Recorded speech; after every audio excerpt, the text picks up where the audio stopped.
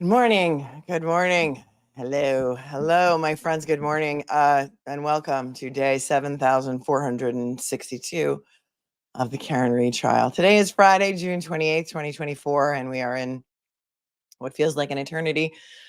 But it is only day 4 of jury deliberations, and the fan is up on Boston 10. You may recall yesterday when I joined you late in the afternoon, the jury asked to go home at about 3:45 p.m. Or actually it was earlier than that because she told everybody to come back to court for 3:30. Jury wanted to go home. She told them they had been working hard and that they were entitled to go home, and they did go home early yesterday. So here we are. We'll see what happens in court today, and then we will jump around. I pulled some news clips for you. Somebody just put in the chat, and a lot of people commented this last night, that you saw some sort of local news reporting that when the jurors came out, there were 11 of them that looked with their heads downtrodden, and one of them who looked happy. Does anybody direct me to where that was? I mean, I'll look in my email to see if anybody sent me anything, because it's already been a morning. I've had the Canton PD outside with leaf blowers for about already a half an hour, and it's so loud. It was like a helicopter landing, but I think they've stopped, so that's good. Yes, thank you, Sarah. I did look at Garrett Wing's new video. In fact, I posted it to my community page, so many of you are pointing it out to me. I did post it if you haven't seen it. Garrett Wing is the canine trainer / dog handler / expert on all things dogs and dog bites, and he did drop another video. Was it only yesterday? About specifically this case. He came on my channel in January after I was gaslit on Core TV into thinking that those marks on those abrasions on John O'Keefe's arm couldn't possibly be from a dog. And he validated me. And he dropped another video, I think it was yesterday or the day before, specific to this case, and said that, like, basically, like, any idiot can just look at these arms. You don't have to be a dog expert to know that this is 100% a dog attack. And that's his opinion, and he's sticking to it, and he's not afraid to say it. And based on the fact that he's got almost 2 million subscribers on YouTube, I'm going to say the guy knows what he's talking about. But that's just me. Anybody boots on the ground outside? I saw that Brian was on earlier, but I did not get to see if he got the walk-in. He did say that Karen and her team were coming in a different way because of the craziness that happened yesterday at court. And so there's that. So I don't know if he got their walk-in. Does anybody know? Were you guys watching Brian on LTL True Crime? Oh, she was already in by that time, huh, Cindy? Thanks, Cindy. Who's boots on the ground? Anybody boots on the ground today outside the courthouse?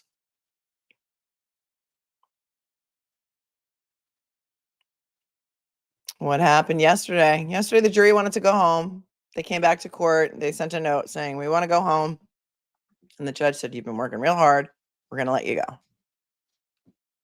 Good morning. Good morning. He didn't get it. Okay. Thank you, James Lynch. I don't have to go searching now and try and rewind to try and catch it. Tom CPU, I have no idea where he is. Somebody said they were worried because he wasn't streaming this morning. I don't know. I don't know Tom CPU outside of meeting him outside the courthouse one day when I was there with Mark Bederow, and also just from him being on YouTube. So I don't have any information or contact for him. I do know the signal outside the courthouse is very weak because there are so many huge news outlets with their giant trucks and their equipment sucking up all of the sucking up the internet and the airwaves, and so nobody can really get a good signal out there, and can't blame them for that. Oh, Tom's dad passed. Is that accurate? Tom's dad passed away? Oh, I'm so sorry. Oh, I'm so sorry, Tom. Deepest sympathies and prayers from everyone here. I'm so sorry.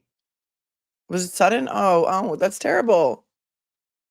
He's been so dedicated to being there every single day. Oh, a week ago, somebody said. I don't know. I'm exhausted. Can you tell? Are you exhausted? I hope he's okay. So prayers up for Tom and his family. So very sad to lose your father or parent or anyone close to you, but that is very, very sad. So all the prayers go out to Tom. Here they are. They're coming on. NBC 10 is coming on. So let's take a look.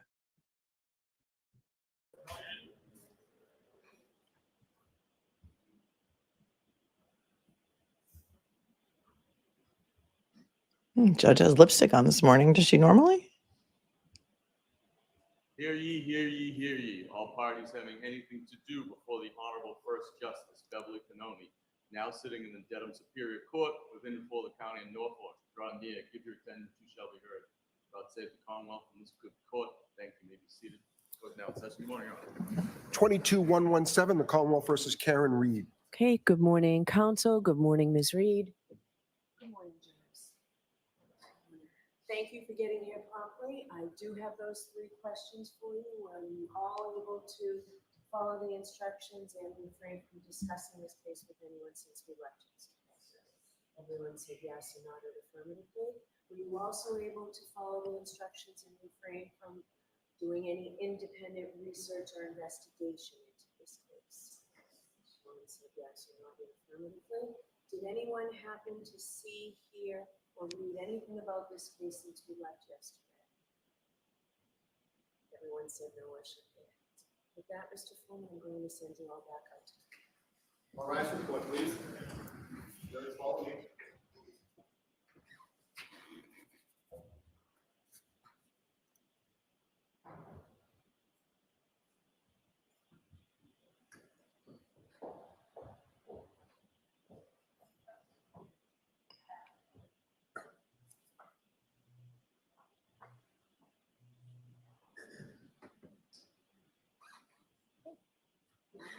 Thank you.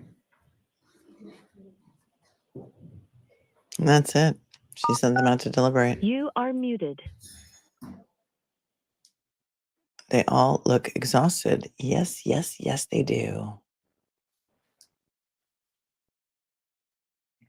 And so are we. We're all exhausted. So you can't even imagine. You just cannot even imagine.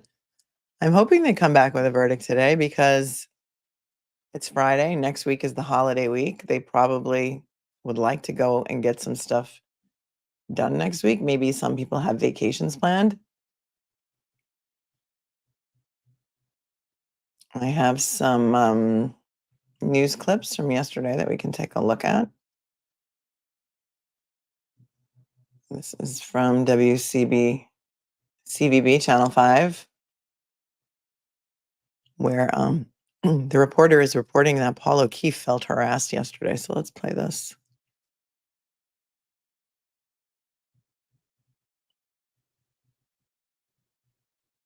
Nearly 7 hours of deliberations today and not one peep from this jury. No questions to the judge, no sign that they're any closer to deciding Karen Reed's fate.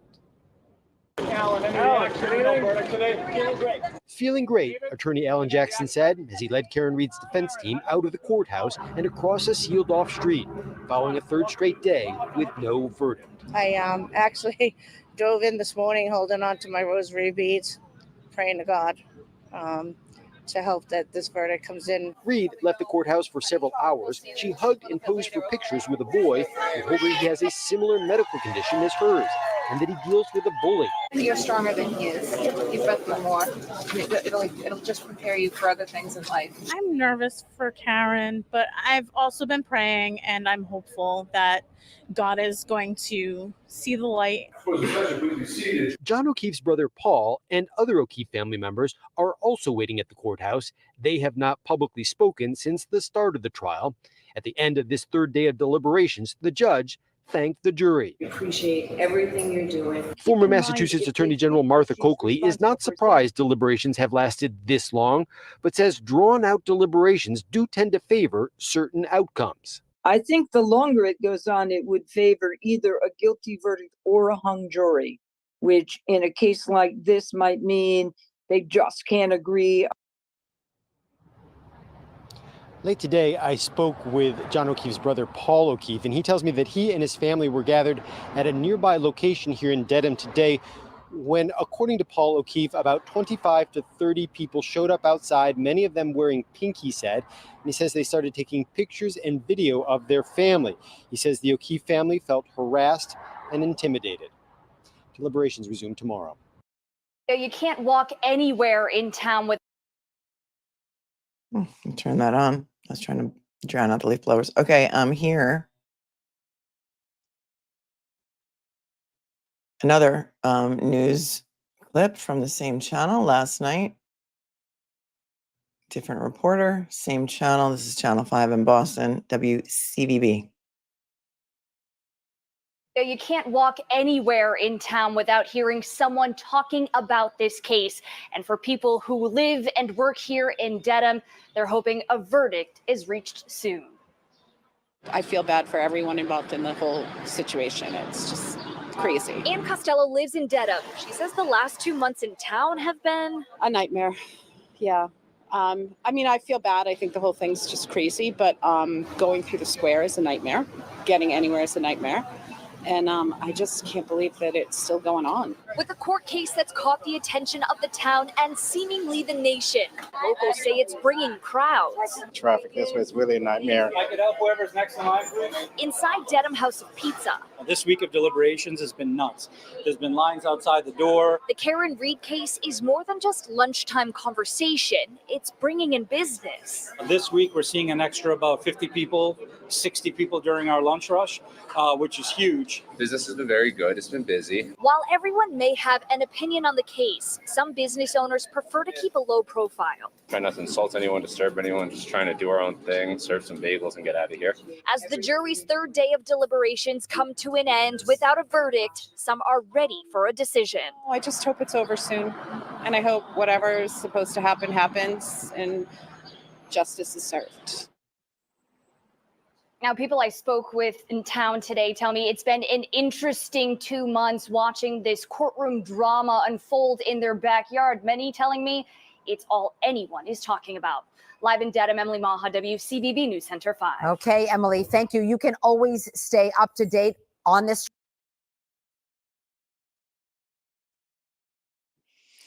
Okay, so there's that. Everybody seems to have a different opinion about everything. I don't know. I don't think that a longer deliberation necessarily means a guilty verdict or a hung jury. Somebody said Luna says Channel 5 is biased. Thank you, Gammy Girl Heather B, for becoming a new member. Hi, Tiffany Wade. I emailed you here in Dedham for your live updates. Thanks, Tiffany. You're there now? What's happening outside the courthouse? Kelly, it's been 84 years. It feels like it. It sure feels like it. Opinions on what Turtle Boy disclosed about the jury? I have no idea what you're talking about, Diana. So I don't know what you mean. I don't know where that was. I'm not on Twitter, so I don't see anything like that. And so I'm not sure what happened or what that is. Daleen, it's Saturday here. My birthday's tomorrow. Happy birthday. Happy birthday, Daleen. I want not guilty as my present. Come on, jury. You were at court. Crystal says she was at court yesterday and nobody followed them. Well, that's interesting. Everyone, let's hit the like button. We are 5,600 strong. Told you a while ago that I taped a show with Collier Landry, who is a very nice guy who has a YouTube channel. When he was very, very young, his father took the life of his mother, and he was the star witness at the trial. And since then, he's been trying to help victims, and he talks about mental health, and he talks about a lot of things. And I sat down with him and did a taped interview. That was a couple of hours long. I forget when, but it was weeks ago in the middle of the trial. And so last night he released a clip of the video. So we might as well look at that since we're here. Why don't we do that? And then everyone should go follow Collier Landry. Yes, thank you, Kimberly. Somebody said that earlier. Just want to let everyone know Tom CPU's dad passed away. That's why there's not Tom CPU this morning with the feed. We're very sorry. We had prayers up. Sean McDonough also lost his brother a week or two ago. So that was very sad as well. So let's take a look at the video that I did, or that this amazing editor, because Collier Landry is a filmmaker and editor, and he edited together some of my interview. If you're just joining the court, the judge has sent the jury back to deliberate. So that's where we stand right now. And now we're just filling time because maybe they've reached a verdict. Maybe they reached one late yesterday and they just were tired and wanted to go home and wanted to deal with reading it fresh today. So let's take a look at Collier. Oh, that's not a great freeze frame. Collier Landry's video that he edited of a portion of the 2 hours that I did with him a few weeks ago. Really lost on the timeline of all these. I'm really lost on the timeline of all these events. And from everything that I've seen, I don't see a timeline. Has there been a timeline that has been presented by the prosecution? No, you're not missing anything. In their opening statement, I don't know if you watched opening statements, but the opening statement by Adam Lally, who is the ADA for the Commonwealth of Massachusetts, who is prosecuting this case, was, I don't remember how long, but in his opening statement, he named 76 people. He threw out 76 names, something like 74, 76 names. It was so confusing and so bland. There was no passion. There was no conviction. You know, sometimes you watch trials and you see the prosecutor get up there, and after they're done, you're like, wow, you know, this guy really believes in justice. He really believes in his case. Yeah. It was so all over the place. And that's the way I feel like this trial has been. You know, there's no sort of flow to it. There's no chronological order. And I feel like the first thing that he should have done was we still don't know how John O'Keefe died. We have not seen a cause of death or a manner of death in this trial. And we still have not heard a cause of death. We still don't know how he died. I feel like the prosecution has been running defense the entire time. And their entire case has been put on to say, okay, these people didn't do it. Therefore, she must have done it. Which, that's not a great way to convince a jury. Because so far, I haven't seen any evidence that John O'Keefe was hit by a car. Some of the interesting text messages from Proctor, some of the ones that I found most interesting, because my background is civil litigation. I'm a litigator. So not only have I handled cases of fraud, conspiracy, and cover-up, the biggest one that I handled was against the Catholic Church for all of the victims, survivors of clergy abuse. So I know firsthand that cover-ups can happen, conspiracies can happen. It's not often. They don't often happen, but they can. And I also come from a litigation background of representing victims of all kinds of things in addition to a DV, accidents, plane crashes, train crashes, scaffolding accidents, but also car accidents and dog bite accidents, right? Dog bites. So what's struck me, excuse the pun, but what struck me the most about this case is that the injuries that we know about that happened to John O'Keefe, in my mind, are not the injuries that you would see from a low-speed car versus pedestrian automobile accident. They're just not. The only injuries that we know about so far, and that's why the medical examiner's testimony is so important here, are a gash to the back of the head that I think is 2 to 3 inches wide that caused multiple skull fractures. In addition to, all of the witnesses who have seen his body said he had at least one swollen eye, maybe 2. Something that looked like an egg, that was described as an egg on his forehead over his right eye, some lacerations to his nose and above his eyebrows, and these what look like an animal attack injuries to his right forearm and upper arm. I don't know if you've seen those photos. Yeah, I have. Yeah. But when you see a victim of a pedestrian knockdown motor vehicle accident, you will always see some sort of bumper marks, right? Injuries to the torso, the legs, the knees, the ankles, some sort of impact with that car. We don't have that here. And we haven't seen that. I've been covering all of the pretrial motions, all of the pleadings, all of the police reports, everything that was public. And we haven't heard about any injuries to his torso, legs, hips, knees. How can that happen if you're hit by a car? The taillight being damaged. Right. I've been in car accidents before.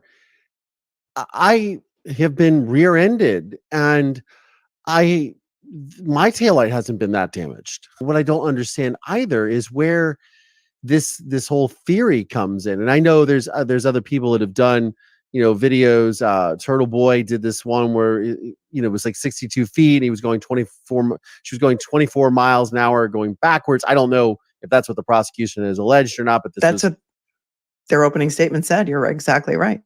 Nobody saw it happen and nobody saw his body, but at least 4 witnesses in the house say they left after she allegedly hit him and left him in the lawn to die.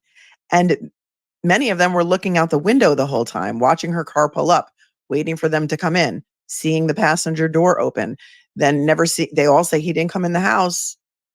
And some of their group text messages among the people in the house said, tell them the guy never came in the house. Really? Yeah. And has this been brought up in court? That group text was brought out. I think it was during Matt McCabe's testimony. So Jen McCabe is married to Matt McCabe. They had group text messages between Jen and Matt and Brian and Nicole Albert, who are the homeowners, and Jen and Nicole are sisters. Got that? There's a lot of family ties. There's a lot of family ties. Yes. And so they had a group message, and in the group message, they were talking about, I think they were referring to Chris Albert owns a pizzeria. So he's a brother of Brian. Yes. And Chris, they said, the news crew is at D&E Pizza, like eating lunch or something. Uh-huh. So somebody said, tell Chris to ask them some questions. And then they said, tell them the guy never went in the house. And then somebody said, exactly. Then they were also talking about Carrie Roberts, who went with Jen and Karen to try and find John the next morning. And they said things like, I just don't want them to think that Carrie's making up stuff this late. They haven't interviewed her yet. And Brian Albert, who's a Boston police officer, said, well, if they didn't interview her right the first time, that's on them. And then Jen McCabe is presented with some messages where Carrie Roberts was at Jen's house being interviewed in the other room. And Jen wrote in the group, she's telling them everything, all in caps. And then after that wrote, I love it. When you put all these pieces together, it just makes it look suspicious, right? Yeah. And when you put that together with the 227 Google search that Jen McCabe's phone made. The Haas long to die in the cold, right? Right. A lot of people just can't get past that. Now, she says she didn't make that search until 6:23, 6:24 in the morning because Karen said to her, Google hypothermia. How long does it take to die in the cold?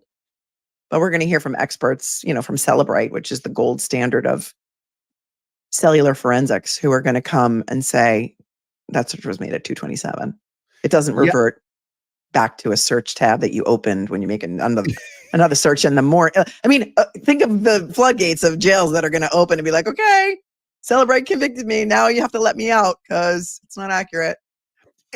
And that's the thing. I talked to Mark Bederow about this, right? Yeah. And you obviously, Mark, for these Celebrate records to be inaccurate in this case, it means exactly what you just said. Then all these other convictions and all these other things get thrown out because of this. Right. The text messages between Michael Proctor and I think it was a group message between him and maybe 3 of his cohorts, his other troopers. Like Yuri Buchanan. I don't know if Yuri was on this thread, and I don't want to misquote, but they were talking about the medical examiner. And there were some text messages in April of 2022. So the date of death, let's say January 29th, 2022, Karen is arrested on February 1st and arraigned on February 2nd, 2022. And that was original, I think, vehicular manslaughter charges. They upgrade her charges to murder in June of that same year. But in April and May is when they convene the state grand jury to hear this case to upgrade her charges to murder. And in April, there's this thread of messages between Proctor, DeChico, who has not testified yet, and I think 2 other troopers, in which Michael Proctor says something like, Yuri and I have had at least 3 conference calls with her. She won't change the cause of death. What's undetermined about it? It's so obvious. We've even sent her pictures. And then one of the other troopers says, you should have just let me do it. I would have got her to change it. So. Yes. And that came out yesterday in court. Yes. And knowing what I know, that the death certificate says that the manner of death is undetermined. For those who don't know, there's 5 different manners of death that you can have on your death certificate. It's Okay. homicide, accidental, natural, or undetermined. This medical examiner has undetermined on the death certificate. And what we know about this autopsy report, it's never been made public, but they've quoted portions of it in the pretrial motions. The medical examiner says the cause of death is blunt force trauma to the head, causing a brain bleed, multiple skull fractures, and hypothermia, because he was outside in the cold for long enough that it would contribute to his death. And yet the manner of death is undetermined. But in the autopsy report, she says these injuries do not appear to be consistent with a fight. Why would she say that? Why would a medical examiner ever say what didn't cause the injuries or what didn't cause the death? Because there's a list of many things that didn't cause the death.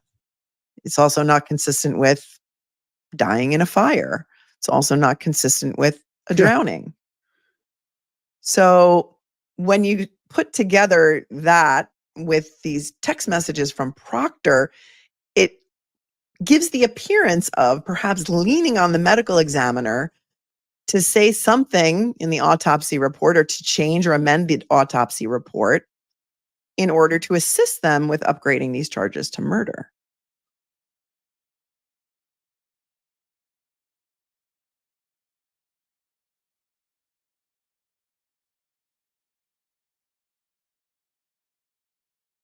His video, his video recommends my video. What do you know? There's my video right there. That's hilarious. Well, anyway, we had a fun interview. We were together for about 2 hours, and maybe he'll make some more clips of the video that we did together. I have him scrolling below. His name's Collier Landry. He's an awesome guy. My sister thinks he's a dead ringer for Tom Cruise. I saw some other people saying that he looks like somebody else in the chat, but I can't remember who because I didn't star it. Crystal, pre-Karen Reed, thanks for the super chat. Says I was at court yesterday and nobody followed them. Jacqueline, thanks for becoming a new member. And thanks, Auntie Bev's verdict form, for coming in and telling me that, according to Turtle Boy and Just Machado, who are in the courtroom, jurors are more formally dressed today than they have been in the past. Take that from what you will. Yeah, a lot of people say that when jurors reach a verdict, they come into court dressed up because they are going to do media interviews if they so desire, and they're probably going to be maybe hopefully not photographed, but if they want to speak to the media, they can. And I think we saw that in the Alec Murdaugh trial, that the jurors on the day of the verdict, they came to court dressed to the nines, and you see that a lot in cases. So that is interesting. Beach Life, thanks to the super chat, says thanks for being here with us. For us, it's been a pleasure to watch this with you. Likewise, my dear. It's tiring, but we're all here and we're all just ready for this to be done. I think. Sydney, thank you. It's being reported by reporters in the courtroom. The jurors appear more dressed up today. Thank you for seconding that. Stimulating the economy, says Anna. Yeah, that was with regard to the pizzeria, and that it wasn't D&E Pizza because that is in Canton. The pizzeria kind of complaining that there was a lunch rush and that they had they were very, very, very busy. And the bagel store too. How are the bagels up there in Dedham? Are they any good? Are they like New York bagels? Because it's all about the water apparently when you're making bagels. Roxanne, thanks for the super chat, says love Collier. Thank you to whoever sent this to me. This is Ted Daniels, and he has the walk into court today. So we'll take a look at that. It'll probably loop because it's only 7 seconds long. So let's take a look.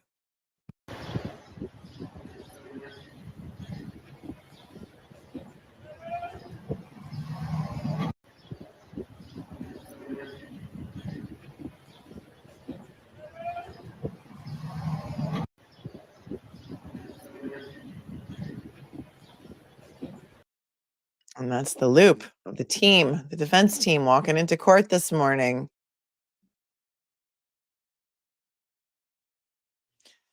And thank you so much to so many of you who send me emails and things to talk about. I love that. First of all, you're so collaborative, but a lot of you are like, Anon, please. Does anybody follow Dumois on Insta? I think they're only on Insta. I don't know if they're on TikTok, but Dumois is a celebrity gossip site, and they always say like, spotted Blake Lively at Scarpetta in New York or wherever. And people are always say when they put their tips in, Anon, please.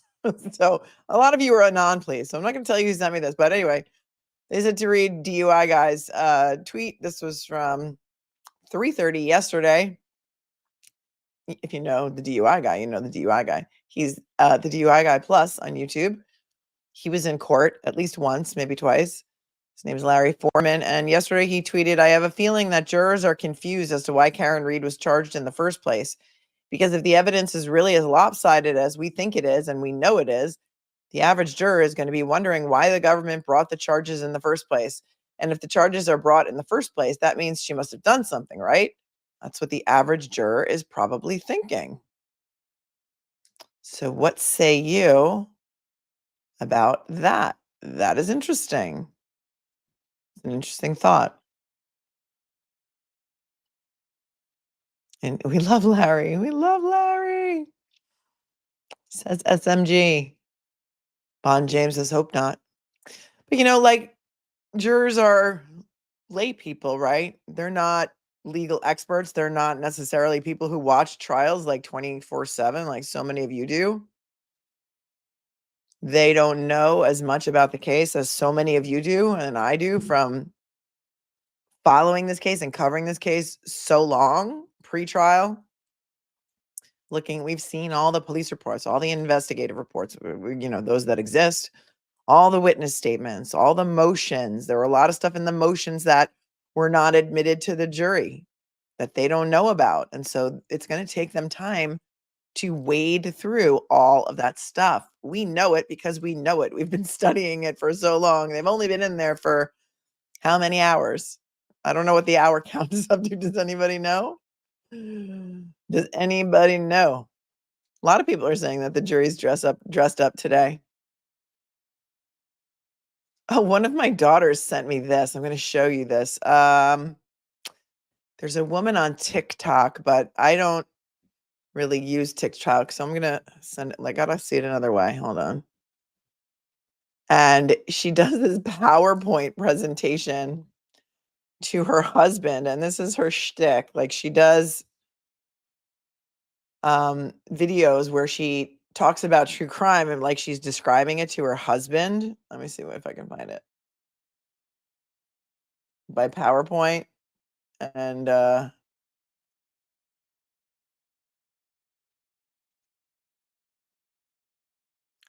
she talks really fast. And what is her name on TikTok? Because I got to shout her out because this is really a great video. And her facts are not 100% right, but so don't shade her for that. But it's called Telling My Husband About the Karen Reed Trial. We know that there's nothing funny about this whatsoever, but sometimes we have to laugh or else we're going to cry. So we try and keep it light over here. We're going to have some comedy. We're going to let her entertain us. She's called Maxed Out Mommy. Her name is Rae, R-A-E, and she calls herself, or the subtitle of her channel is Unhinged PowerPoints. And this is from 3 days ago. Let's take a look because I found this very interesting. And also because TikTok skews younger in their viewership. I thought it was very interesting that one of my kids brought this to my attention. So, my demographic here is, I think, something like 70% of my audience is 45 plus.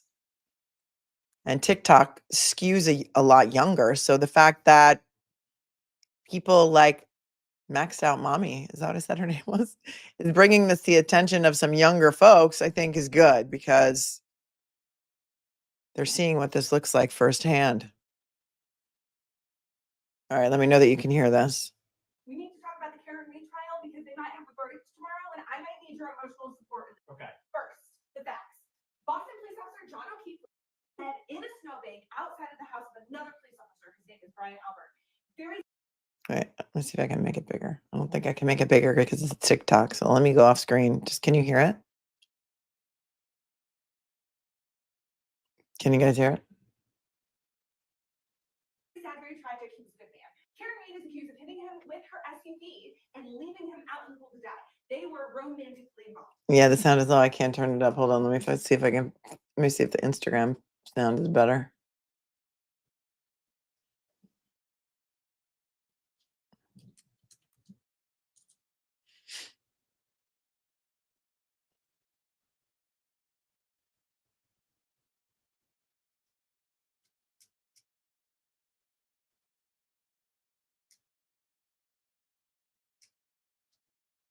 More leaf blowers. Good morning, leaf blowers.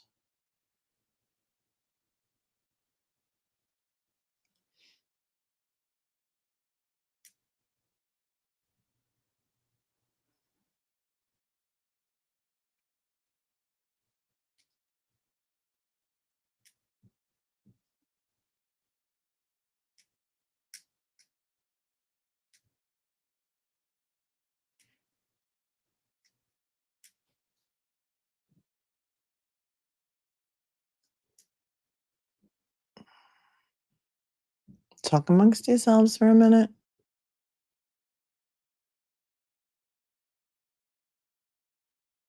I never look at Instagram on my desktop, so I don't know how to find my saved stuff. Hold on. Here we go.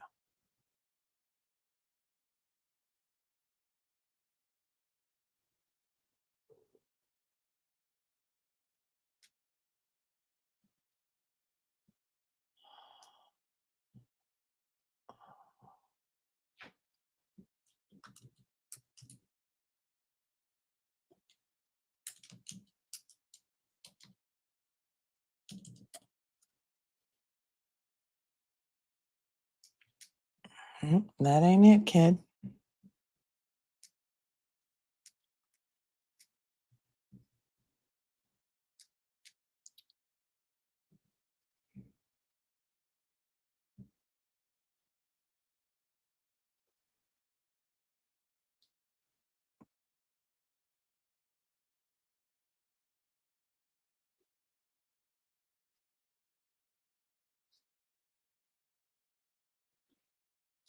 Well, that's not going to work because I just can't find it. Because I can't find out what her Instagram name is. The sound's not cooperating today. Shocker. What's happening over on Boston 10?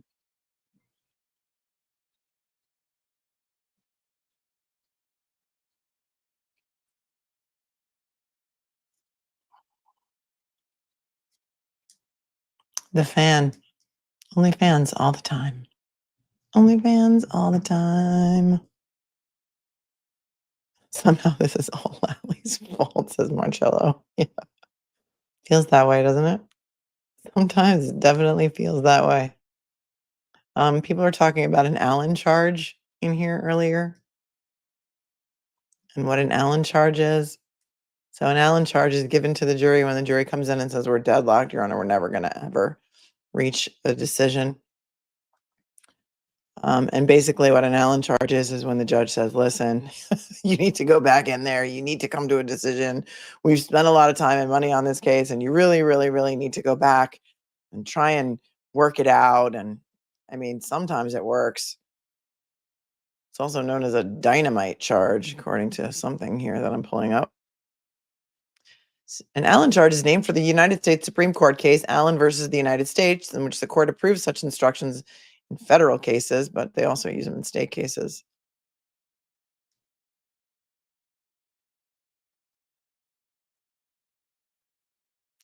While they may sound quite forceful, intimidating, or even strongly imply that a juror must or should change their verdict, Allen charges do not require jurors to change their votes to reach a verdict. If you conscientiously believe your vote is just, you should not change it for the sake of delivering a verdict. If jurors remain undecided on a verdict, additional Allen charges may be issued to the jury. However, if repeated Allen charges fail to bring a hung jury to consensus, the judge will eventually declare a mistrial. And then they give an example here of the pattern jury instructions in criminal cases, and it's rather long, so I don't think we need to read that right now. But basically, that's what an Allen charge is.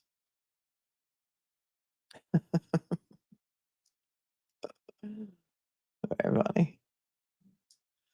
Wearmouth, I've just seen CCTV of Higgins gesturing to Officer O'Keefe in the waterfall. Higgins looked very angry, seems to be challenging John O'Keefe to come outside man to man. Albert's trying to calm him down. That is interesting.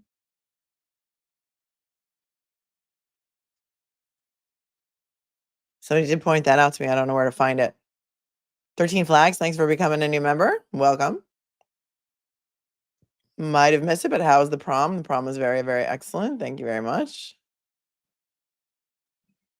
JPC, Melanie, I watched Jury Duty yesterday. Not only is it hysterical, it is so very heartwarming. Did you binge the whole entire series in one sit down? Good on you, JPC. Thank you for the 10. For those of you who haven't watched it, it's on Amazon Prime. It's a series on Amazon Prime called Jury Duty.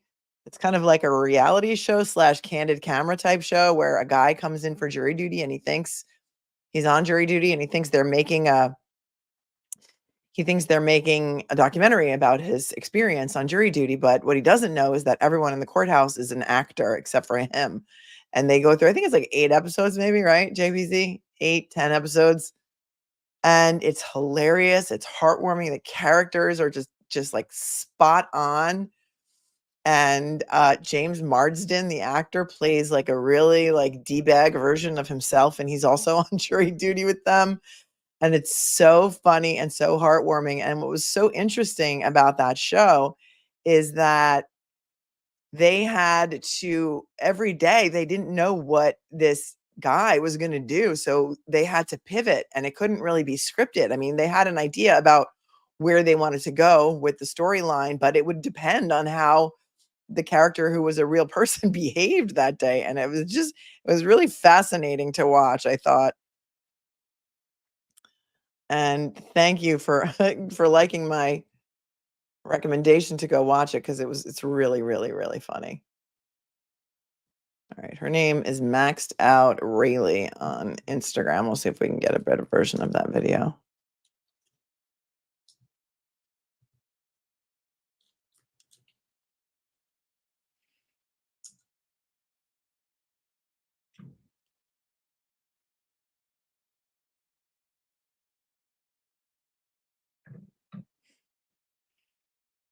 Except she's not there. Come on now, man. Come on, man.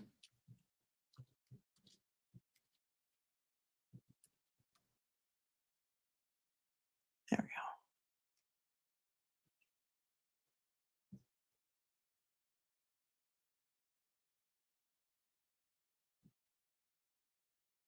go. Okay, I think it's a little bit better. I think the audio is a little bit better.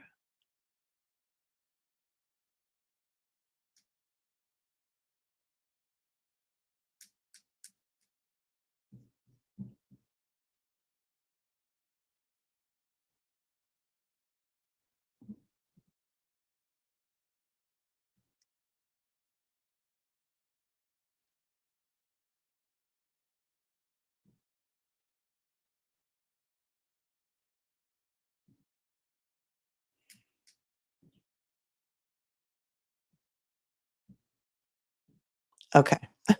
We're gonna try this again. Need a tech person. Not really a tech person.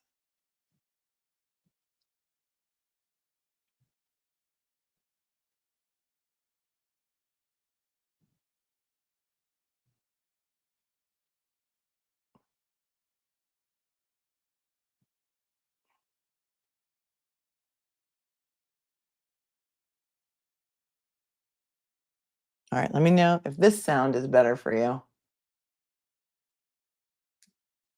Trial because they might have a verdict tomorrow and I might need your emotional support. Okay. First, the facts. Boston police officer John O'Keefe was found dead in a snowbank outside of the house of another police officer. His name is Brian Albert. Very sad, very tragic. He was a good man. Karen Reed is accused of hitting him with her SUV and leaving him out in the pool to die. They were romantically involved. The case against her. She was very drunk that night. She was seen at the house, but those inside of the house say that she never came in, he never came in. They saw the car out there and then the car left. Well, her taillight was broken and there were pieces of taillight found all across the yard where the body was found. Small pieces of that taillight was found in the clothes on his body. His DNA was found on the bumper of the car, and 2 witnesses said that after she found the body, she kept yelling, "I hit him, I hit him, I hit him. This is my fault." Pretty, Not good. pretty straightforward case, right? Right.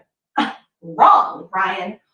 We're going to walk through each of these. She was seen at the house, but those inside the house said that she never came in. Well, what if I told you that all these people, these are all the people involved in this case, they're all in cahoots because they're married to each other, they're cops, they're all related, and they're even friends with the lead investigator of the case. There's connections here. The lead investigator's sister is good friends with Chris Albert's wife. Chris Albert is also a cop who's brothers with Brian Albert, where the body was found, who is married to Nicole Albert, who is best friends with Jen McCabe, who is a key witness in this trial. Also, this lead investigator said very inappropriate things about Karen Reed. We're talking the C word, we're talking the R word, we're talking all the words while he was investigating her. 16 hours into the investigation, after only talking to 3 witnesses, some of which were these people, he already said that she did it in a text to friends. Like, he never went inside of Brian Albert's house. All of the people in the house that night, they were able to get together and have a full conversation before they were ever interviewed by police. The neighbors is also a cop, and the ring camera from that neighbor's house didn't catch anything happening during the time frame where this hit and run would have happened. But it did catch them finding the body the next morning. Where's that ring video? Brian Albert, the next morning, never came out of his house. How does that make any sense? Your neighbors are all out just finding a dead body and you just like never come out of your house? Pretty sus. Pretty sus. Her taillight was broken and pieces of taillight were found all over the yard. Well, this is crazy, Ryan. At 5 a.m. when leaving to look for John, she actually hit John's car. And there's actually video evidence of it. And that is the taillight they're saying is broken that ran into John O'Keefe and killed him. The car was taken to the Sally Port and taillight pieces were not found as evidence in the yard until after this car was here. Why does that matter? John was seen in this footage around the car and he was seen in this back corner for quite some time, and 40 minutes of footage is missing while people were in this back corner of the car. Well, I know what you're thinking. That's the wrong corner. Wrong, Ryan. That's the right corner. It was flipped and inverted to make it look like the back taillight was the other taillight. One of the craziest things, though, is that the crime scene was never secured. And these pieces of taillight, 35 pieces of taillight, were found over several weeks. None of them were found the initial day of the investigation. And the biggest pieces of taillight were found by Inspector Proctor a week afterward. And there's no picture of these taillight pieces at the scene. All of the taillight pieces they found, all 35 of them, there's no notes from any of the searches that went on of exactly where they found those pieces. Some of the pieces were even found by Brian Albert's cop friend, who was not on the case at all, but happened to be driving by the scene and saw a piece of taillight in the yard.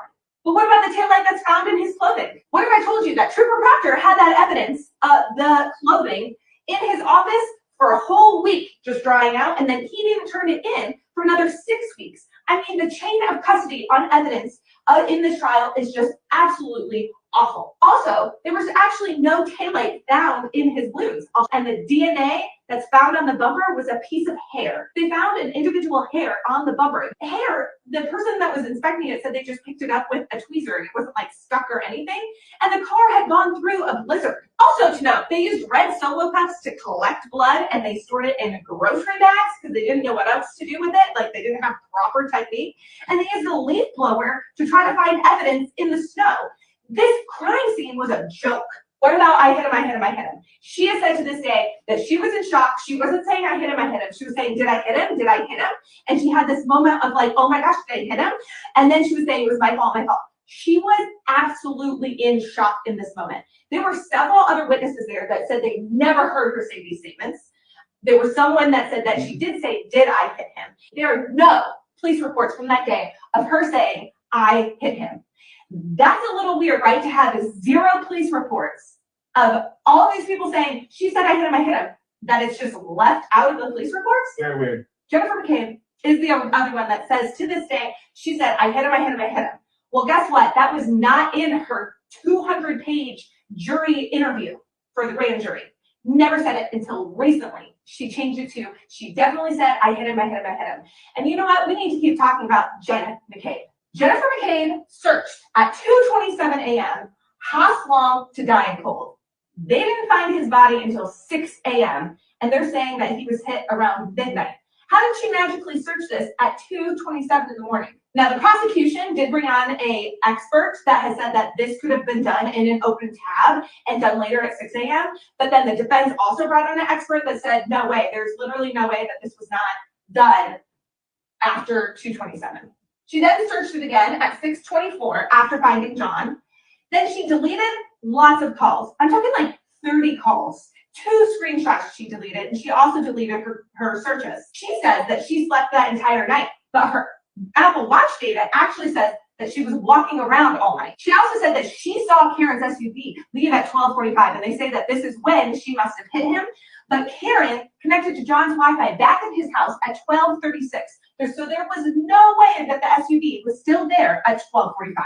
She called Inspector Proctor's wife often, something like 60 times, other sketchy behavior by these people. The Alberts remodeled their house and sold it afterwards. And remember, the cops never went in the house to look at if there was any evidence there. Right. The Alberts also got rid of their dog, which I'll get to why that's important in a moment, but this was the family dog for a long time, and they got rid of the dog. Brian Albert and Brian Higgins, another cop who, by the way, was texting and having like a little romantic tryst with Karen Reed. Convenient timing. They also butt dialed each other the night of the murder. Butt dialed, because they actually answered and connected multiple times, but both of them claim they have no recollection of it, and it must have been a butt dial while they were both sleeping in their own beds. Now, some additional information from the defense. These are the lacerations that were on his arm, apparently caused by the taillight.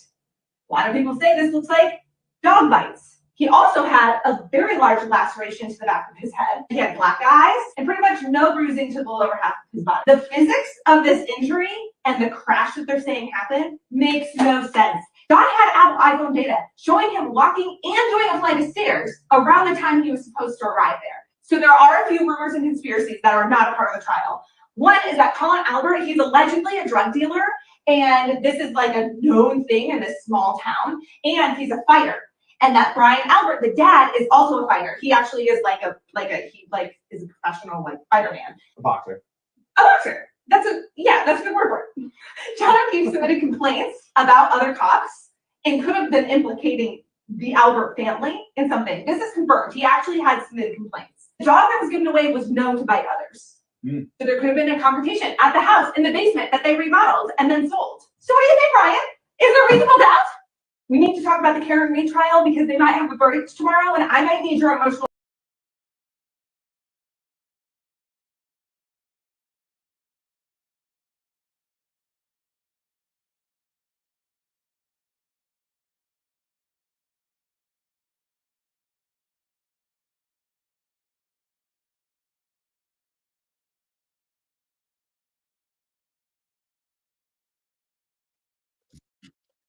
My first swipe out of the day, but isn't she funny? This is like all of us trying to explain this case to anyone who doesn't know about this case. I've linked her is scrolling below if you'd like to follow her.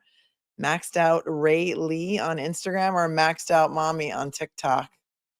Give her a follow. She explains a lot of cases to her husband by PowerPoint. One of them was the Kate Middleton conspiracy theory when everyone thought Kate Middleton was missing. She's very, very, very funny. So give her a like, go give her a follow on either Instagram or TikTok. And I thought that was very, very, very funny. And sometimes truth is often said in jest. Auntie Deb, we had Auntie Deb on here the other day. Auntie Deb is my buddy now. Jimmy, he's very, very, very funny. She's explaining to her husband. She's like, Ryan, isn't that true, Ryan? Do you get it now, Ryan? Yeah, she had a couple of like misstatements of fact, but I'm not gonna shade her for that. I thought that was pretty awesome. And the fan is still going. Still going. All right, let's take a look. Thanks, Jason, for sending this to me. This is from True Crime Kangaroo. Hope she's cool with me playing this for her. We'll give her a follow too. All right, just gonna rewind it. Stop. She explains this pretty well. So let's hop on over to True Crime Kangaroo. And this is what we were just talking about, the Brian Higgins, John O'Keefe, perhaps incident in the waterfall video. Take that off.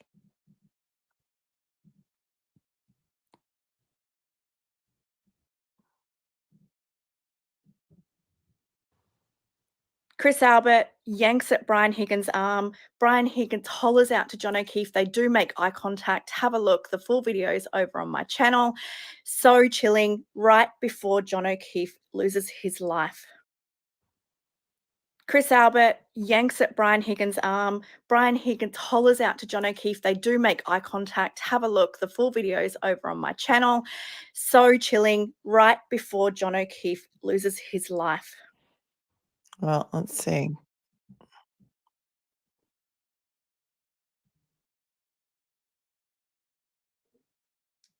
This is True Crime Kangaroo on YouTube.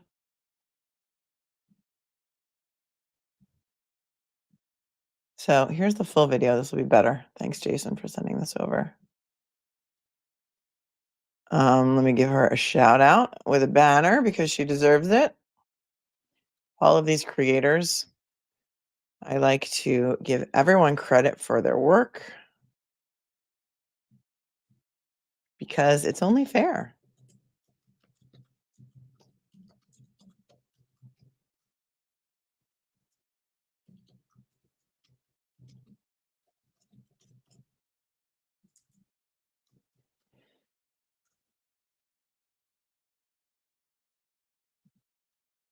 All right, let's play this. She's got the video blown up. A lot of you pointed this out to me, so I'm glad that we're able to find it. Here we go.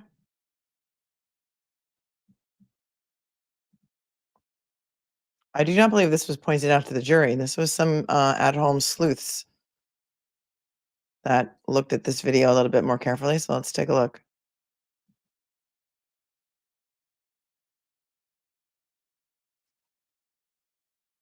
There's no audio.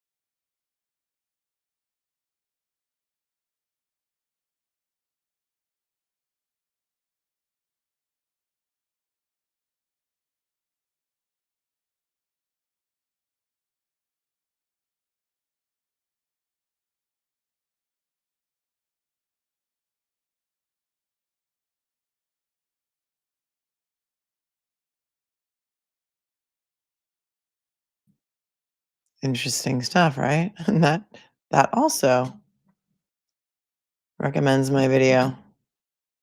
Very interesting.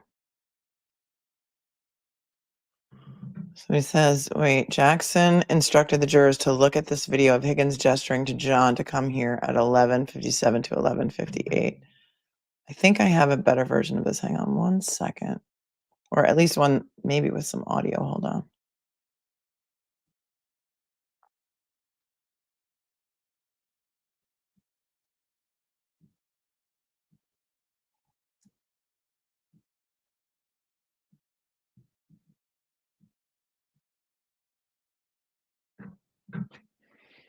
Let me read you the caption while we play it.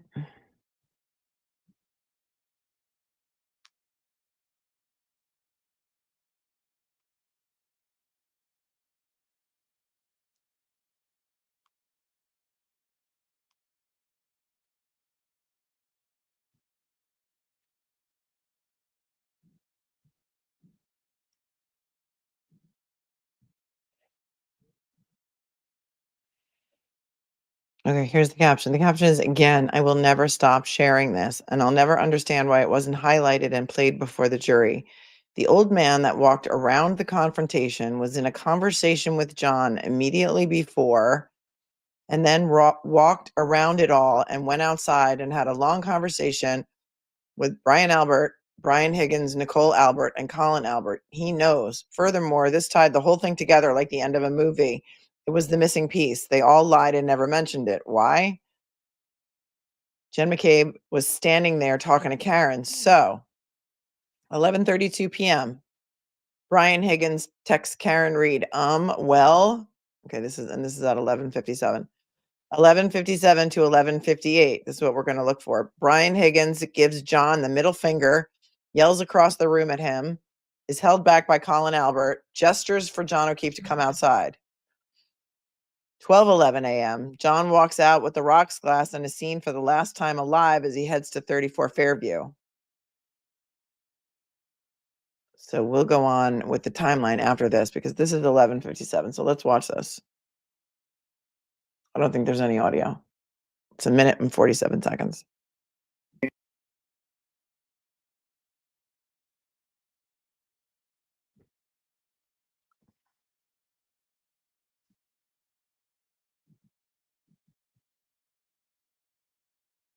Oh, Chris Albert, not Colin. Okay, thanks. Chris Albert.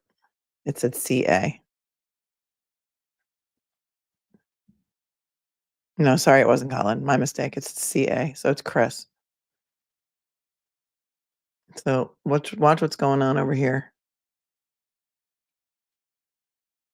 Okay, so here you can see it. Left side of your screen. I just missed it. I'm going to play it back. Chris Albert is grabbing Higgins by the arm right here on the left side of your screen. I don't know if you can see my cursor.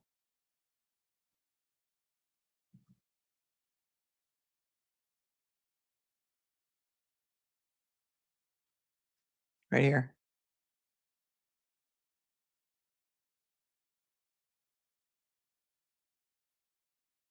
Ten minutes later, 12:10 a.m.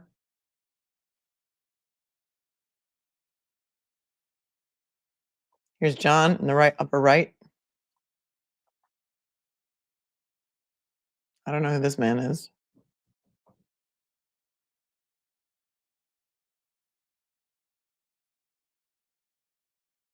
This is John over here because we see his sweatshirt and he's drinking that beer.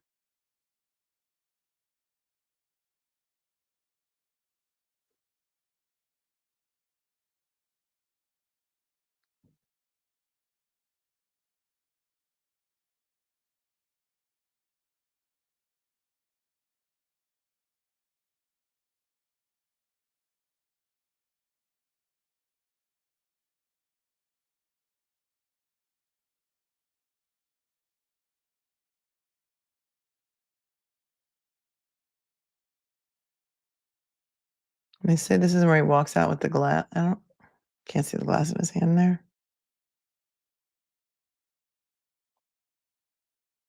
And that's where it ends. And that's where it ends. So this post goes on to say 12, so that was 12:10, right? 12:11 a.m. John walks out with the rocks glass and is seen for the last time alive as he heads to 34 Fairview. 12:20 a.m. Brian Higgins, despite saying he never talked to John, didn't know John was going to 34 Fairview and didn't talk to him as he left. He texts what's now known as a challenge, not an invite. Quote, "Are you coming?" with 3 question marks. Remember that text from Higgins to John? Then at 12:21 a.m., this poster says, John arrives at 34 Fairview and goes straight into the basement. 12:30 a.m., Karen Reed pulls away from 34 Fairview. 12:32 a.m., John's phone stops moving. 12:36 a.m., Karen Reed connects to John's Wi-Fi. 2:22 a.m., Brian Albert butt dials Brian Higgins, which was immediately returned by another butt dial from Brian Higgins, and they have a 22-second call. 2:27 a.m., Jen McCabe gets home and Googles Haas Long to Dying Cold. 6:03 a.m., John is found beaten and dead on the lawn of 34 Fairview. How is this not the most obvious thing ever? But I will also never understand why this wasn't highlighted. These are some of the most brilliant litigators in the country, so I'm holding hope they had a very good reason why not. And this is posted by somebody named Larry, last name Tanoury Jr. on YouTube. And then he shows a longer uncut version that shows a very aggressive and challenging gestures Higgins makes as he walks out the door. Let's see if we want to watch that. Let's watch that.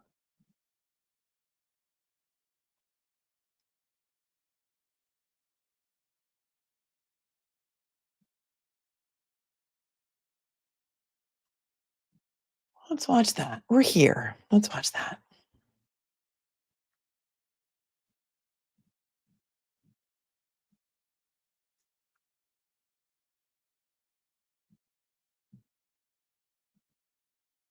Okay, this poster calls a longer, uncut version that shows the very aggressive and challenging gestures Higgins makes as he walks out the door.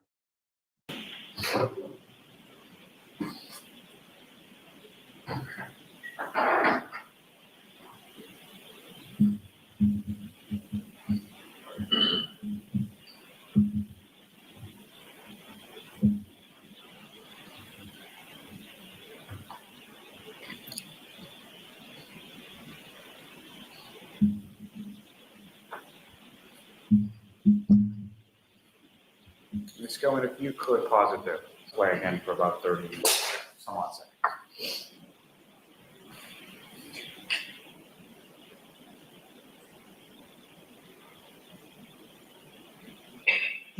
He does give him the finger. He did give him the finger right there. Did you see it? Hold on.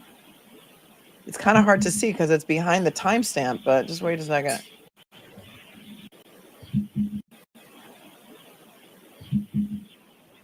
All right. Watch him right here. Looks like he's trying to get him to come outside, right? John's over here. Yeah.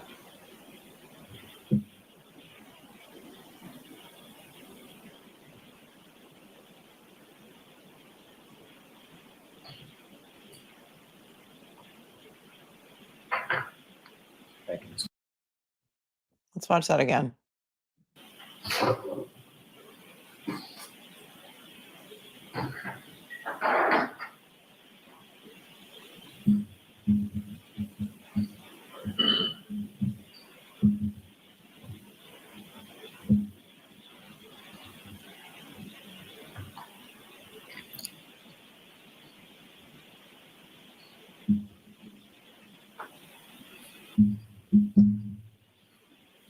Ms. Gilman, if you could pause it there, play again for about 30 some odd seconds. Okay, watch Higgins now. The arrow is pointing right at him, so watch it. He clearly gives him the finger. Hold on.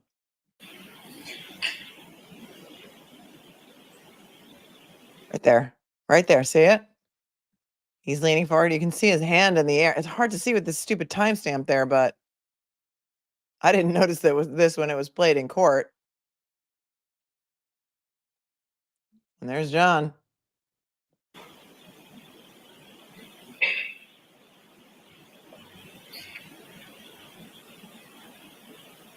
Thank you.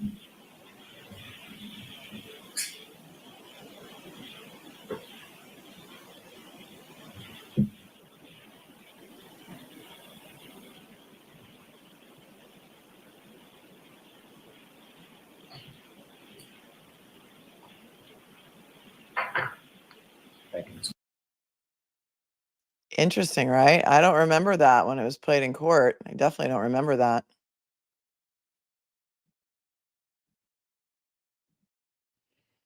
ZT Psycho. Higgins baited him with a text from Karen and John threw the first punch. The others held his arms and the dog attacked with ruckus. Then Colin hits him on the back of the head with a weight. That is your theory? In your opinion? And that's very interesting.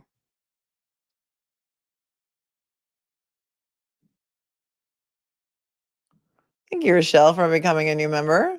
Welcome. Courtney, thanks for the super chat. 35 going on 85. My body hurts all the time. My son said, it's okay, Mom. You can blame me. I was 9 pounds at birth. Oh, that's cute. Lucky managed to plow something. Higgins didn't. Interesting, Anton. Thanks for your super chat. Darla saved. Click 3 lines on bottom left of page. I don't know what you're talking about. How to find something I saved? Oh, on desktop for Instagram. I found it. Luckily. Thank you, though. Thanks for helping. I need all the help I can get today. This has been a very, very long week. A very long week. Boston Sarah, thank you. Melanie, have you seen Maureen Hancock on TikTok? Yeah, we've played her before. She does some fake auditions for Anti-Bev. She does Anti-Bev better than Anti-Bev. That's right. Erica, thanks for becoming a new member. MD, thanks for the 5. The waterfall video on True Crime Kangaroo. That's so funny. We just played it. Bunny, if the FBI takes law enforcement to court because of the corruption in this case and the FBI wins, would a guilty verdict be overturned for Karen? I don't know. The FBI doesn't take anybody to court. So if their investigation reveals corruption, would a guilty verdict be overturned for Karen? Let's not go there because I don't know that that's going to happen. And your question is just a little bit confusing for me, but if the federal investigation finds out that there was corruption, they're going to perhaps, and there may be some federal indictments coming down against some other people. Let's just put it that way. And there are ways that that could happen, but it's not necessarily by taking people to court. Other procedures. Werman, thanks for the super chat. CCTV Higgins is shown on JFK. My Karen Reed theory. This is what happened. No, is this enough for the jury? JFK. I don't know. I don't know what you're referring to, Weremouth. My brain isn't on full speed today, and I can't I can't figure that out right now. Erica, thank you so much for the super sticker. Petra, why did he just stand there when she backed up? Exactly. Exactly, because I don't believe there was a car accident. And if the jury doesn't believe there was a car accident, that's the first thing they need to get over. Was there a car accident? If there's no car accident, you can't move on with any of the charges at all. You just can't. Every single charge requires there to be a collision between Karen's car and John O'Keefe. And I, from the beginning of this case, not seen it after I totally dug into it with you since January.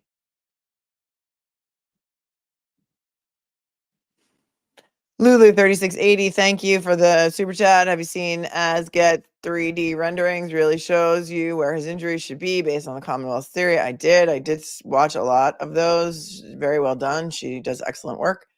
Peggy, why didn't the defense call Chief Berkowitz to testify? I don't know. I heard that he's very, very ill somewhere. I don't really know. I don't know. I wouldn't. If I was the defense, I wouldn't call Chief Berkowitz to testify. The guy's a loose cannon. He's not going to be helpful to the defense in any way, shape, or form. I mean, I think he's going to stick to backing his buddies. I mean, what is he going to say that could be helpful to the defense, right? So I don't think that that was something that would be a smart move when their case was very tight. I mean, their case was all experts, right? I'm lucky and experts. So I don't think Berkowitz would have been helpful for the defense at all. Diana, thank you so much. I think we'll get all this and more in the trial of the actual killers. Oh, Diana. I think a lot of people feel that way. True Crime Kangaroo, thank you so much. Thank you for coming in all the way from down under. I mainly wanted to thank you for the video credit. I appreciate you. Been a fan of yours since your appearance on Police Off the Cuff with Adorable Bill. Free Karen Reed. Thank you so much. Hey, look, women helping other women. We got to do this, right? We got to do it. So everyone go sub up to True Crime Kangaroo because that was an awesome video. Thank you to Jason Smith who shared it with me, and then we played it, and then anything I can do to help. So thank you for your super chat. Allison Cosgrove, good morning. Imagine peeps, we are just now seeing new things. Yeah. And the jury's all seeing it for the first time. They're all seeing it for the first time. So that's why it's taken so long to get through it. There's a lot there. A PowerPoint presentation by Maxed Out Mom was hilarious. Very, very funny. Trying to explain to her husband, if you didn't, Maxed Out Mommy, she's Maxed Out Mommy on TikTok, and she's Maxed Out Ray, Raeligh, on Instagram. And she did a PowerPoint presentation to her husband trying to explain this case to him, and it's hilarious. Wicked Maine, thanks for the 5. Lally, bury the jury. Was so much useless information that important little facts like this are overlooked. Yeah, and he's the one who showed that video too. Oy vey. Cranky pasta. Do we know what happened to John's cap or hat? Yeah, didn't they say they found it at some point during one of those searches? But they never really said when, but they did say that they found it. I don't remember how long later it was. Somebody in the chat might be able to point that out. Let me know. Let me know.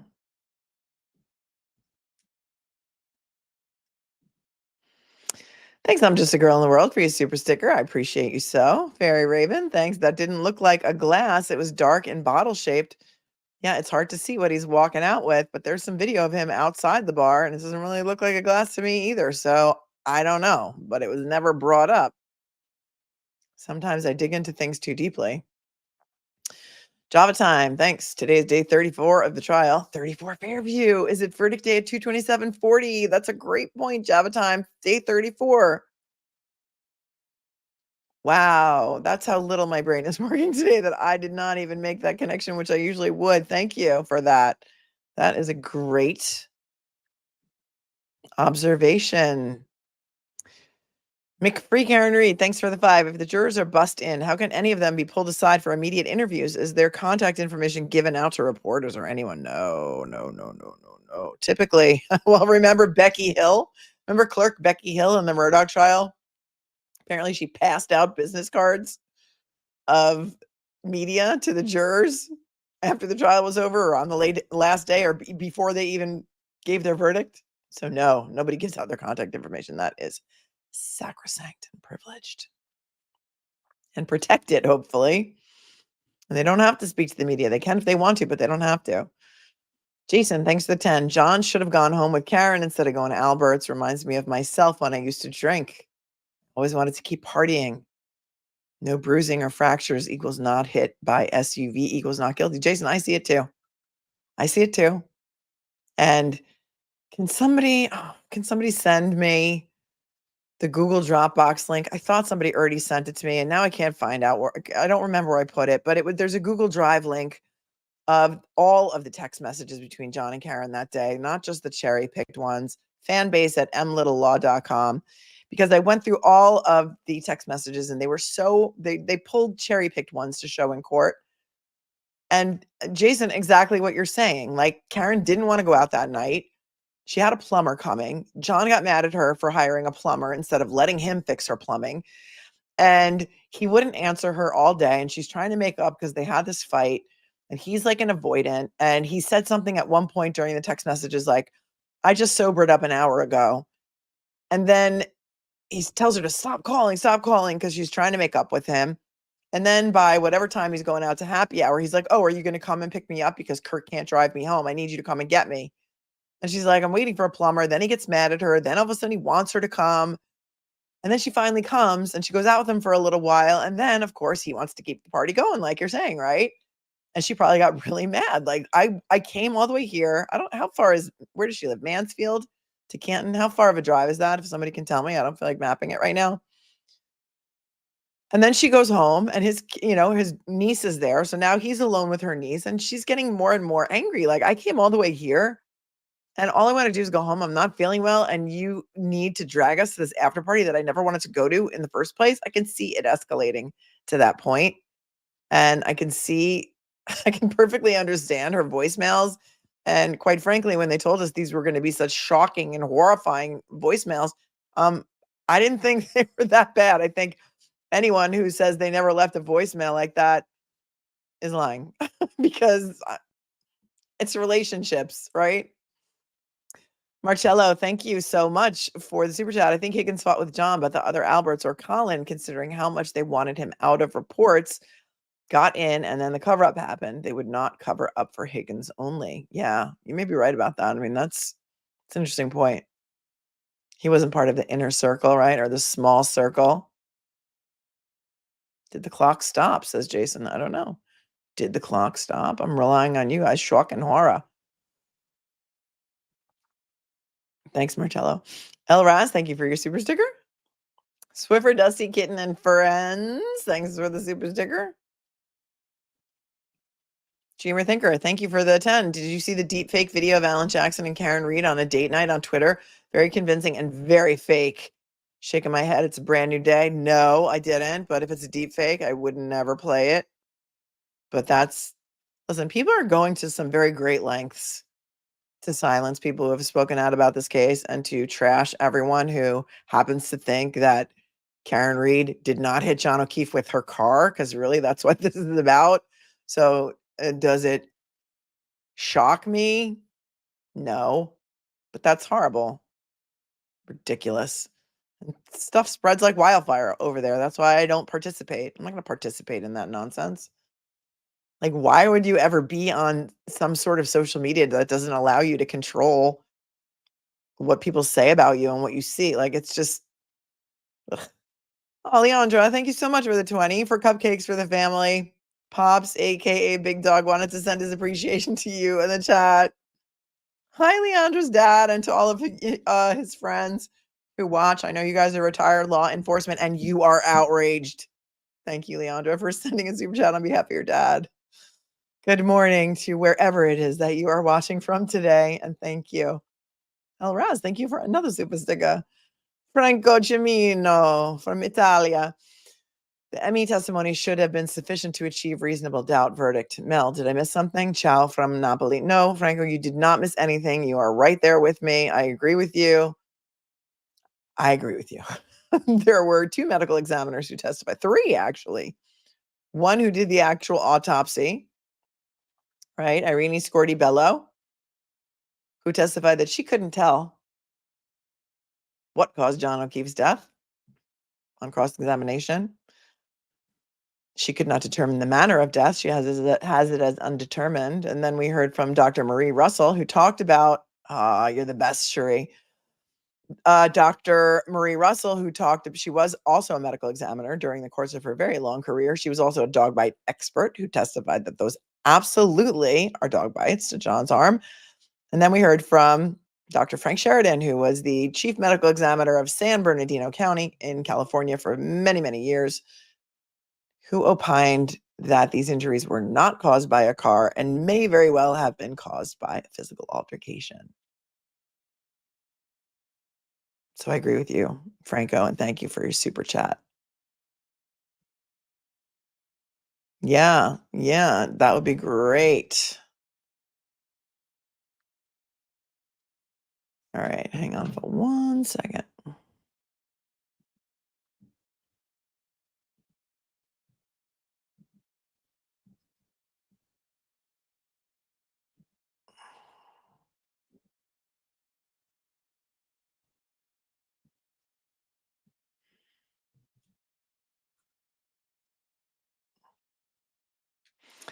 Perfecto.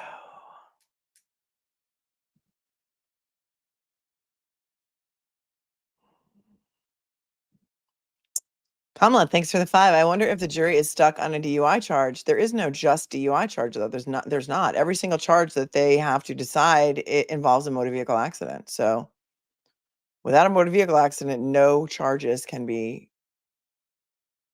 she can't be found guilty on any of them. Every single charge involves a car accident. Because the last charge is leaving the scene of an accident, causing bodily injury or death while under the influence. So everything they are charging her with, convicting her of, involves a motor vehicle accident. The new math they used to calculate Karen Reed's alcohol blood level was such a stretch, in my opinion. Awesome coverage. Thank you, Kamala. And yeah, I agree with you. The extrapolation was nonsense. Even Andre, was it Andre Porto, who was the witness that testified about that, said that garbage in, garbage out. If he got the wrong information about the time of her last drink, he absolutely, those calculations are nonsense and they can't be trusted. So 100%. Good morning, Laura. I'm so exhausted. I can barely hold my eyes open, but I can't miss the verdict. What do? I need answers. We need a verdict buzzer. Yes, we do. We need a verdict buzzer for sure. YouTube turns. Thanks for the 10. Did you see the 3-minute video on Mazda Media Channel from Canton Select Board meeting? The people addressed Lucky as the only honest one that works for Canton. No, I did not see that. But you guys should go check that out later if you have some time or need something to do. Thanks, YouTube terms. Appreciate you. Thanks, Karen, for becoming a new member. Thunder Road Queen says, I'm convinced that no reasonable juror would dismiss real experts' testimony.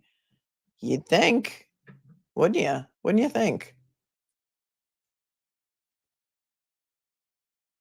Let's see. Do you think we'll have this before lunch?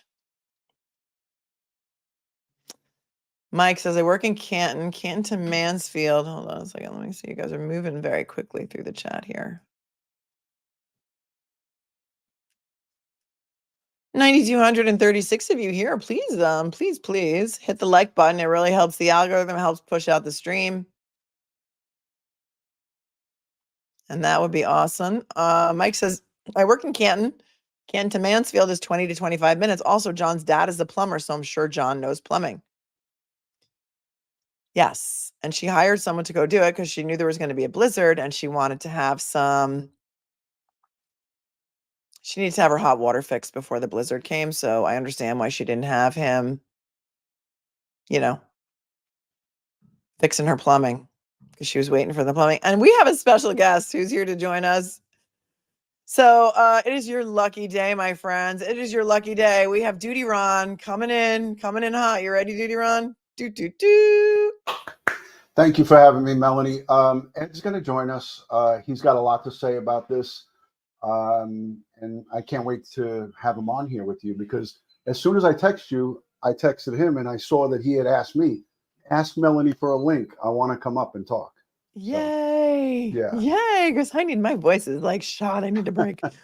Thank you. You've been doing amazing coverage on this and all of the angles that you covered are unbelievable, especially the dog bite expert. I loved that episode and I watched him upload another video just the other day. And it was just unbelievable. He was there with the arms and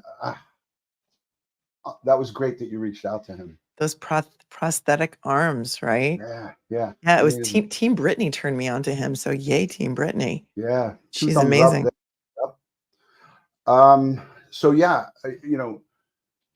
everybody's upset and is biting their nails because it's taking so long. But I look at it from a different angle. I like that they're looking at everything and not just coming to a quick decision. And you and I both said that we anticipated a quick decision because of everything that we see, right? Mm-hmm. But it looks like they're dotting their I's and crossing their T's. And that's what anybody would want when it comes to justice, right? But we all are just like, wait a minute, how could you not come to a quick decision with everything that there was presented, right? So Right. I don't 100%. And wait, look who else is here. We have Ed Wallace is with us as well, the forensics guru. Hi, Ed. I can't hear anybody. Oh no. We can hear you. Yeah, we can hear you, Ed. Hold on. He's a forensic expert, but not an audio expert. I'm not either. I'm not a techie myself, so I can totally feel his pain. I suck at it. It's happened to me a million times. Yay, Ed is here. Maybe leave and then come back, Ed. Hold on, let me send him a message. He can't hear us. Back out, come back in. Yeah. All right, do that. You have such a great interactive live chat too. Everybody is educated because of all of your coverage, and I love to see the difference in the chats from, like, let's just say, I'll just call out a couple: Lauren Crime, Court TV, everybody's fighting with each other. Whereas in your chat, everybody seems to be somewhat on the same page. Mm-hmm. And I think it's really because of how in depth you've gone into this thing and the coverage, for hours and hours a day. People don't realize how much energy and time that takes from a busy mom of 5. So, I mean, I applaud you because, I mean, I know I couldn't do it because of my full-time job, but basically you have covered this from head to toe, and it's just unbelievable the coverage that you've done. We live here now, Ron. We live here now. Yeah. Look at this. Megan says, Duty Ron was one of the first live streams I started watching. When I heard the crap in this case, I just kept thinking what they were thinking. Ron always calls out bad police. And the funny part is Ed was in Morocco for a great deal of this trial, and him and I were communicating, but it was so difficult because of the time difference to get him to come on, and the times that I would get him, there would be, we were talking about Stephen Stearns, there was Rex Heuermann, so it was so hard for us to jump into this. But on day 5, I was, as you and I spoke, I was busting at the seams. And I didn't want to go and start talking about it without Ed.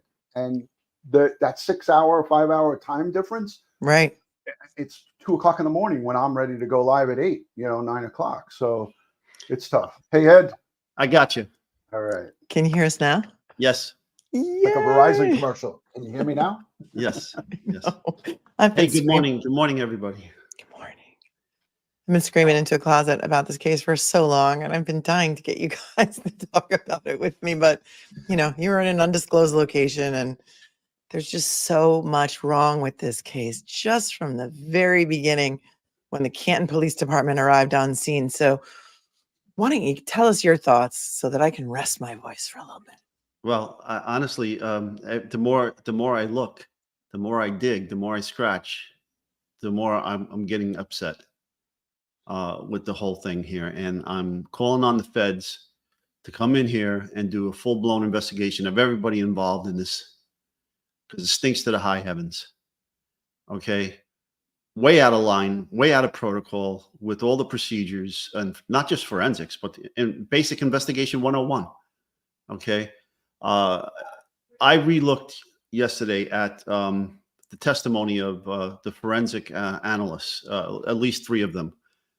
And I'm shocked with their testimony and what I heard and what I saw. Let's start with the handling of the crime scene. I already covered that. It was botched. Okay. No chain of custody, no crime scene set up. And didn't follow any of the standards, the leaf blower, the solo cups, the stop and shop bag, all of this. Then, okay, when you think you couldn't get worse with the blood, find out from the blood analyst from the lab that she only tested one of the cups.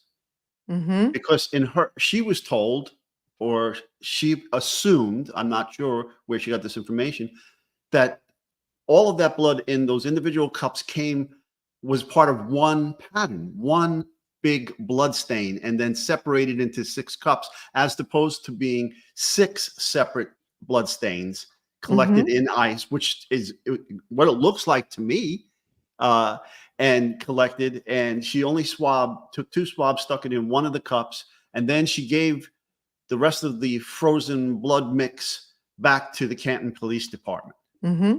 Well, let's start with one thing. I mean, starting from there, when the Canton PD came and there was allegedly these whiteout conditions, what is the proper way to secure a crime scene when there's inclement weather like that? They kind of made it like, it was snowing, there was nothing we could do.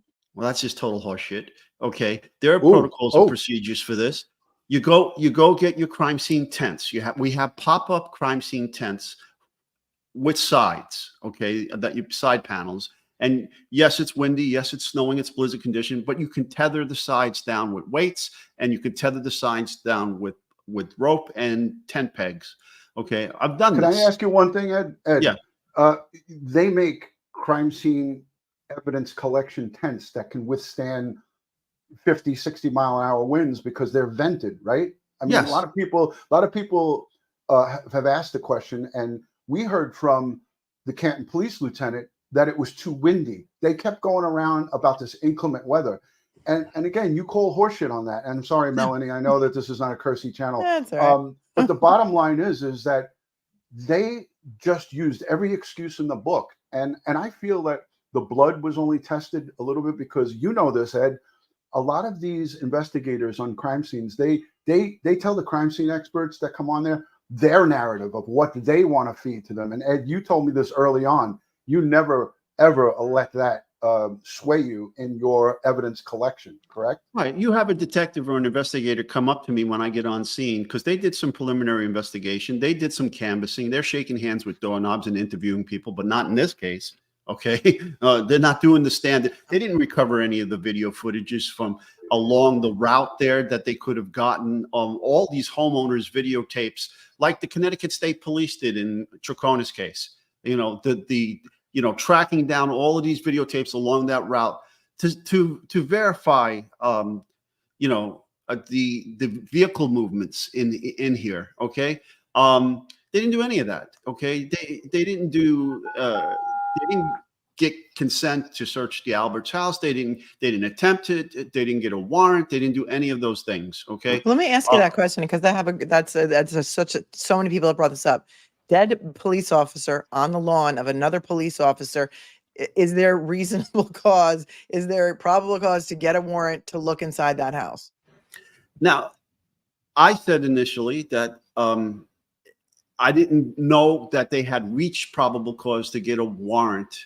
Mm-hmm. All right. I mean, they could have went to a judge and say, look, these people are not cooperating. We found this guy on the lawn and they're saying that he wasn't in their house. And at that point, they had no digital information, no information from his watch stating that it appears that he did go in the house and ascended staircase or so forth and so on. They didn't have that.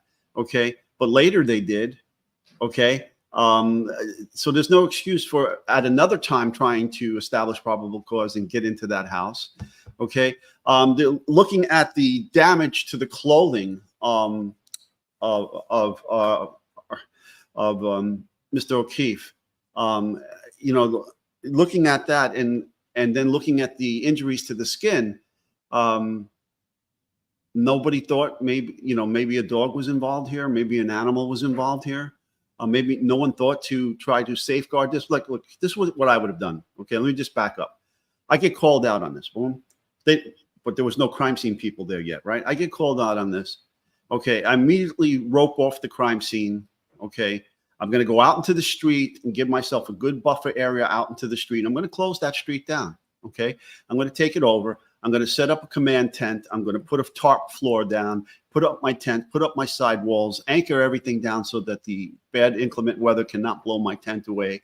And then I'm going to put a tent over the body. Okay, but in this case, there is no body because EMS came, and rightfully so. Life safety comes before the crime scene.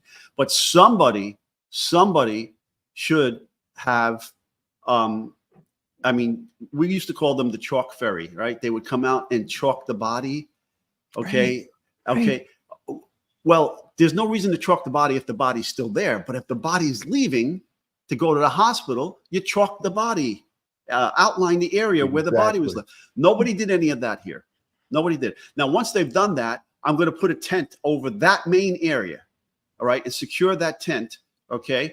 And then I'll have to use multiple tents. I'm going to have to secure another area, put tarp down, put my tent up and the walls up. And I'm going to use that area to start any examination I'm going to do on the snow. I'm going to grid this whole crime scene out.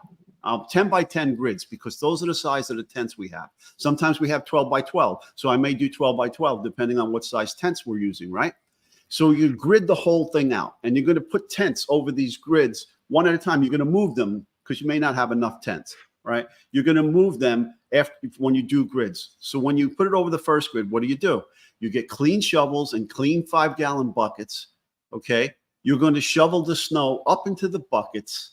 Then you're going to take it over to the clean work area where you're going to have, for all intents and purposes, like we do sift soil for post-blast investigations, or we sift fire debris from fire scenes, or you sift sand or soil from clandestine burial graves. Okay, it's pretty much the same process, but in this case, you're going to have a heating element, you're going to have sterile pots, and you're going to slowly melt the snow in the clean pots and then filter them through filter paper into collecting the liquid in another container and then examining the filters, right, for any trace transfer evidence, hairs and fibers, glass, plastic, things of this nature. Now, before you do all of that, you start off with your non-destructive search methods, right? Because I have to alter the crime scene by shoveling up the snow to do that. First, you're going to use alternate light sources, thermal imaging,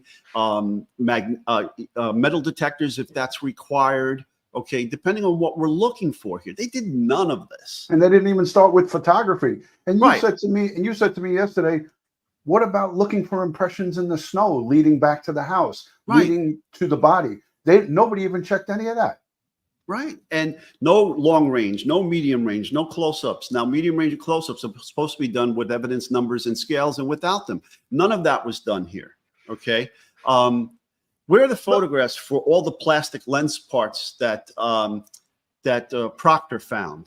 Where's the measurements? Where's the sketch? Where's the 3D laser scan? Now, it's tough to do 3D laser scans in the snow. So I'm not going to knock them for that because the laser will bounce off the reflective nature of the snow, the precipitation, and it caused problems. So, but you still do a manual sketch. Okay. At a minimum, you go to Google Earth and pull up a satellite image, a map of this location, and that's your starting point. And you can, it's just crazy. None of the standards were followed. Okay. And this is Copville. Okay. This is like this Stallone movie with De Niro and Ray Liotta and so forth. Yeah. I mean, there's all cops on this block. Hey, I got a Okay? question for you, Ed. Being that police officer John O'Keefe was a member of the Boston PD and the homeowner, the Alberts, part of the Boston PD, highlighted on one of those shows, like glorified in the Fugitive Enforcement Division. Coincidentally, that's where I worked in the New York City Police Department. But Ed, my question is if Boston PD, one of their own, is now found on someone's front lawn, one of their own cops' front lawn, what would it have taken for the Massachusetts State Police or the Canton Police to call BPD and say, hey, you guys got an awesome crime scene unit. One of your own is on this front lawn. Could you come here and help us? Because the Canton PD, we are rinky-dink. We don't know what we're doing. We're asking for Solo cups and ShopRite bags from neighbors who also is a high-ranking police official. I mean, could they have reached out to BPD and had their crime scene unit come? I would be a little leery of that, but due to the incestuous nature of all of these cops, you have the state police, you have Canton PD and Boston PD. This should have been a state attorney general takeover, okay? And then have the state attorney general people come out and do the crime scene, or have the state attorney general go out and get another certified crime scene team from another law enforcement agency to come out and process this scene. Okay. What did you think of the CERT team that came out there, Ed? And Melanie, I'm sorry, Yeah, I'm trying that's to save okay. your voice. So the Massachusetts State Police took over because Canton Police was conflicted out because Brian Albert, who owned the house, who's a Boston police officer, his brother Kevin was a police officer with Canton PD. So they're conflicted out. They leave the scene before 8 a.m. They leave the scene totally unsecured until the Massachusetts State Police come around 5:30 p.m. after like 12 to 20 more inches of snow fell. And that's the CERT team, S-E-R-T. They're the search and rescue team. They mostly search for missing people. That's when they started finding the pieces of taillight after Karen's car had been towed back without a warrant, by the way, from her parents' house in Dighton in And a they found the blizzard. shoe, and they found the shoe too. At Melanie, the curb may I line, jump? right? May I jump on please. top of what you just said here? Is perfect. Okay. Well, the Mass State Police lead investigator has conflict of interest. There's a relationship between him and these people, and that should not have allowed to be have occurred. Okay. Going back to the CERT team comes and they find these small pieces of plastic allegedly associated with the taillight, and it was tested in the lab and done. And we're going to get back to that because there's a lot of forensics that were missed with that. Now, they find the small pieces, but then later Proctor starts following, months later, or weeks later, days later, rather, Proctor starts finding all of these big pieces. And where's all the documentation for this? There is no chain of custody for anything. And so without chain of custody, this judge should not have allowed that evidence to be admitted in court. There's no chain of custody. Nope. Okay. The only chain of custody that starts was when it gets to the lab, and the lab does an internal chain of custody. Okay. Yep. So I don't know any judge worth their salt that would allow that to occur and to have that evidence in. Now, she's got her own conflict of interest. Okay. But she didn't recuse herself. And yep. I guess there's no appeal process for the attorneys here to go over her head to the court. They decided not to. They had the option. They decided not to. They didn't want to drag it out any longer because that would take, who knows, another year for that appeal to be decided. But there's so much wrong with this. Now, you brought up they towed the car. Before you take a car into custody, you photograph the car as you find it in situ to show the condition of the vehicle before you remove it from where you're recovering it. And none of that was done. Had that been done, then that taillight issue wouldn't be an issue. Even AAA photographs your car before they tow your car. For liability reasons, right? You're supposed to be covering your ass here. And they did not cover their ass, and they did not maintain the integrity of this investigation. And when you have Trooper Proctor involved in it, and we saw him in that Sally Port, and I know you're going to be getting to that, Ed, just utter insanity. This whole thing is just bizarro 101. Okay, so let's get with the taillight. No tests were done by the lab, examinations, to see which way the force was applied to the lens to break it. There's microscopic examinations you do on the side of the broken plastic pieces and the glass to try to determine which way was the application of force that broke it and how much force. And no tests were done. I mean, I know the accident reconstruction experts that the FBI hired, they did, some testing, but the lab should have been able to give you directionality of the force that broke the plastic lens and how many impact sites? Was it just one, or were there multiple? And, could somebody have, the glass is broken, right? Because we see the video that she hit John O'Keefe's car, backing the vehicle up and cracked the lens. The father and her examine the lens and see that it's cracked, but it's not broken. It's not in pieces. It's cracked. Okay. So how did the rest of the breakage occur? All right. Are there multiple impact sites? And is it coming from inward towards the housing of the light? Or after the first piece break, did somebody reach in and start snapping pieces off the lens outward? That directionality can be found. And it wasn't done here. Was the lens or any part of it dusted for fingerprints, swabbed for DNA? Okay. If you're going to commit a cover-up, if you're going to commit, tampering with evidence, you're probably going to be wearing gloves. But at least those things should have been done. And so far, I haven't seen it. I'm looking through all the testimony, and I haven't seen where the lens of that taillight was examined for fingerprints or I know definitely there's no testimony. There's no I didn't see anything that's saying, they did any directionality of force examinations. They did to see if there was multiple impact sites on the lens. All right. Because the lens just doesn't break into all these pieces like this without force being applied to multiple areas of the lens. Doesn't just explode when it hits a guy's arm, because that's. But look how large these pieces were. Okay, yeah. And forget about. And this is an investigation for a fellow police officer. Right. It doesn't matter. Could you imagine? But I know it doesn't matter. But I have to say this: could you imagine what a regular person would get out of these people? They're doing this for a police officer. I mean, of course, we have that whole cover-up and conspiracy situation that we know has gone on here. Something is not right. Let me just say this.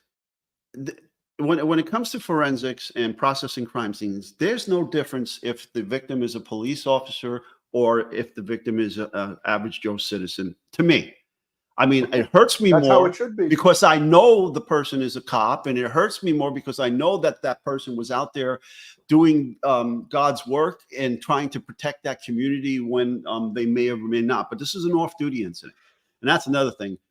Okay, excessive alcohol, the type A drinking. personalities of police officers, excessive testosterone, and all of these things together does not bode well for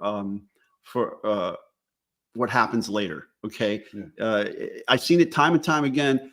You know, too much drinking, too much testosterone, too much "I'm a cop, I'm above the law" type attitude, and it does not end well. And so I'm, you know, there's a lot that of psychology that is involved in this, and that there's studies on this as well. It's just bad. It's just bad all the way around. Ed, too, I mean, the 911 call that was made, that was Jen McCabe, right? Melanie? Yep. She had not any point in the 911 call, and she had to speak to two people, I believe. Yeah. She was the original dispatcher, and then they put her on to fire, I believe, or whatever. She never once said, John O'Keefe is an off-duty police officer. He's a Boston police officer. These are all cops' wives and friends and family. Like, are you kidding me? You're not going to say, hey, an officer needs help. I have an officer down on an officer's front lawn. So, I just got an unconscious male here. There's a man passed out in the snow. Can you send someone? There's a man passed out in the snow. They did find John O'Keefe's touch DNA on one of the taillight pieces, not on the Yes, I internal saw that housing, but- testimony, and the hair, the magical hair that stayed on the side of the vehicle, 22 miles. the one hair as they're driving through all of this and towing the vehicle. Yeah, I got that, the touch DNA, which is meaningless because he has access to the vehicle. Right. Okay, he's been in and out of this vehicle all over the outside. It's inside. Okay, the leaf blower. Why would you use a leaf blower? Why He would you went back want to to his house to get it. blow away trace evidence? You can go back to the house to get that, but you can't go back to the command to go get sterile sample cups. Which is a mile and a half away. The command is a mile and a half away. It's not like it's very far away. And I heard you say that the other on your stream the other night that they could have just used sterile urine cups. Well, that's what we use. We have them. They're individually wrapped and they're They're used for certified DWIs. sterile. You use them for DWIs too, like if or whatever. When they We do use the them for all testing. types of biological evidence and other types of evidence as well. I mean, there's certain methodologies and protocols that you have to use to collect certain items of evidence, right? And then the clothes get cut off by EMS in the bus. I'm sorry, the ambulance. A bus is a term we use in New York City for ambulance. And then it lays on the floor inside the ambulance, and then it goes with the body, and then it lays on the floor inside the emergency room, and then it's all collected up. And I think the emergency room personnel put it in a plastic bag and then gave it over to law enforcement. And who knows how long it was. Normally, you don't put that kind of bloody evidence into a plastic bag because that's detrimental to the genetic materials that you may want to get out of any possible blood or DNA that's on there. I don't know how they they swabbed who swabbed they didn't swab the wounds. No. But they swabbed a portion of the clothing and got pig's DNA. Yeah, they sent it to a special canine lab looking for canine DNA to see if the dog was involved, and they think that's a smoking gun. That, first of all, the clothing was kept by Proctor he didn't turn it in until like March. They say they took the clothing, it was soaked in blood and vomit and obviously soaking wet because it had been in the snow on him. And then they took it and laid it out on butcher paper somewhere in the precinct or whatever. And then eventually it finally maybe made its way into an evidence locker. There's no chain of custody on that. And then they don't even test it. The girl who swabs it takes 2 of the Q-tip type swabs every single puncture mark in the outer sweatshirt. Right. She does a combination all of sample. them. She does a combination sample. You don't do that. And then send it to California. Okay. And then she did the same thing with the blood. Like cross-examination, the defense attorney said you only took 1 swab of the blood, and so because it all came from one pattern, one source, and so you don't know if there was mixtures of other blood in those other samples because you never tested them. There's plenty Look of at this comment. reasonable Listen, doubt. look at the comment, Ed, right Yeah, here. it was her first time swabbing. She Yeah. had never swabbed for DNA before, or at least canine DNA.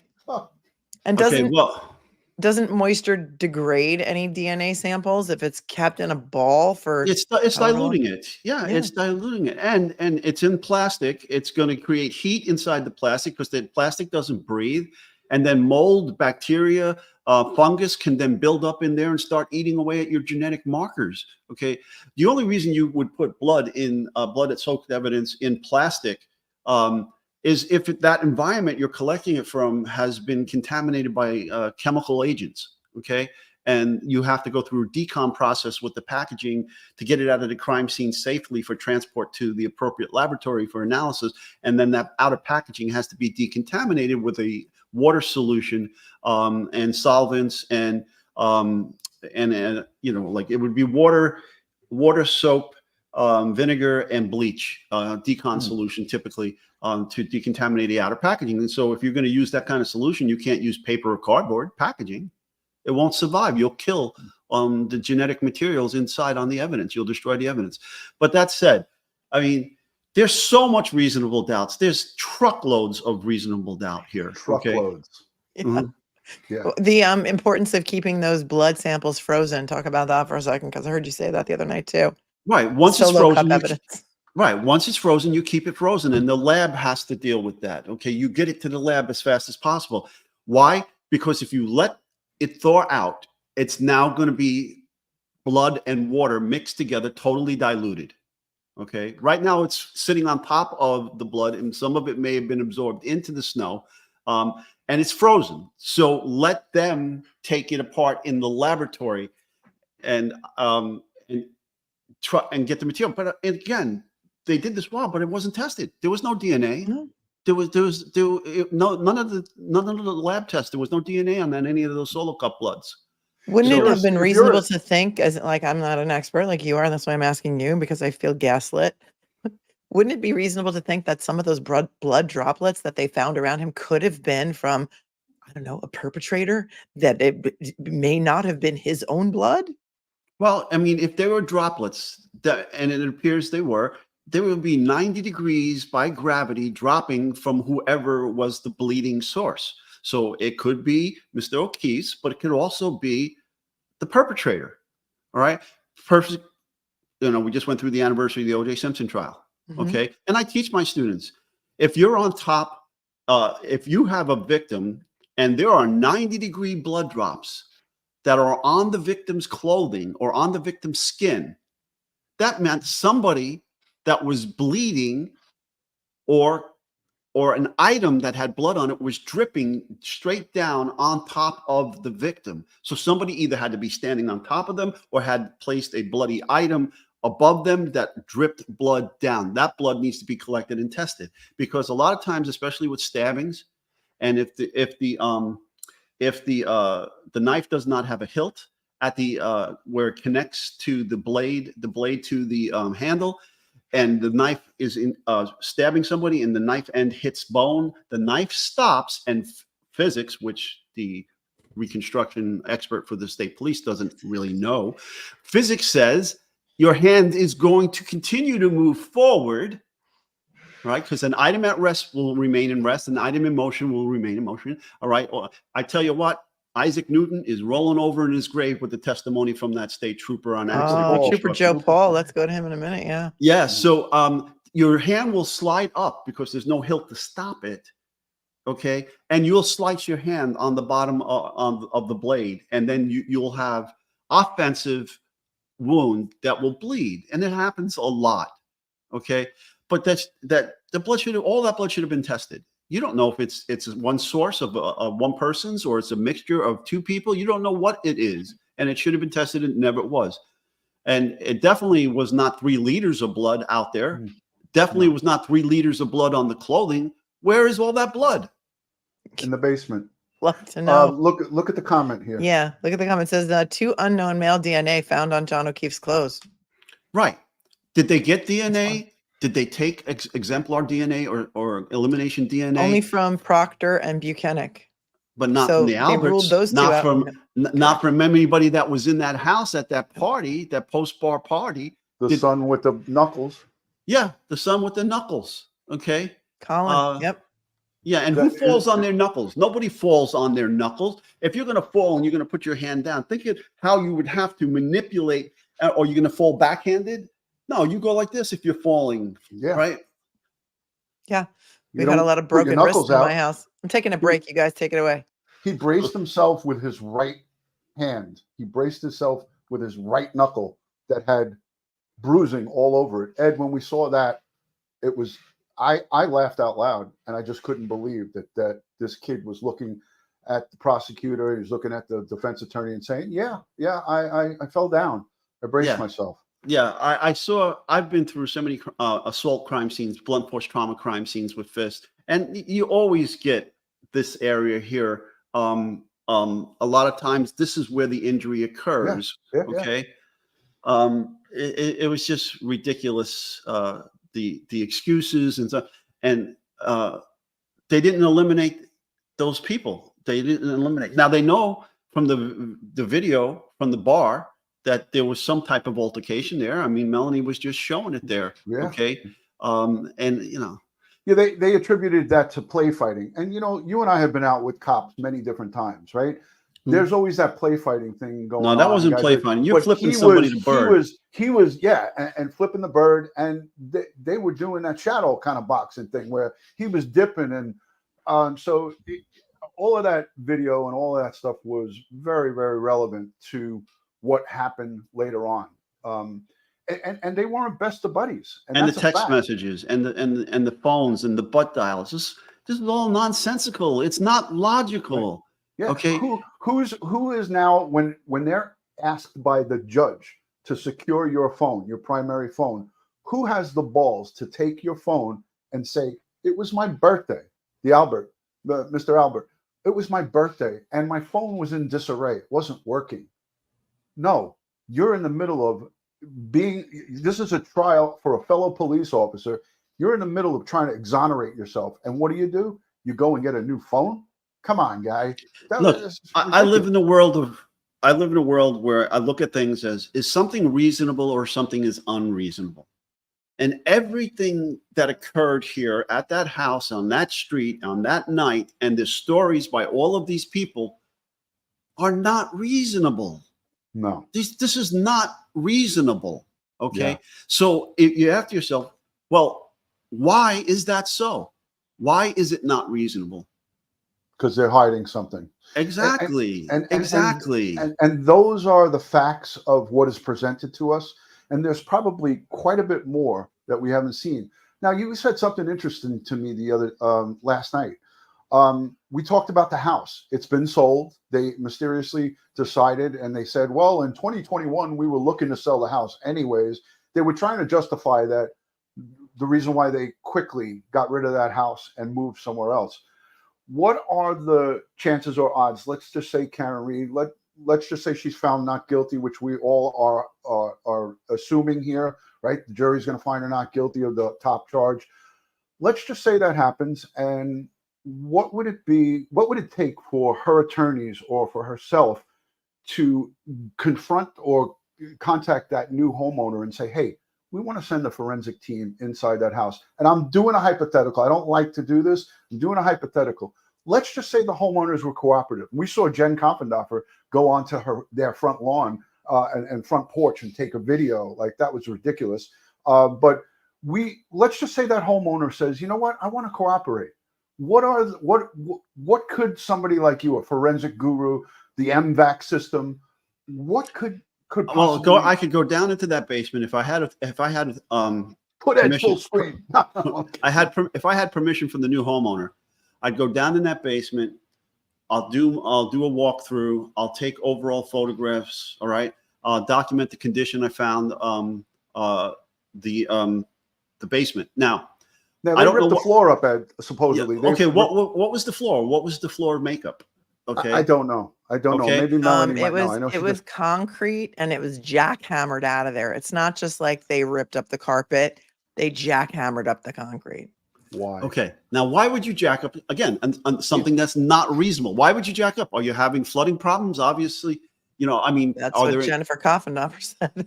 Yeah, I mean, why would you do that? Because I mean, they obviously used the basement, all right, for various things, and they kept saying bulkhead door, right? Did they say bulkhead door to Yeah. come out of the basement into the backyard? Yep.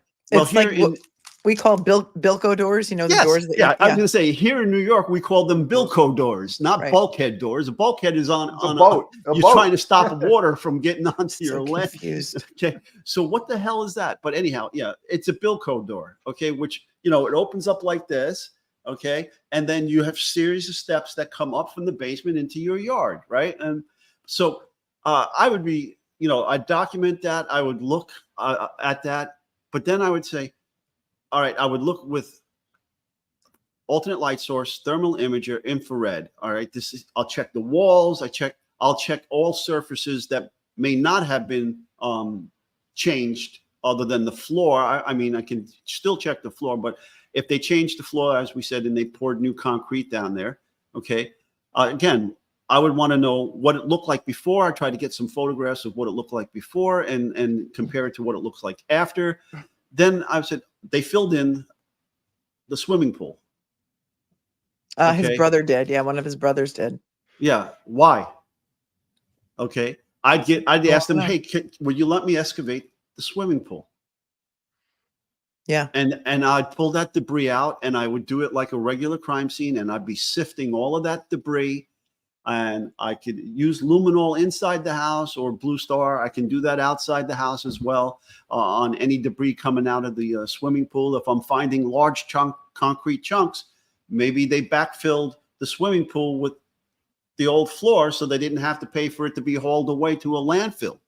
Yeah, Okay. that's what people think. The problem was that this judge was hardly allowing any third-party discovery because none of these people were defendants in this case. And so it was just like pulling teeth to try and even get cell phone records from Jen McCabe with the Google search and cell phone records from, Brian Albert and these other people from inside the house. There was so much pushback on getting anything from these people.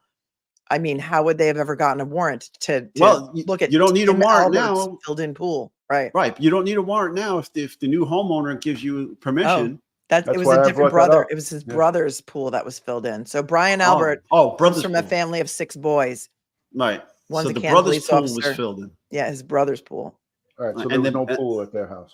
Okay, so the brother owns. I'm sorry about that, folks. Yeah, no, they do have a pool at their old house. They had a pool. They still have a Uh-huh. pool, I guess, the new owners, but it wasn't his pool. It's the brothers. Uh-huh. The family tree roots of Canton are twisted. Oh my God. Everyone knows everyone. They've all lived there for generations. Karen Reed was an outsider, which is, in my opinion, why she was the perfect patsy for this crime. Pin it on the girl. I think originally a lot of people think they were going to pin it on the plow driver who actually came in to testify for the defense. He was a good guy. Yeah. And What said about he the didn't see a dog? body. What Yeah. about the dog? Let's talk about yeah. Chloe. All right. Yeah. Where's Chloe? Talk about Chloe. Where is why did Chloe have to go? Mhm. It was their loving dog that slept in their bedroom with them, right? That same dog that didn't bark the night that the fire department, EMS, police responding, lights and sirens, or maybe no sirens, but lights.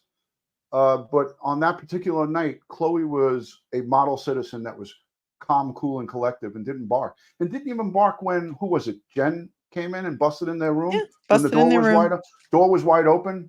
What cop do you know, Ed, that leaves their door wide open, 6 a.m. or whatever? He doesn't lock his front door. Unlocked front door. Unlocked. And no you could just cameras. you could just go right in, go up to the bedroom and wake them up, shake them up out of bed. But the dog didn't bark, not once. All right. Like I said, And none now of the none of dog's this MIA. none of this is reasonable. None of these stories, none of these conversations, none of the phone records, none of the butt dials, none of this stuff is reasonable. Okay, it makes no sense. Think about it. What does Occam's razor tell us? Right, the simplest explanation tends to be to the truth. So, in order to wiggle your way out of all of these suspicious things, you have to have this totally convoluted story, and that's what they got in testimony. These totally convoluted stories. Oh, these are butt dials. I didn't have a 26-second conversation with anybody. It was just a butt dial, and all of these things. I mean, and I swear, some of the stuff was so obviously to me perjured. I don't know how the prosecutor allowed the testimony to go on. Yeah, I don't know. You telling me before the testimony that the prosecutor didn't know these things? There was conflicts here with what they're saying and what the digital and forensic evidence is saying. Yeah. How about did you see the inverted video at the Sally Port? Well, that's another thing. The inverted video, someone had to manipulate the timestamp and date information, because if you invert the video, that gets inverted too. But it wasn't. Just the video was inverted. So somebody had to cut and paste that out of the inverted video and then put it back in to make it appear normal, so that you could read it normal and it wasn't inverted. So who did that? Who edited that? They claimed that that's the way that camera recorded inside the Sally Port. Do you believe that? No, I don't believe that. Did not believe that. And then there's so it looked like the guy was, whoever drove the car into the Sally Port, it looked like he was getting out of the passenger side, but it was really the driver's side. I could not even wrap my brain around flipping that around in my head. Well, I mean, the cell phones do it all the time when you take a selfie. Right? When you take a selfie, you're basically getting an inverted image, or you're doing a selfie video. It's inverted. Okay. So this whole case is crazy. The DA should not have gone forward with this case. You're Here's telling a great me. question from Ophelia Wild for thanks for the 5. Can this case be reopened and reinvestigated at all? Justice needs to be served. Attorney Is General. it too late? No, well, the feds can do their own investigation. There could be a civil rights violation thing going on here, just like they did with Rodney King after those officers were acquitted. Then the feds came in and moved in that direction. So the feds can do that, but because of double jeopardy, and you're the lawyer, if she is not convicted, she cannot be retried for this if she's found not guilty. Right. But if the investigation was botched and they had the wrong defendant, okay, the investigation is can still be opened and still investigated. There's no statutes of limitation on a homicide, on a murder. So it's not too late with all the forensic evidence that was totally botched and mishandled, to actually a lot of try that and- is can't a lot fix of it. that You is can't- gone. A lot of that's gone. But that ship sailed. right. But there's a lot more digital evidence out there. There's a lot of texting and emails and so forth that maybe can get a second look. There could be another bite at that apple. Maybe there's still ways of going up and down. Usually these security cameras, they overwrite after they get a certain amount of data on them. And so that might be lost. Then again, some of the stuff may be backed up on clouds. All right. And maybe we can get into those cloud data and see if any of these videos, home security cameras, captures the movement of the Lexus and so forth. We know the Lexus, we know her phone, hooked up to John's Wi-Fi at a certain time. So that disproves some testimony that was given. And again, how did the prosecutor not know that phone connected to that Wi-Fi at the time that one of his witnesses is saying she saw that vehicle in front of her house? Right. So in his opening statement, he says that she backed into him 60 feet at 24.2 miles an hour based on these key cycle things. I don't know if you heard about key cycles. Which he botched the key cycles, and there's missing key cycles. So what Oh, happened? good. Wait, you can explain that in a second. So that's what so in his opening statement, he says it happened at 12:45. Then as the testimony goes on and it's proven that she connects to his Wi-Fi at 12:36, now all of a sudden it can't happen at 12:45. He's got to back it up and make it happen at 12:30, which doesn't line up with Jen McCabe's text messages saying, "Are you here? Pull up behind me," which happened after that at like 12:40. So the whole thing is so fakakta that if a jury doesn't believe that there was a car accident at all, they can't convict on anything. So I don't know what these my brain turns to mush when they started talking about these key cycles. So Can you explain to us a little bit about what that is and if there's any significance to that? Well, the issue, the significance is the times. That's the significant part. I mean, and trying to use the key cycle to determine the speed of the vehicle. Okay. He has no business doing any of this because he doesn't know basic physics. He doesn't know basic math. Okay. And he couldn't define the basic concepts here. It's like he was reading a book and, oh, that's what this means. Oh, I could use this. And I don't understand how he's allowed to do accident reconstruction. And I understand this is his third testimony. Oh, I don't even know. Trooper Paul, poor Trooper Paul. Okay. He should not have been made an expert by the judge, in my opinion. He's unqualified and he doesn't have the experience.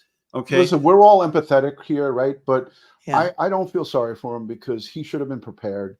I mean, as a human being, I feel sorry for him, but as a professional, I'm embarrassed for him because you do not come into a major case like this and not have knowledge. When the defense crossed him, they made him look like a complete fool. Jackson, I mean, it was so cringe that, like, I said to myself, I mean, this guy should either resign or just go back to, maybe desk duty. Because it's ridiculous. When you do any kind of reconstruction work, whether it's post-blast investigation, fire investigation, bloodstain pattern analysis, shooting reconstruction, trajectories, and so forth, you need to establish a panel of experts to review the work that was done in the case to ensure that it's done correctly. And it's got to be an odd number of experts, so 3 or 5, so there can never be a split, even split. And they need to review it as a means of quality control and quality assurance, and review those findings. Did he seek assistance from any other accident reconstructions to peer review his work? No, didn't do any of that. This is totally unprofessional. It was almost like he was a patsy too, Well, he might have been bullied into doing this. He might have been bullied into doing this, or I've seen prosecutors, assistant district attorneys, actually have people like this testify, convince them that they know what they're talking about, and have them testify to things they really shouldn't be testifying to.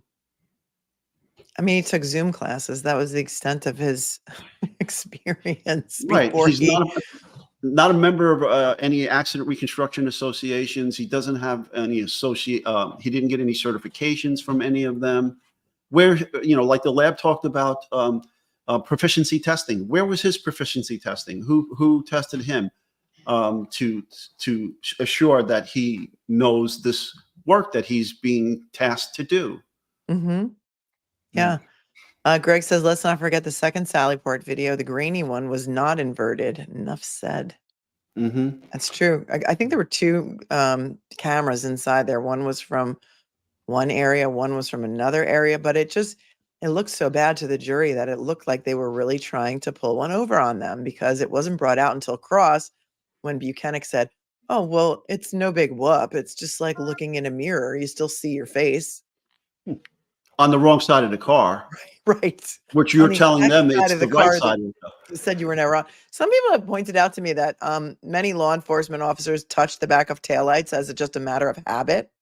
It's like a safety thing. On a car stop, it's a safety thing. So when you tap the trunk or the taillight, it's to distract the occupants of the vehicle so they're looking back, or, where did that come from? So that's really just a safety and a tactic.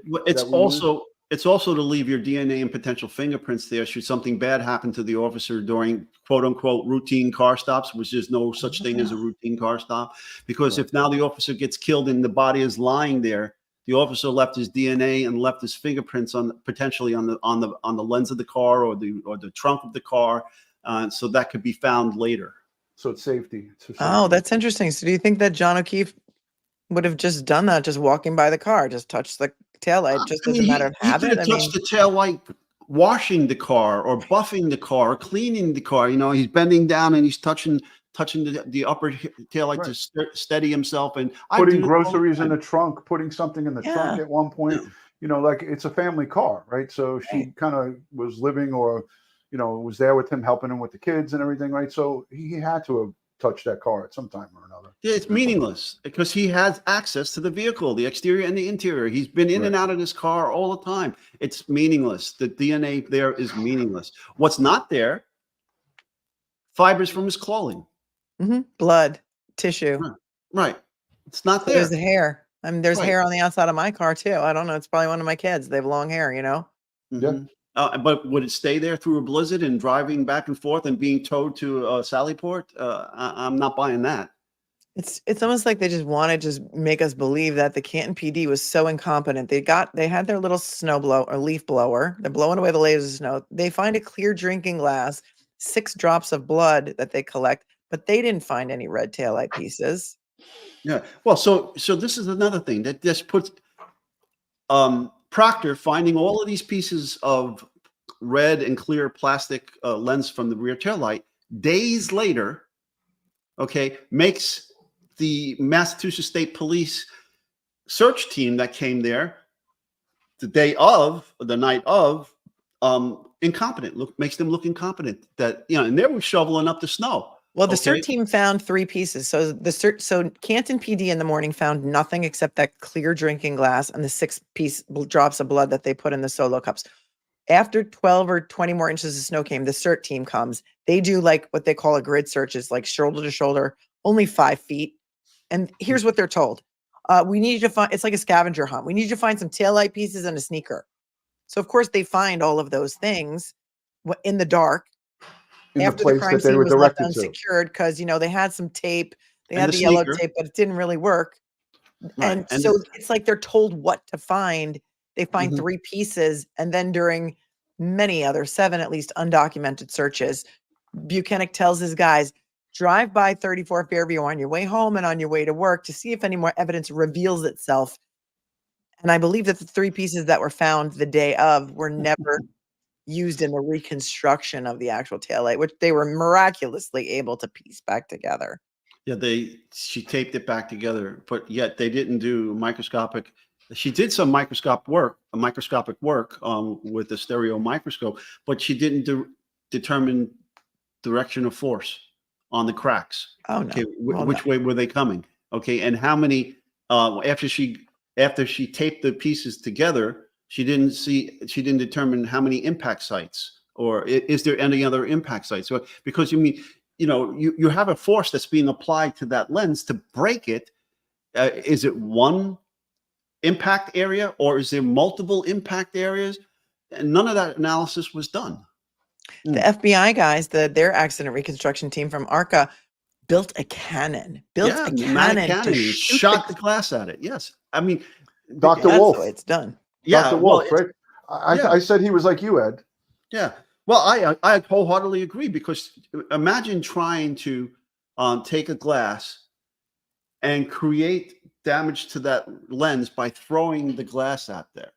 Right. Are you and creating those mile per hours that they were trying to create? And are you going to be that accurate and hit that lens? Right, I mean, right at that so spot. the only way to be that accurate is to use a cannon like this, and then do a series of test fires, hone in, get your speed, you chronograph your speed of the glass as it's coming off the cannon, so that you know that you're replicating 20 something miles an hour, or in this case 30. I think he said 30. 24.2 miles an hour at 60 feet in reverse.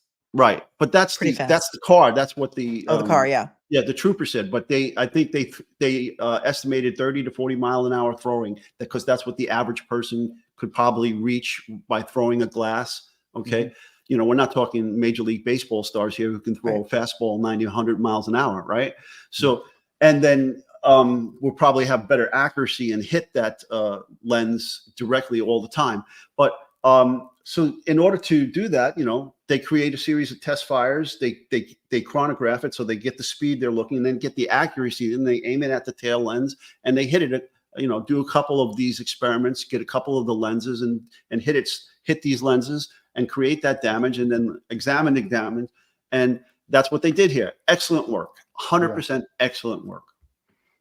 They seem to be, to me, to be a lot more credible than Trooper Joe Paul with his Zoom classes and, no masters. And the great part about that, Melanie and Ed, was they weren't hired by the defense or the prosecutors. So that testimony and the way they ended with them was perfect for this jury because they had no bias. There was no dog in the fight for them. They were just asked to do this and they did it and they came up with, what they came up with, and it was perfect. So kudos to the defense for utilizing free witnesses that they didn't have to pay, right? Right, 100%. Here, Bruce says, thanks, Bruce. There were 5 unidentified people there when the CERT team was there planting. So, Trooper, his name was Lieutenant Kevin O'Hara. He was the head of the CERT team, and he said he was set up the command post in his vehicle, and he, there were like 3 or 4 or 5 guys wandering around the scene that he can't identify. And Yeah, he so says, there's I no. think they were law You're enforcement, supposed but to I'm be not sure. documenting Right. everybody on the scene, right? There's Ed? there's no integrity to the crime scene. You're supposed to have an entry and exit log. All those people that are going into the crime scene are supposed to be documented, the time they entered, who their names, and why they're entering. And if they're not there to conduct work, then shouldn't be allowed into the crime scene. Okay, so who are these people and who was controlling this crime scene? Apparently nobody. All right, no chain of custody for the evidence, no control of the entry and exit of the crime scene. None of this should have been allowed by the judge to get into the trial. None of the evidence collected without the chain of custody for it from the time it was allegedly collected at the crime scene to the time it got the lab. We have no idea what's going on with this evidence, other than the fact that we know that on this weeks later, the evidence starts showing up at the lab from Proctor. Right. Okay. Yeah, it was like in March. March Right. 14th is when he like bulk submits everything to the crime lab. I wish I had my oh hell no button because I'd be hitting Oh, it right hell now. no. I'll do it for you. Oh, hell no. Thank you, Melanie. Thank you.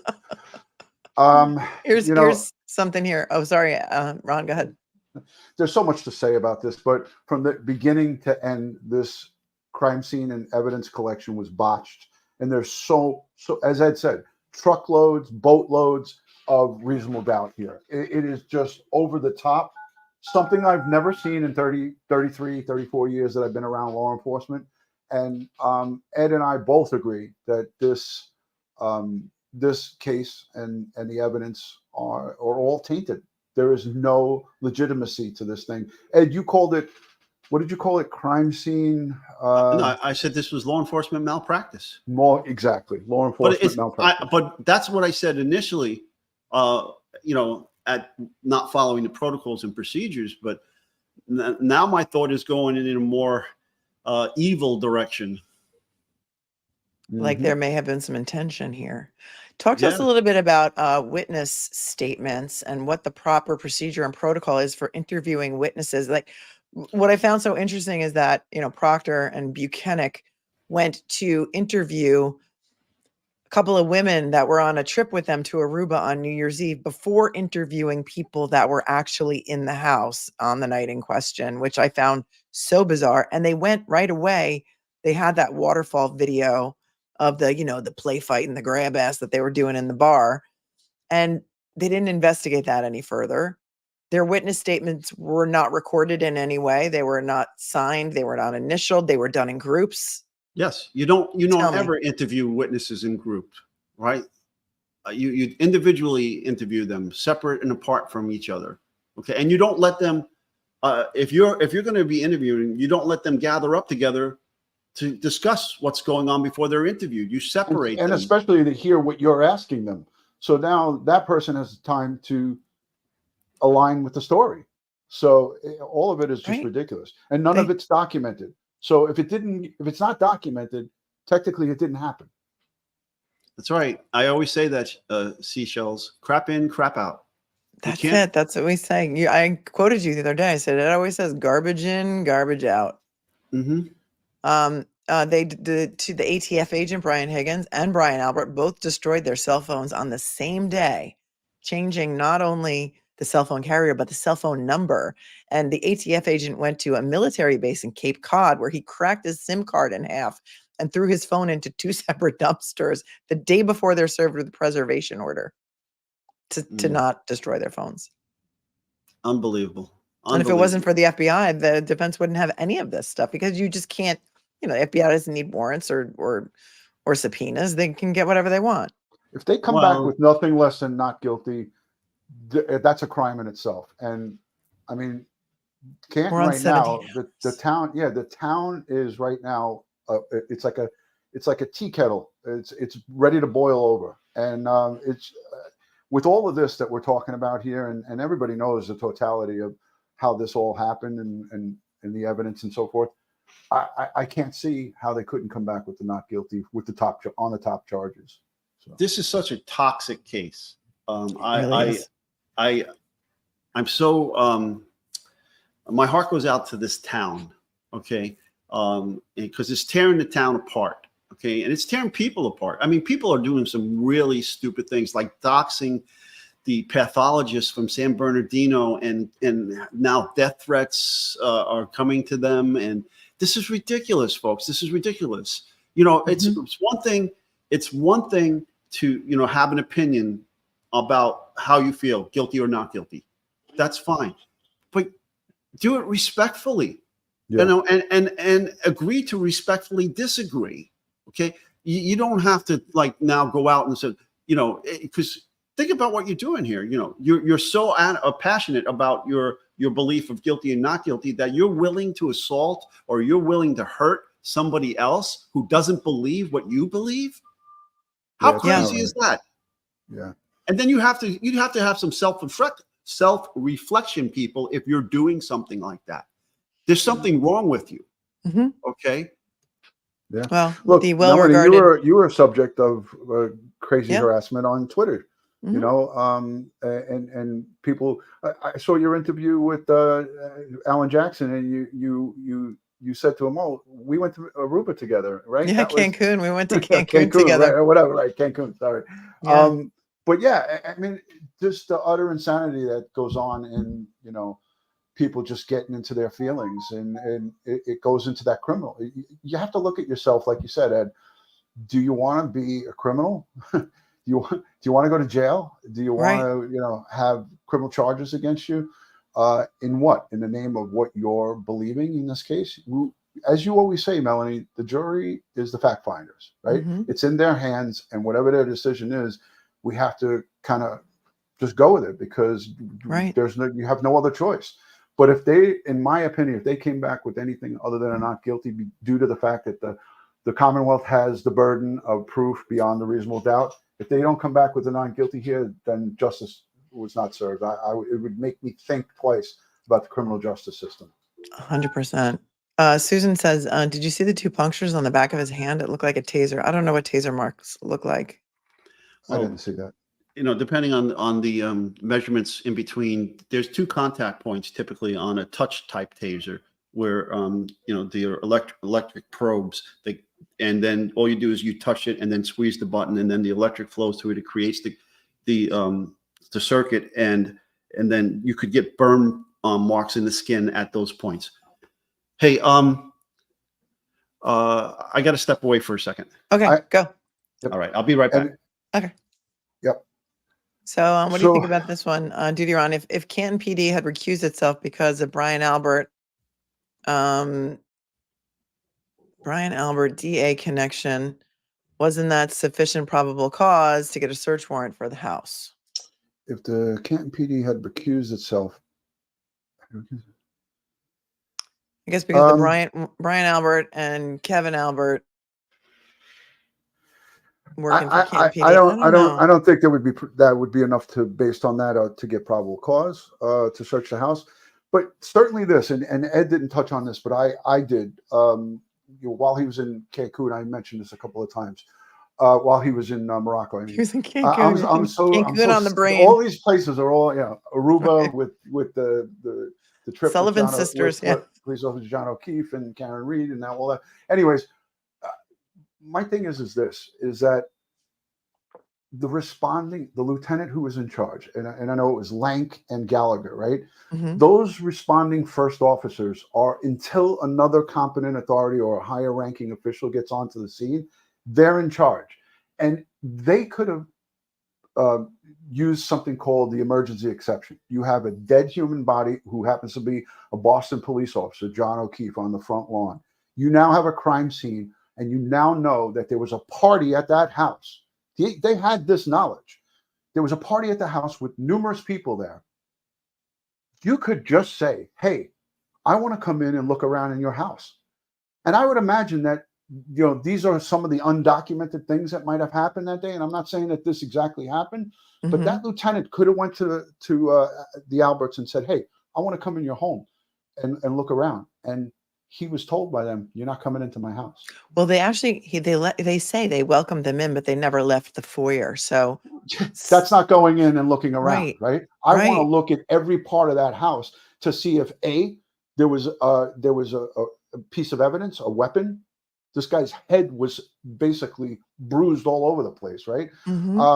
It looked like someone who said it, Mr. Jackson, that it looked like he went 3 rounds or 5 rounds with Mike Tyson. Yeah. So this guy was beaten, right?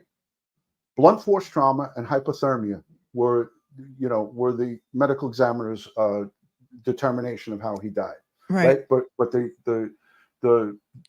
rest of it is the cuppy cause, the manner they could not figure out the rest of it. The bottom line is that lieutenant could have said, hey, I want to just look around just to see if there's anything here. And he might have said that to him, and he probably told him, no, you can't come into my house. Get a warrant. But that's could have been one of the many things that wasn't documented here. Yeah. So- And then they go to Jen McCabe's house to do the other interviews. That's where Proctor and Buchanan go at 11 a.m. And they interview, you know, now they're trying to say they separated them. They're supposed to be brought to the station house, taken into the box, as we call it, the interview and interrogation room. But because, and this is my opinion, because of the husbands and their relations with law enforcement tied in, they were treated with kid gloves. Right. How many of us get the option of, if you're at the location of where someone is found dead, no less a police officer, to have people come to my house and interview me comfortably in my own home? Right. That generally doesn't happen. Ma'am, you have to come to the station house. Sir, you got to come to the station house, and you go in the box where all the other perps go, all the other suspected suspects go. But that didn't happen here. There was kid gloves on everything. They were treated with kid gloves. And that's a problem. Ed, Yes. welcome back. Kimmy says, oh, welcome back. Ed. Kimmy says Albert was in an interview room listening to the witnesses. Yeah, that's a big no-no. That doesn't no. Crazy. Unbelievable. This is, again, law enforcement malpractice.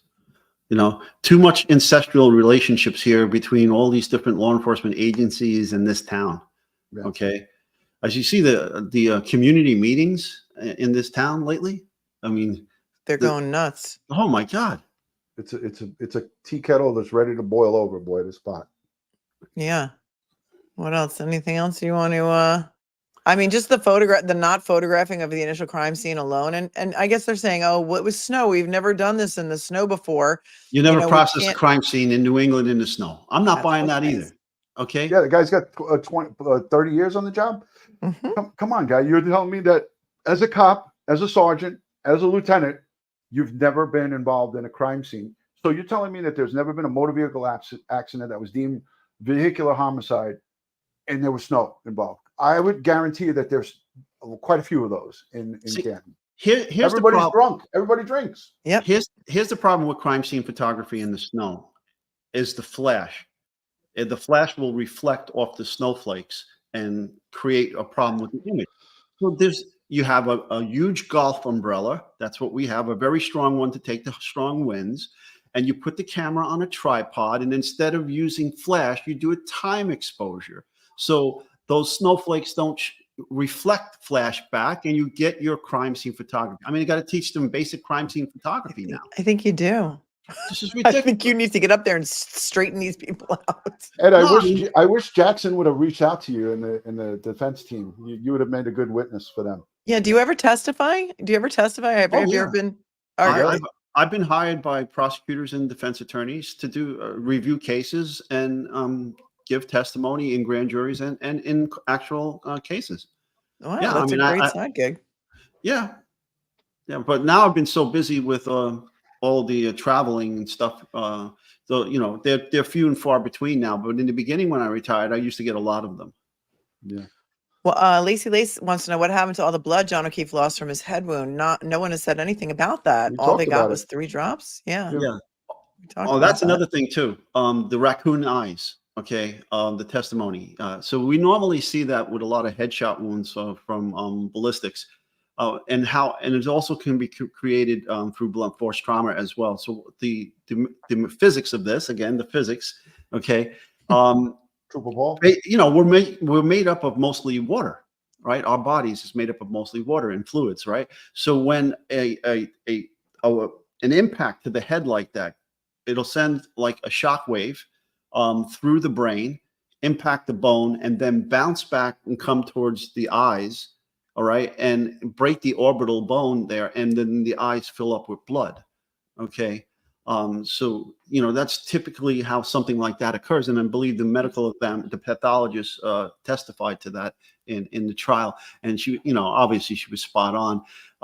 And again, she made this a copy. And I know, Madeline, you spoke about that. Tell us what CUPPY stands for.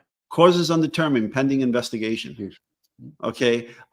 So she does not know, you know, she does not know.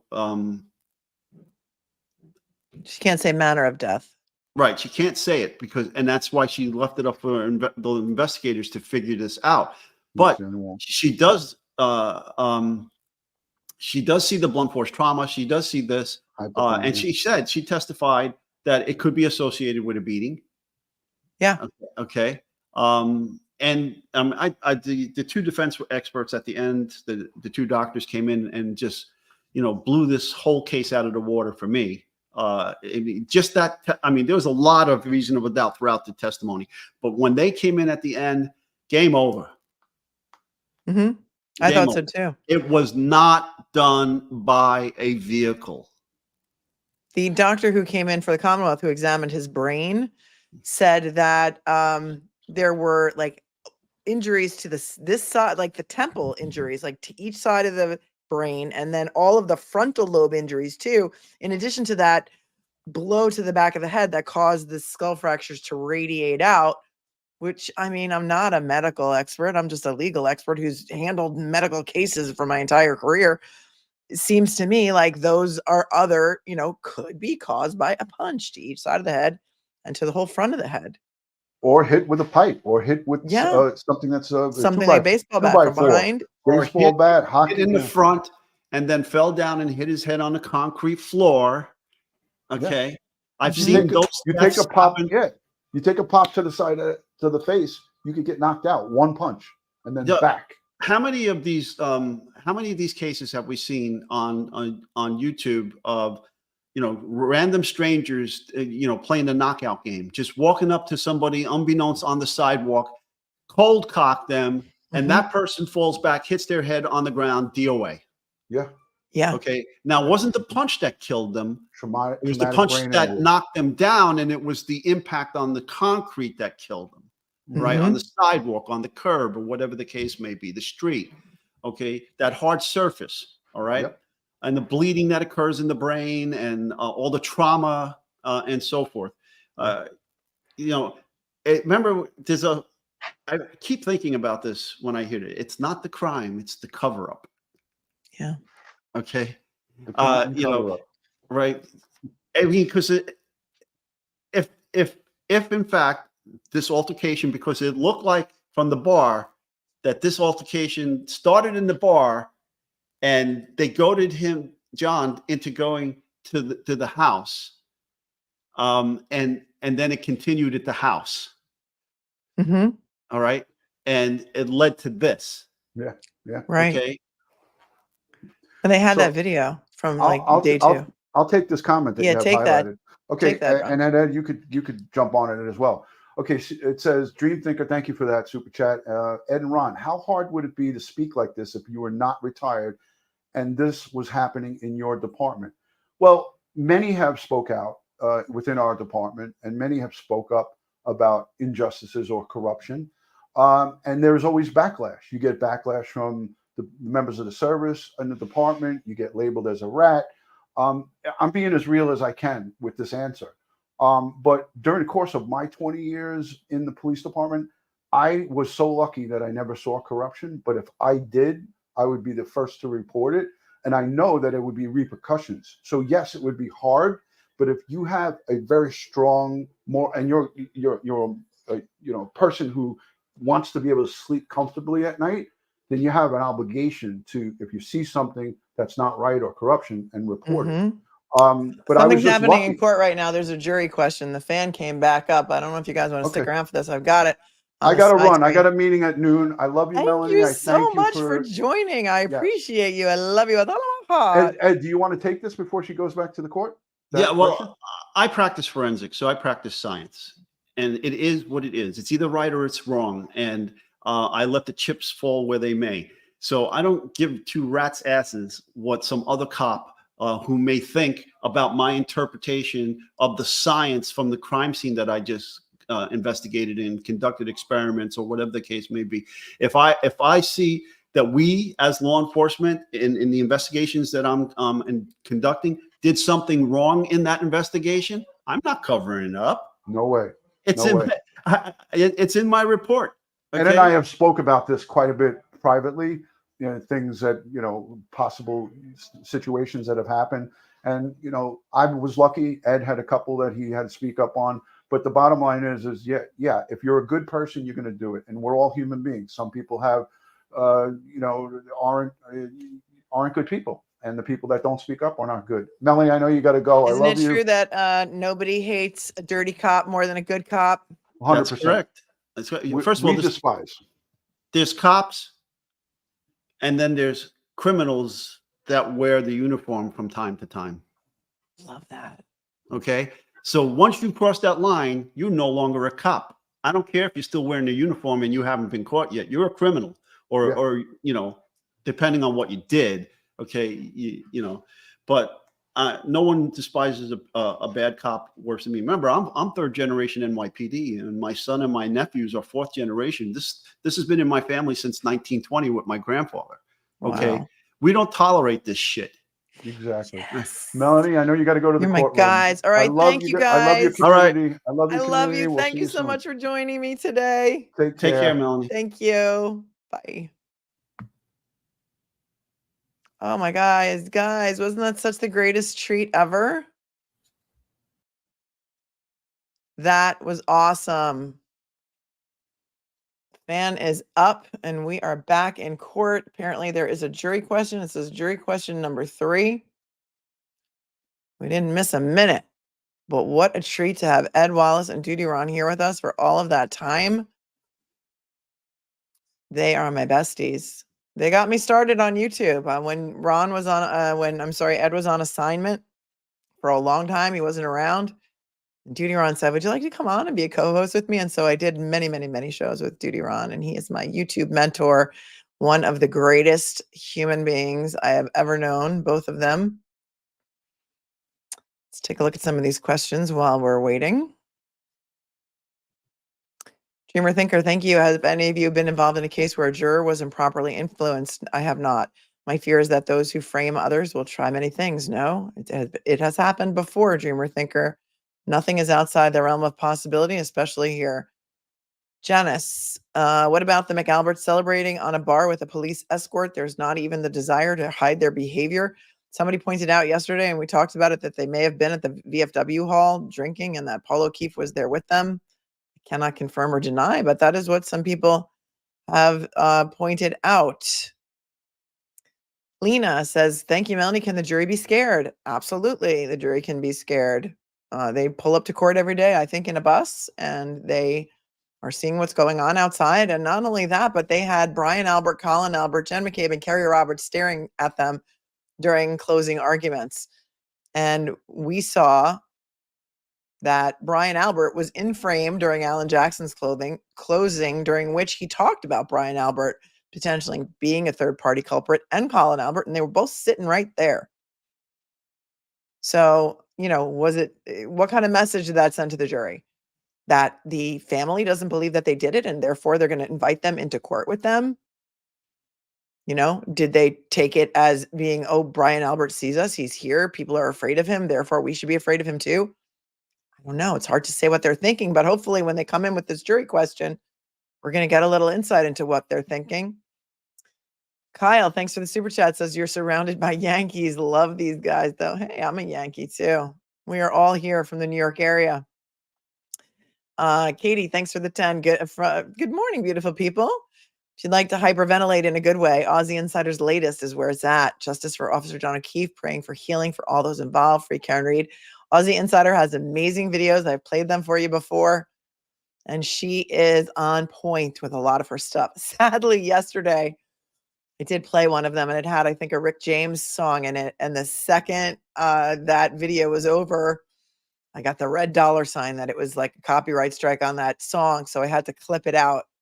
So that may be why you can't see the live chat from yesterday morning's stream, because once you edit the video, it gets rid of the live chat. So whatever, it is what had to be done. Thanks, Lisa. When Karen's free, are you going to invite her on live? I hope so. We'll see. If she wants to do an interview, she's absolutely absolutely invited. And I would love to have her on here, because I am sure that all of you have so many questions for her. Miss Black 1909, thank you for the super chat.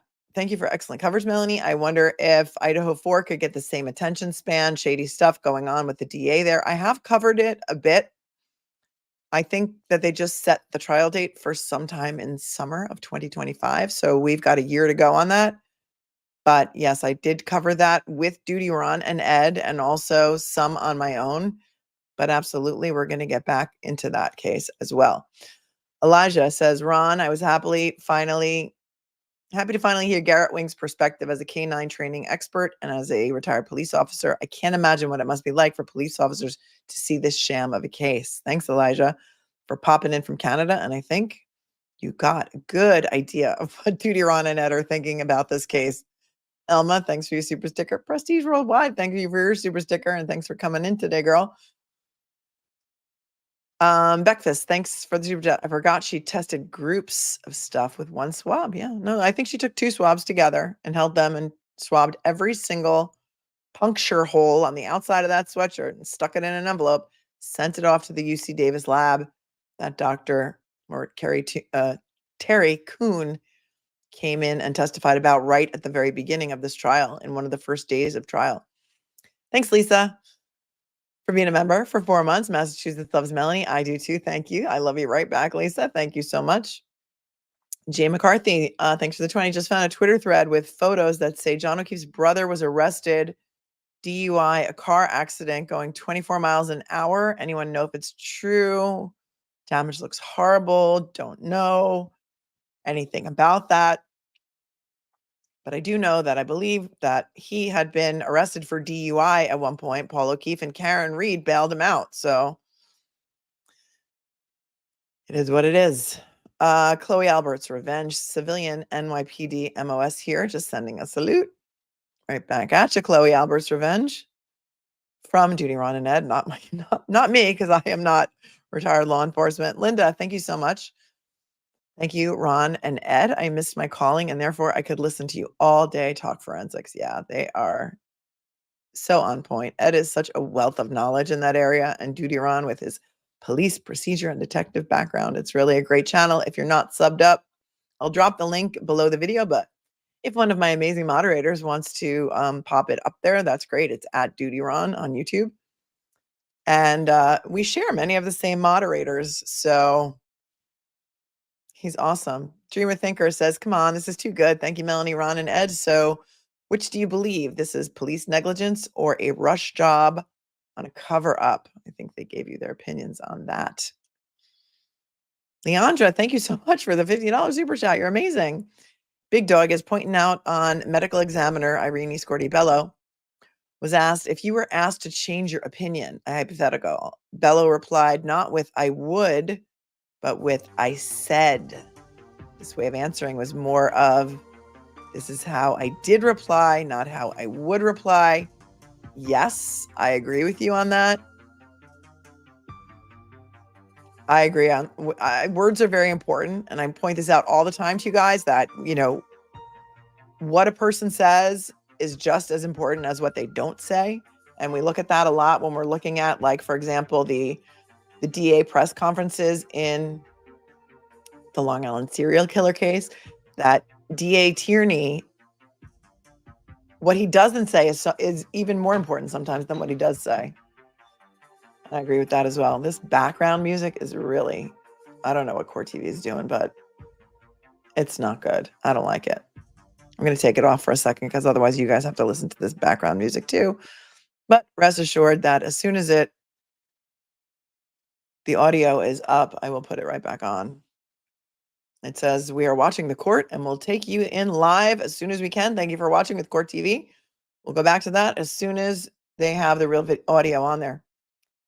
Yes, so I agree, Leandra. I think that word choice is so important, especially professionals. Oh, Duty Ron is thanking me for having him on. Really? Oh my gosh. No way, Duty Ron, it's you. You guys, thank you for coming on. Thank you for coming on. My voice is so exhausted and I really needed someone to come and help me talk. Thank you. Thank you. And your knowledge is impeccable and you guys are so valued in on my channel and in the community of my viewers as well. We have a lot of crossover viewers. So yeah, Leandra, word choice is so important, especially people who are used to testifying. And you notice Brian Albert was very, very specific in his word choices too. He testifies a lot.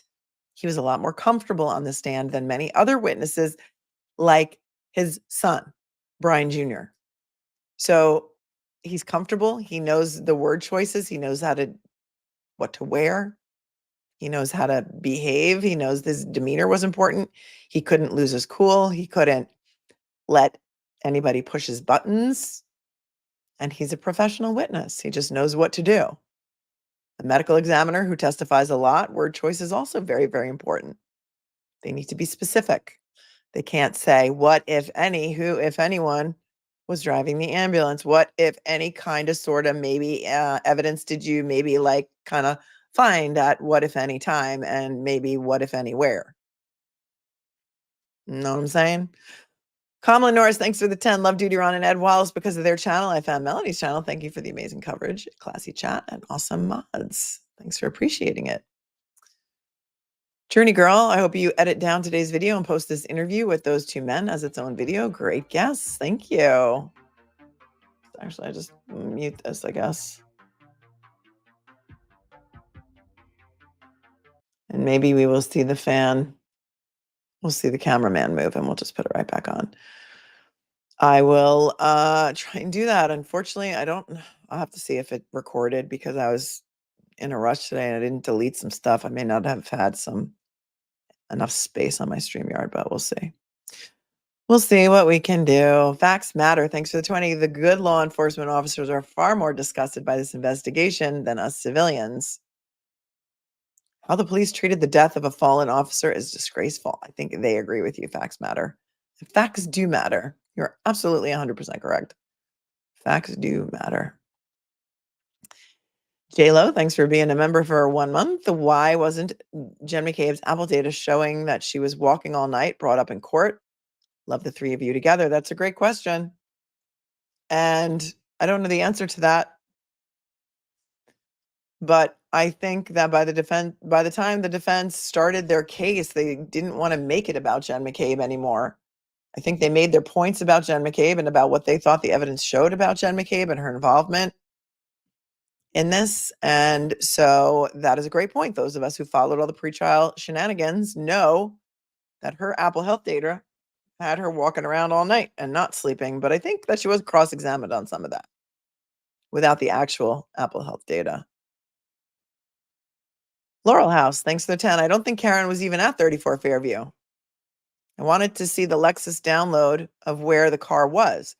Karen said she left John at the waterfall. Who proved Karen Reed dropped him off there? Well, there were some eyewitnesses, including Ryan Nagel, who says he drove by, saw a female in the car in the driver's seat with her hands at 10 and 2, that the dome light was on, and she was alone in the car. And that is one witness. And then we have Jen McCabe and Matt McCabe, who both said they saw her car outside the house pull up 3 times In fact, in one of Jen McCabe's original statements, she says the passenger side door was open. And in her 911 call, she says he got out of the car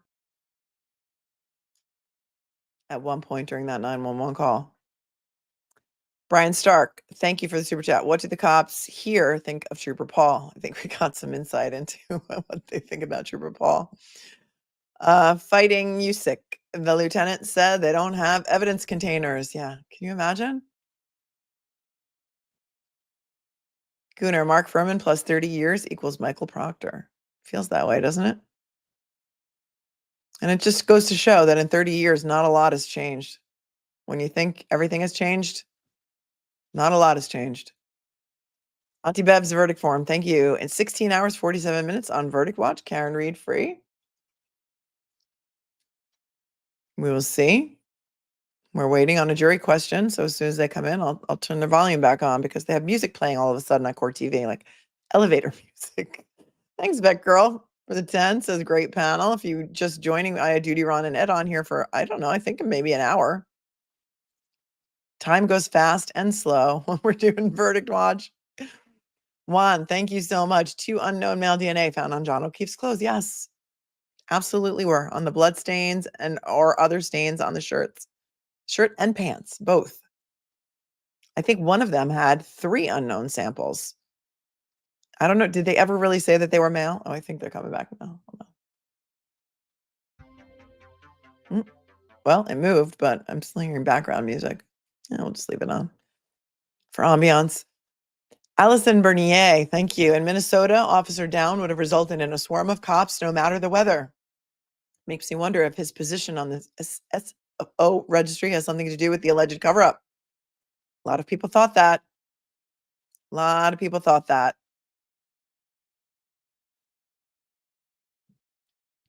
Kyle, thank you. 31 years with Dallas Fire, probably hundreds of MPAs, 1,000 plus wrecks. The Commonwealth lost me day 1 with injuries. Hit on the scene at 30 miles an hour. Glancing bruise was all. Kyle, I've been saying this since day 1. And that is where I come from, an accident background, a medical background, medical malpractice, accident cases, injury cases of all kinds, including cases that involve cover-up, fraud, and as such, the Catholic Church scandal. And for me, it was the injuries for me since day 1. Since day 1, I said those injuries do not match up with a low-speed pedestrian versus car accident. They just don't. The arm looks like an animal attack. And I'm with you on that. Thank you, Kyle. The Mrs. M. Star, thank you for the super chat. Where's all the blood from his head injury? There wasn't much found. Nothing makes sense. Nope. Nope. Healthen, correcting myself. O'Keefe, 46, was a 16-year veteran of the Boston Police Department who was assigned to the SO Registry Unit. Says Boston.com. Was the alleged cover-up connected? We don't know. We don't know, but that is a lot of people have surmised that, Allison. You're not alone. Well, the cameraman's shaking the camera a little bit, so maybe that's something. McFree Karen Reed, the feds and the defense got inside the house. Well, we saw that. We saw the video, right? Alan Jackson showed the video of them going through the basement or going down into the bulkhead, down the bulkhead doors, or coming up. I forget. But they focused on the doorknob. We went over that for a while. I kept thinking we were going to hear something about that doorknob, whether there was DNA or blood found on the doorknob. We never heard that. But Brian Albert was questioned about that video because they came up the bulkhead doors, up the steps, and they showed the gate directly to the left as you're coming out from the basement through those bulkhead doors. Or we call Bilko doors in New York. Ed pointed that out. I pointed that out the first time. I said, "Do you mean Bilko doors? What do you mean bulkhead?" Bulkhead's on a boat. Esmeralda, thanks for the super sticker. New Hampshire woman says we call them bulkheads in New England. Well, we learned something throughout this trial, as we always do. Thanks, New Hampshire woman. Thanks, Katie. Pig ears, Chloe treats, DNA. Yeah, the pig DNA was a weird thing. Found no canine DNA, but pig DNA. Franco, I think we went over that earlier. Dr. Latina, thanks for the 10. Incestuous community. Chloe was likely taken by Allie, who testified to finding a stray dog on her way home from 34 Fairview and took the stray dog to the police station. That, that was such a random piece of testimony. Why did that come up? I was so curious about that. Thanks for bringing that back up, because I'm very curious about why she even brought up that whole story about going to the police station with a stray dog that she picked up. And then she even went on to say that they found the owner of the dog, and the woman asked Allie to drop the dog off at her house or something. Do you remember that? So weird. Thanks, Dr. Latina, for your super chat. Susan, the brother filled in his pool, so that's where Chloe and the basement debris are. That's what some people think, but it was never excavated.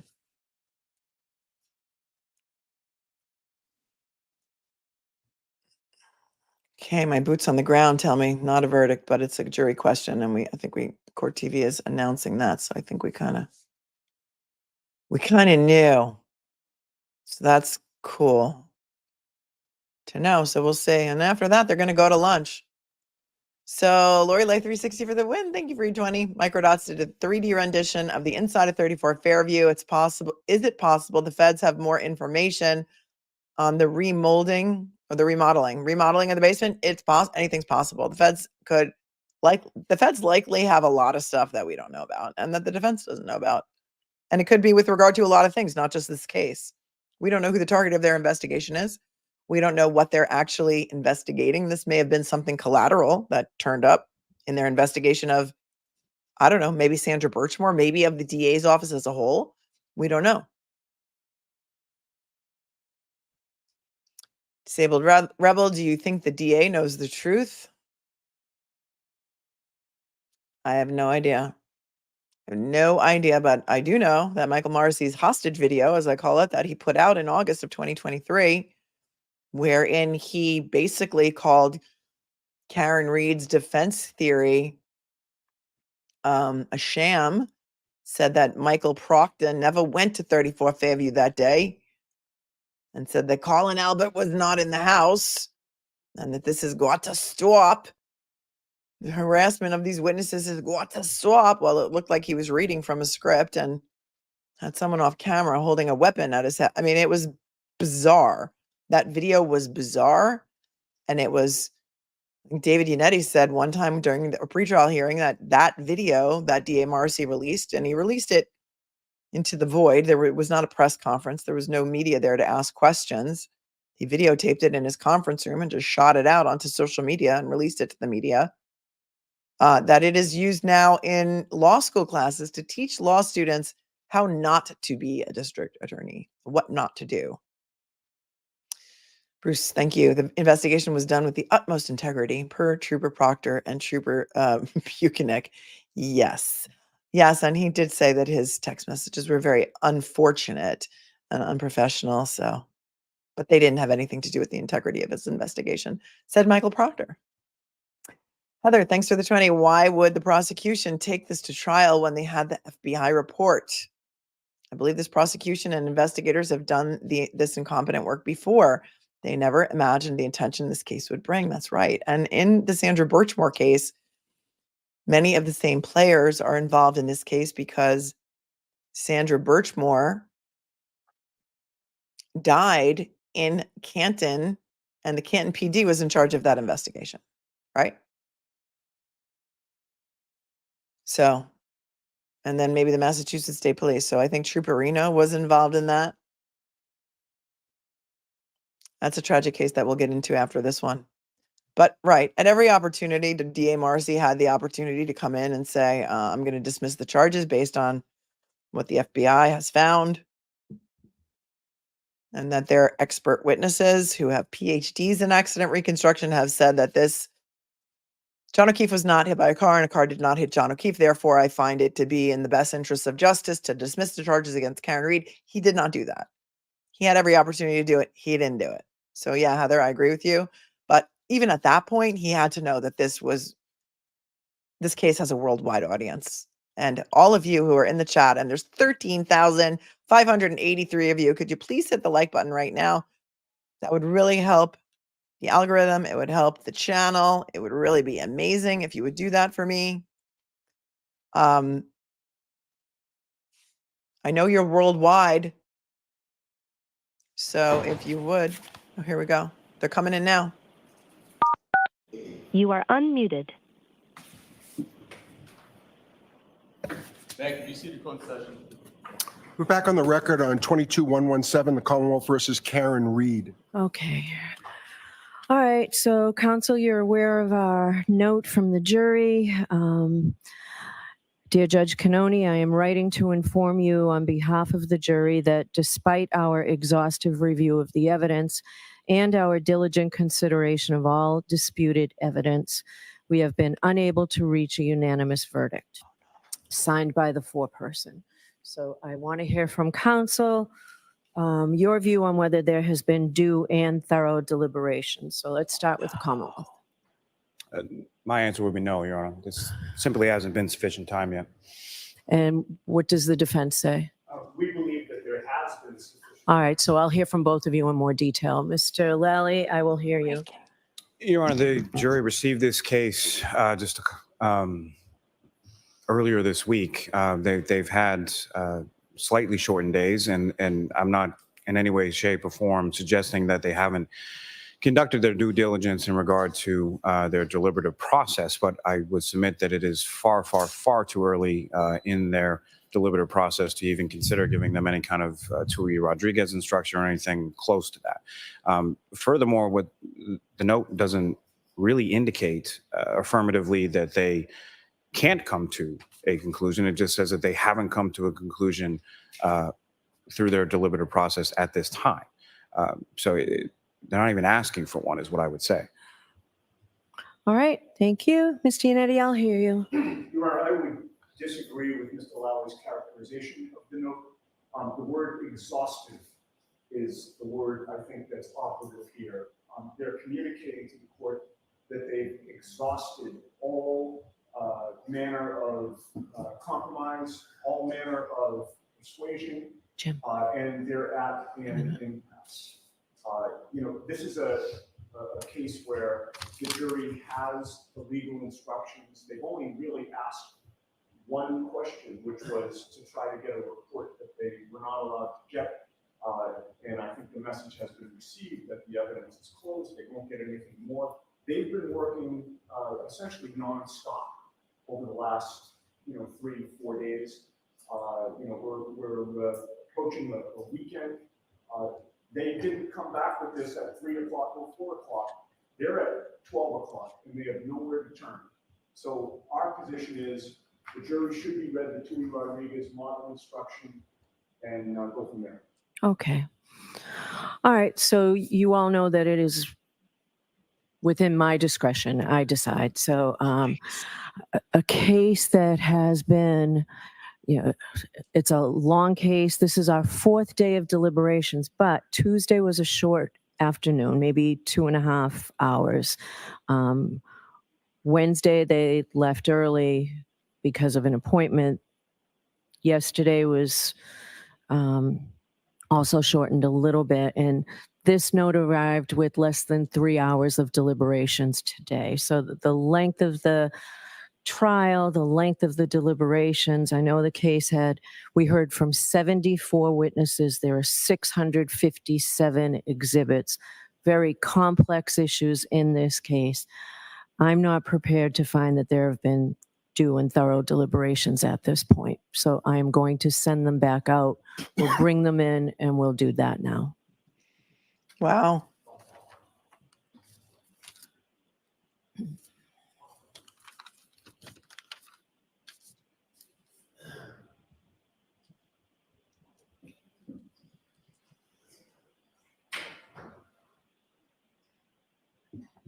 Well, that is interesting. If you're just joining, the jury has sent a note in saying that we are not going to reach a unanimous verdict. We feel like we never will. The judge said it's in her discretion whether or not to read a think she said a Tuey-Rodriguez instruction, which I'm guessing is an Allen charge in Massachusetts, telling them that they should go back and try and reach a verdict. The defense has said, we think that they've deliberated enough, that they're done here, that they have given it the old college try, and they should be considered deadlocked, a hung jury. And Adam Lally for the Commonwealth says, no, Judge, they have not. I do not think that they have tried hard enough. Judge, here we go.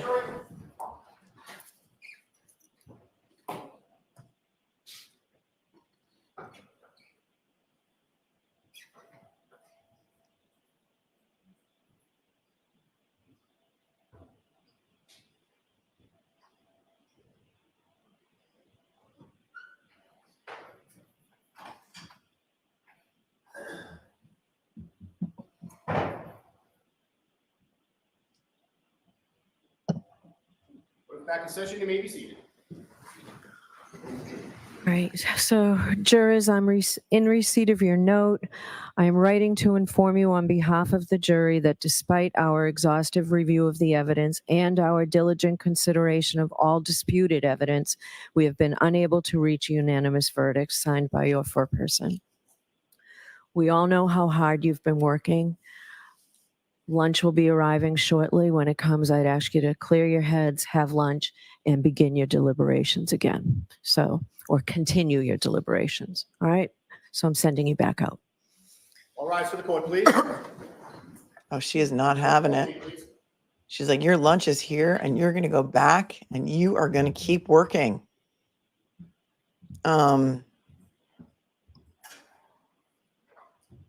Let's see if the attorneys are going to be permitted to argue at all. Again, if you're just tuning in, I'm going to replay this because it's short and you deserve to see it.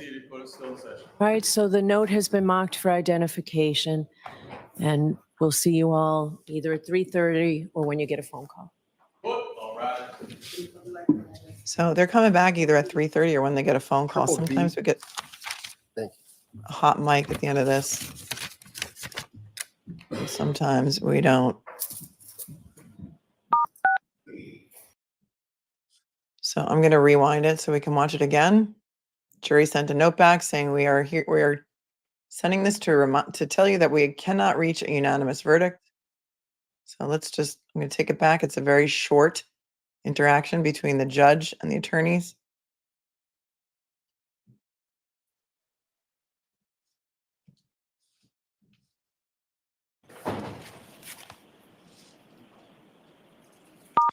And this happened. You are unmuted. Just 10 minutes ago, tops, 5 minutes ago.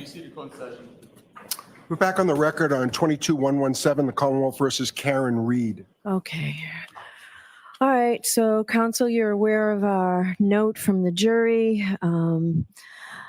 Dear Judge Cannone, I am writing to inform you on behalf of the jury that despite our exhaustive review of the evidence and our diligent consideration of all disputed evidence, we have been unable to reach a unanimous verdict, signed by the foreperson. So I want to hear from counsel your view on whether there has been due and thorough deliberation. So let's start with the Commonwealth. My answer would be no, Your Honor. This simply hasn't been sufficient time yet. And what does the defense say? We believe that there has been sufficient. All right, so I'll hear from both of you in more detail. Mr. Lally, Okay, so Lally wants them to go back and deliberate. The defense wants the jury to be able to be deadlocked or hung, wants a hung jury. We'll hear you. Your Honor, the jury received this case just earlier this week. They've had slightly shortened days, and I'm not in any way, shape, or form suggesting that they haven't conducted their due diligence in regard to their deliberative process, but I would submit that it is far, far, far too early in their deliberative process to even consider giving them any kind of Tuhy-Rodriguez instruction or anything close to that. Furthermore, what the note doesn't really indicate affirmatively that they can't come to a conclusion. It just says that they haven't come to a conclusion through their deliberative process at this time. So they're not even asking for one, is what I would say. They want to go home. All right. That's what they're Thank saying. you. Mr. Yannetti, I'll hear you. Your Honor, I would disagree with Mr. Lally's characterization of the note. The word exhaustive is the word I think that's operative here. They're communicating to the court that they've exhausted all manner of compromise, all manner of persuasion, and they're at an impasse. This is a case where the jury has the legal instructions. They've only really asked one question, which was to try to get a report that they were not allowed to get.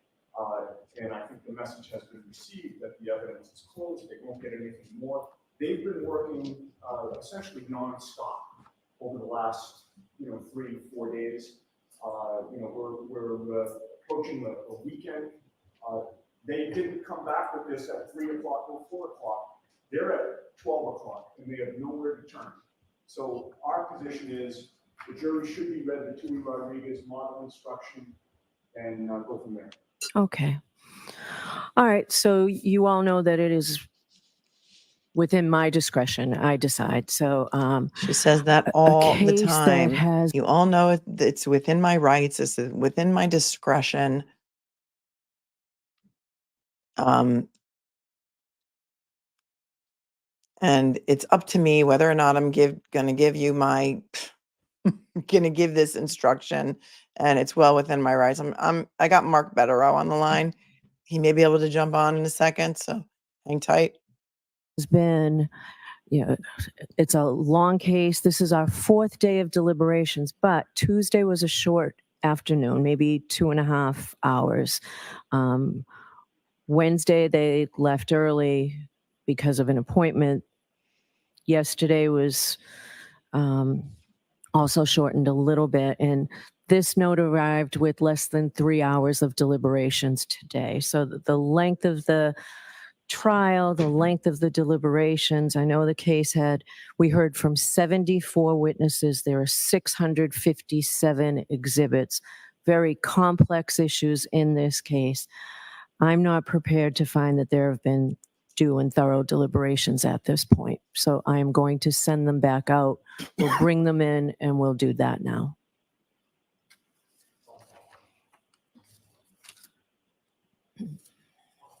Yeah. People are saying she's trying to force a guilty verdict. Well, that's wild. So she wants them to go back and come back at 3:30. So if anybody's a lip reader, you might be able to see what the David Yannetti is saying there. I'm going to pull up for you this Tuhy-Rodriguez instruction, to which she says she has the right to decide whether or not she will read it to them. And then Mark Bederow said he will jump on in a few minutes to answer any questions for a few minutes, and then we will break until 3:30. And that is the end of that. They've been sent back. She said lunch is here.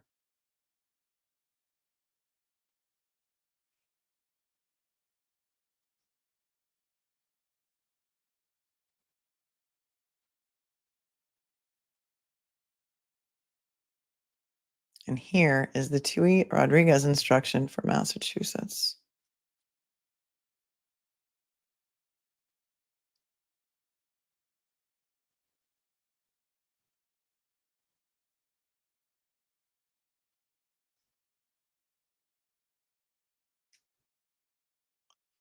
This is the model instruction for when jurors cannot agree. She did not agree to read this yet, perhaps. But let us take a read through it. This would be the instruction that the defense is asking for when jurors cannot agree.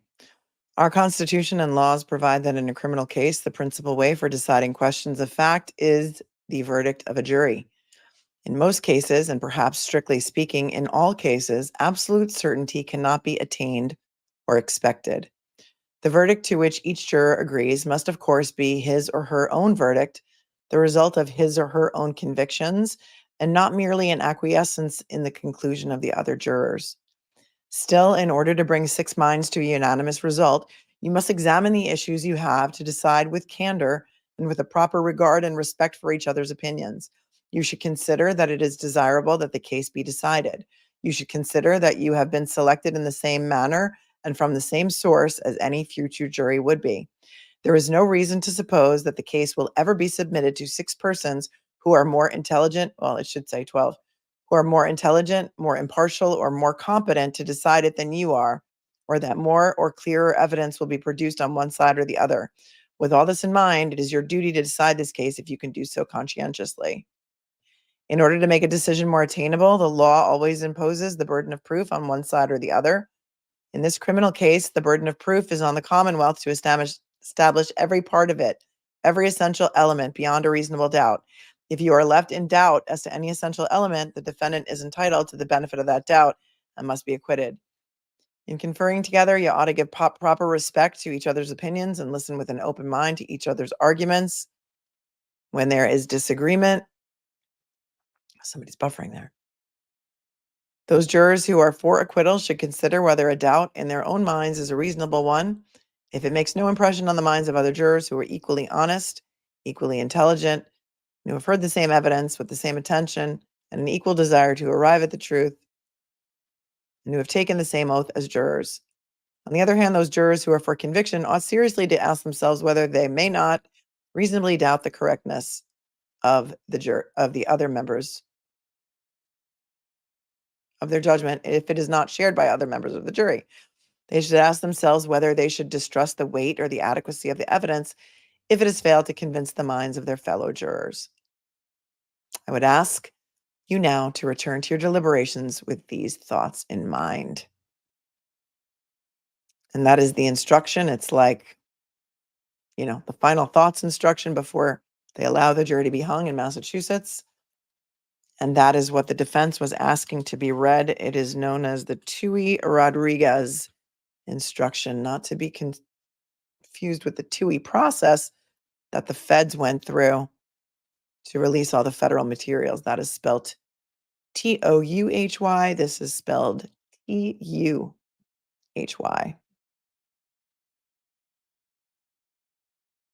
So we will see at 3:30 what happens if they come back and continue to be deadlocked.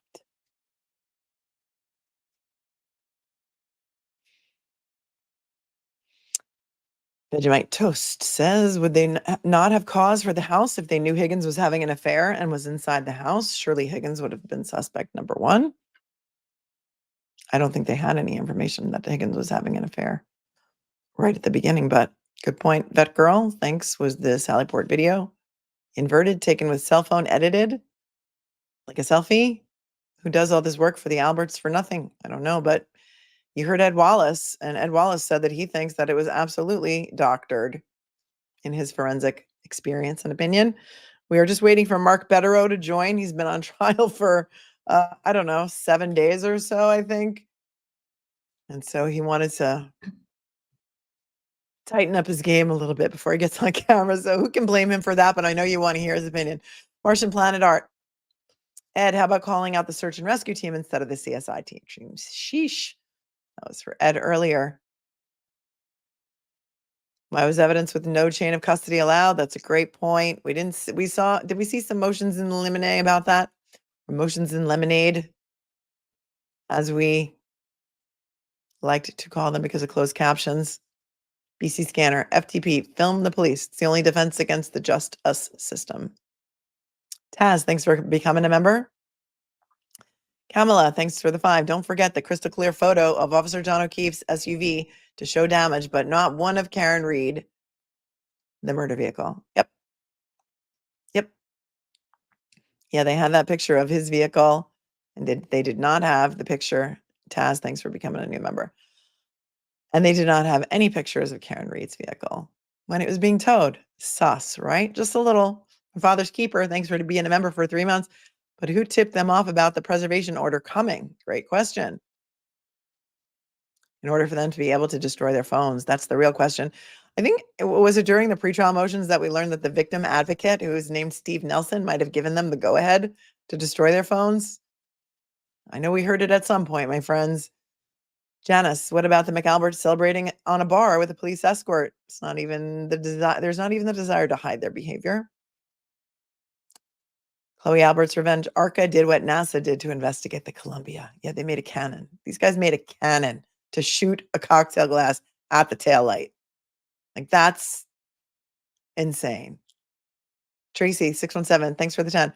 I worked for the Commonwealth in Bristol County as an advocate for the person served. Most corrupt entity around. So many people in jail or prison at the hands of S-bag cops. Thanks, Tracy. Thanks for your super chat. BC Scanner, Duty Ron, unblock me, please. I think you're cool now. Also look at the Sandra Birchmore case. Thanks, BC Scanner. I have no control over who Duty Ron blocks or doesn't block, but I'm glad you're cool with them now. Lady FDD, thanks for the 5. Should the defense have put up an expert to show what processes law enforcement should have followed? That's a great question. You know what? I'm going to star that and keep that for Mark Bederow. We'll hang on to that and see if he can answer that question, since he is a practicing criminal attorney and he's just finishing up a 7-week trial. It was 7 weeks his trial, not 7 days, 7 weeks. Tracy, thanks for the 20. And judges, Massachusetts is horrible. What is happening in Canton is deplorable. It's scary, but it is real. Grew up on the South Shore. Corruption in Massachusetts is very real. A lot of you guys have reached out to me, have told me that you think that you believe that this has been going on for decades, and you are mad as hell and you're not going to take it anymore. And that's why you see thousands of people standing outside a courthouse supporting a woman that they don't know, have never met, because that's the way a lot of you people who are local feel. Bruce, the one officer said he did not know how to use evidence tape. Yep. And here. Hey. Minute? Do you need a minute? No. Oh. I'm like 7. I'd said everyone to 7. You were on a 7-day trial, but really it's a 7-week trial. Did you see what just happened in court, or would you like me to play it again? I did. About the so-called "we're hung" wannabe and her. Yeah, we cannot come to a determination. We think that you should maybe let us go. Adam Lally wants them to go back and deliberate, and the defense is like, no, we want you to let them deadlock and read this Tuey-Rodriguez instruction, which I just pulled up and read, which basically gives them like one last chance. Yeah, we called an Allen charge here. Right. Just kind of the pep speech. Interesting. Very interesting.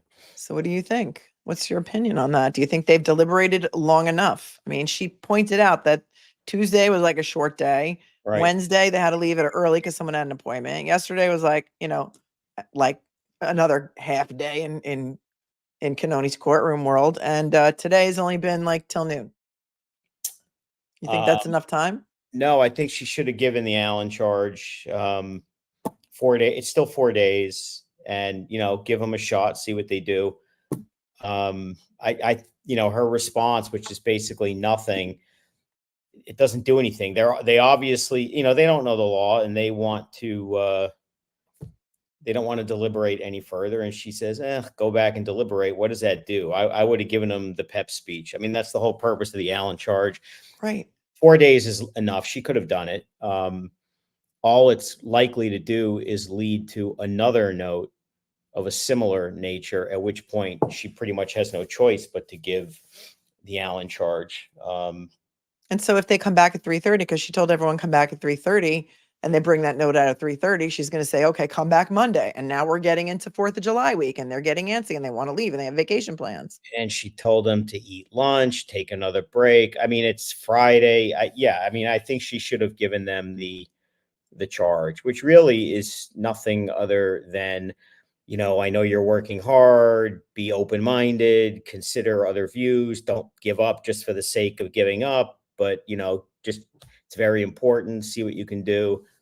It also, you have to read tea leaves and see what side you think they're leaning, which it can be an impossible exercise. I mean, in the ordinary case, when you're the defense, you get concerned about these charges because you just assume it's like 10-2, 11-1 against you, and you're nervous about that one holdout getting browbeat into submission by this type of charge. So, it's kind of interesting because here I would tend to think it's the other way, that it's probably however many few holdouts, it would probably be the holdouts are pro conviction. I just think because the case to me, evidentiary wise, seems so weak. Obvious, yeah. Yeah. So I'm a little surprised. I thought the parties were actually kind of backwards on their positions. I would think that the defense would want to kind of push them, to do it, and that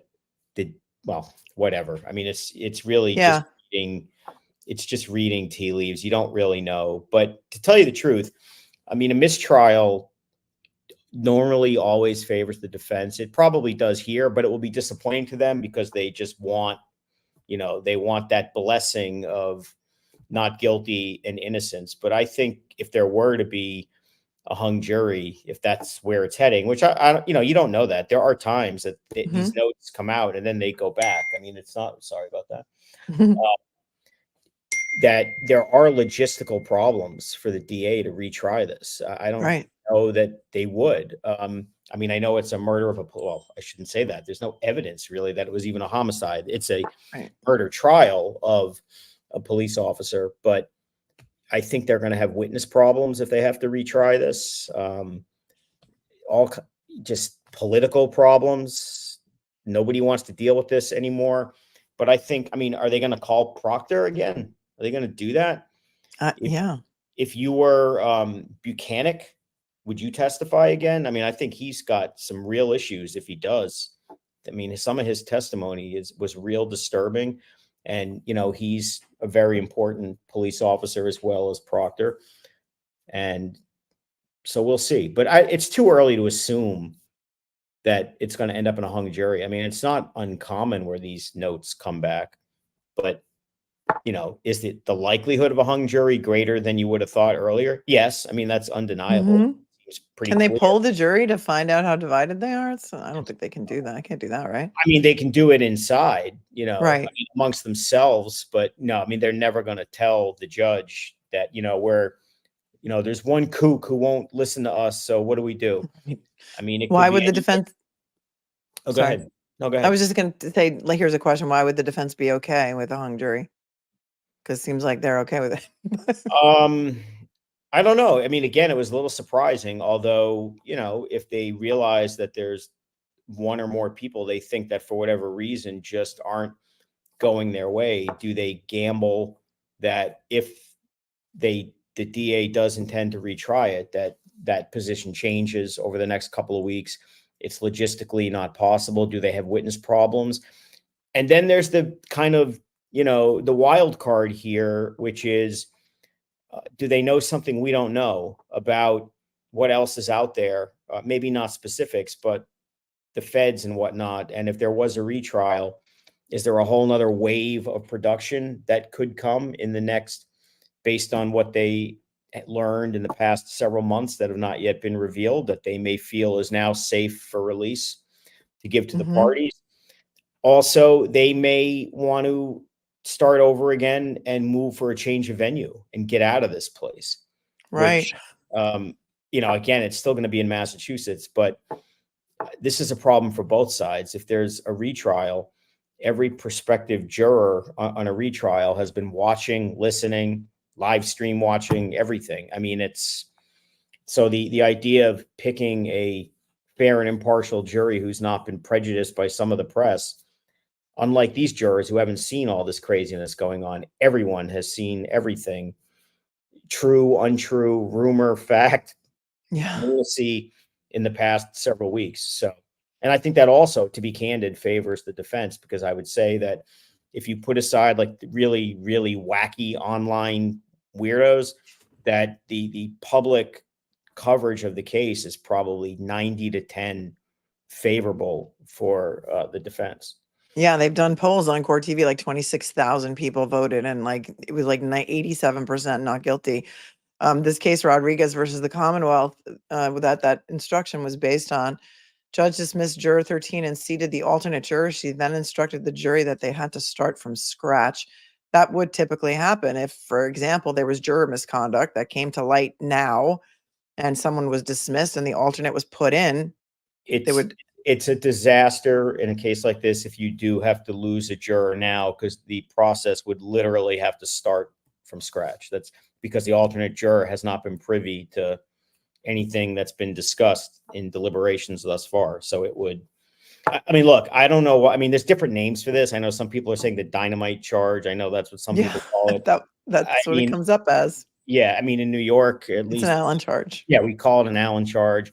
I don't know why she wouldn't do it. I don't know what the point of daring them to come back twice saying we still can't reach a verdict. Because then it's going to push it into Monday. Right. I mean, if this was 2 days ago, I think it would have been the right thing to just say, send them back. They don't know what they're doing. But, 4 days is a long time in real time, even though they've been half days and they're not working over lunch.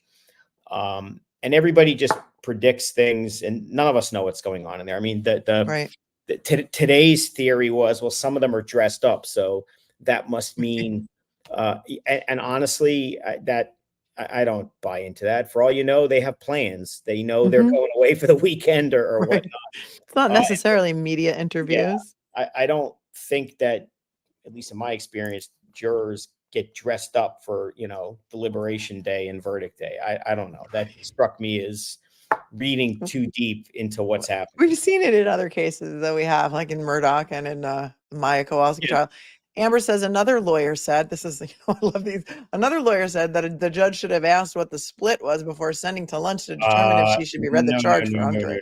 No. That doesn't happen. No. Judges don't ask the jury what. No, that's not appropriate. I mean, the jury deliberation room is sacrosanct. That's the business of the jury and no one else. And it's not judged to know. Also, that would create appellate issues for the party that ultimately would oppose any kind of Allen charge. I mean, suppose they say, well, we're 11-1 guilty, which I doubt is the case, but and then she says, okay, I'm going to give an Allen charge, directed at that, essentially at that one person. The defense lawyers would be having strokes saying, you can't do that. Don't punish the one holdout. Let's call it a day and start over. So the judge has no business asking what's going on in the jury room. The fact is that they sent a note. It could be one person, it could be 6 to 6, could be somewhere in the middle, but you never know. And it's not to be shared in open court, and nobody knows that. It's secret, sacrosanct. And Blessed Mom from Texas says that a hung jury is a win for Karen. AJ and Yannetti would fight the DA not to retry her. I don't think they will. That was really rude to the jury too. This is looking great for Karen. Well, a mistrial is a win for them in the sense that it's not a conviction. She's not going to go to jail. I know people were asking. They're not going to increase bail. Right. The case would get adjourned. They would give the DA probably, several weeks, couple weeks to make a decision. What are we doing? Are we retrying this? In the meantime, there'd be a lot of political pressure not to.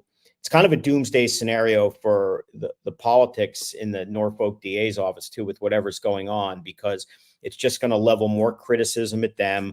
There's going to be intense pressure not for them to use Proctor again because he's such a dirtbag. Again, I think some of the other officers, Buchanan, I mean, he's got issues. Do all the Alberts and McCabe's want to subject themselves a different way? Do you want to give the defense a chance to recalibrate and potentially add other witnesses that they didn't use this time, kind of rechange their strategy? You had 73 witnesses, I think, something like that. Of those 73, 67 or 68 of them were DA witnesses. So now you're going to have a sworn transcript to use for cross-examination where look at the defense witnesses. They're all experts. There were no real, other than Lucky, the plow driver. The prosecution is not getting any real benefit, in terms of gathering intel to use on cross. I mean, it's not like the ARCA witnesses are going to change their testimony or be subject to any real cross-examination from their prior transcript. So, if there were a mistrial, I think it would clearly, if there's a mistrial and potentially a retrial, it is a advantage for the defense, but psychologically, they don't want that because, they want a finding of not guilty and then press on with trying to demonstrate her innocence. So it is kind of one of those sucks for everyone, but if you want to get down to it, it's better for the defense. It's not Yeah, perfect, how was she? it's better. How would she ever, first of all, have to go through this again and also be able to afford a retrial? That'd be insane. Well, that's, those are issues obviously for her and her lawyers that that's something we wouldn't know, or what kind of Right. arrangements or whatever that works. But I would also expect them to move to change venue and just get the hell out of if they can get the hell out of Norfolk County. I mean, there's only so far to go. It's Massachusetts. It's not like a big state. And Right. it's not like people don't live in other counties, but the farther you get this away from Canton and the Alberts and McCabe's and all of that stuff, I would say it's better. But good luck jury selection wherever it is in Massachusetts. The second time when you say, has anybody not heard of this case? I would say the odds are literally zero of anyone that's not heard Thanks, of it. Murphy Smith. Will we ever find out what the split was if they remain hung, if it You is could, deadlocked and there's a if they mistrial? chat. I mean, the jurors, once they're released, they're free to talk if they choose. I mean, Yeah. you've seen cases where jurors will say, you know what, we had one lunatic who wouldn't do this. And yeah, I would think you would. I mean, if you told me in a case like this, knowing how high profile it is, that there isn't going to be at least one of 12 jurors who doesn't want to talk, somebody's talking. Maybe all of them, who knows? Maybe a lot of them. Sometimes you even see joint interviews, and you may see also, if there is one holdout, you may see that person talk and say, I stuck to my guns because, she said he hit him and there was taillight, and, and then everyone says, my God, how did you ignore the other evidence? But, they're the Right. So jurors, they can speak freely if there's a hung jury, right, Aunt Yeah. Phoebe? Yeah, they can. Yeah, Thank you for that. they have a First Amendment right to say whatever they want once it's over. Sure. Somebody wants to know if you believe in a professional jury. No. Do that in other countries. Yeah. No, I don't. But this one is just going to be so hard to do again, if that's what it comes to, just because of the publicity and the intensity. It's not even so much publicity, but there is like real intensity surrounding this. It's really crazy. I mean, you saw stuff floating around online today, really disgusting stuff. Oh, some deep fake video of Karen and alleging that her and Jackson were in some kind of I mean, and is it real? Is it not real? It's probably not, based on whatever. But I mean, that's floating around. It's just, there's so much just weirdness and grossness surrounding this, and it's all. Is that my phone? Yes, sir. I think so. Do you need it? No. I'm gonna let you go. We can come back. We can come back at 3:30 because it's like we got to take a break anyway. Does it look bad for a judge to have a hung jury? Is Bev incentivized to get the jury to a verdict? Says Kathy. Thanks, Kathy. Well, I think it's in everyone's interest to get a verdict, to just make it over. But I don't think looks bad, with other things being equal, if there's a hung jury. I mean, I don't know why that's the judge's fault per se. In this particular case, maybe some of her rulings in this, did she not let some evidence in, which would have tilted it one way or the other? I mean, look, none of these people want to do this again. No. I mean, can you imagine being Adam Lally and doing this again? I thought the jury should be sequestered. Pinky Nasty says, I think she should have kept them later and sequestered them. But I've been saying from the beginning, this is so high profile. I worry for their safety. Why are they not sequestered? Why are they not in a hotel? It's a fair point. I mean, Yeah. we never really do it in New York anymore, but this would have been the one time, probably, a case like this, to do it. They just did it in Chad Daybell, so it still happens. It happens. There was discussion whether the judge should have done it in the Trump case here. I mean, he didn't, but usually what they do is, if there's going to be sequestration, which used to be in New York, like the rule for every felony case, which is crazy, even like low level, grand larcenies and stuff. I'm talking like 30 years ago. Yes. But it's tough to sequester without telling them during jury selection it's going to be, because that impacts people's ability to serve. And like you say, oh God, I'm not doing that. I just can't do it. So yeah, it might have been something that should have been discussed up front if they were going to do it, because I agree, it would have been helpful to do it. Yeah, it would have been helpful because they can deliberate as late as they want. Shane, does the defense fear a compromise, so they rather take hung versus vehicular manslaughter? Thanks, Shane. I don't know. I mean, that's another interesting point. You don't know what they're hung on. Are they, I mean, have they already determined that we're dumping the murder charge and we've gone down the list, or are they still up top? I mean, I guess the concern I would have is, it seems to me the one question that ought to be answered by them, because it will shorten their time, is, did she hit him with the car or not? No. Because if That's what the I'm answer is saying. no, you go home. Yeah. So 4 days in, if that question had been resolved as a negative, you would say, okay, this case is over. If it had not been resolved at all, then they could still be arguing over the first count. If it's been resolved as a yes, then, it could put anything in play. So it's you just don't know. Yeah, you never know. All right, go. Your phone's ringing off the hook. Do you want to come back at 3:30? Because I'll shoot Yeah, you I'll a come back. link Sure. if you want to do that. Yeah, Yay! sure. Thank Okay. you. All right, thanks Take so much for popping on, Mark. I'll see you Bye. later. Go Bye. take a break. All right, amazing, amazing. We got Mark Bederow. He'll come back at 3:30. Let me get to more of these questions, and then we will wrap and come back around 3:30. Mama Carter, my house was searched on a rumor. My husband's brother hasn't been to my house in over 5 years, but supposedly hid a gun here. They searched everything. That's crazy. I'm sorry that happened to you, Stephanie Lewis. Don't you think it would have been beneficial for defense to have a law enforcement officer as an expert witness to testify how a proper investigation happened? Yeah, I do. But I don't know if that would have been permitted in this case. And I'm sorry, I forgot to ask Mark that question. We'll save it for later. I love that they all went over for a party at the house and the party immediately ended. Yeah, it seems that way, right? Kathy, thanks for the 5. I think he got punched in that basement and fell back and hit his head on the end barbell. A lot of people have hypothesized that. Tracy, thank you for the 5. Former EMP of Canton, of the Commonwealth. Corruption at its finest. These are bad guys. There are plenty of good cops, but something has to give. Thanks, Tracy. Everyone hit the like button while we're here. That would be so amazing. Thanks, Nick. Jury has a question. Lego person for your super sticker. Tracy for becoming a member. Thank you. Thank you. Dreamer Thinker said, oh, with the $100 super chat. Thank you so much. This last hour has been worth far more than $100. Please thank Ron and Ed. I don't know what to say other than that I am so thankful, as are others, as reflected in the emoji-filled chat. Thank you, Melanie. What you're doing matters so much. Thank you, Dreamer Thinker. And that is a very, very generous super chat.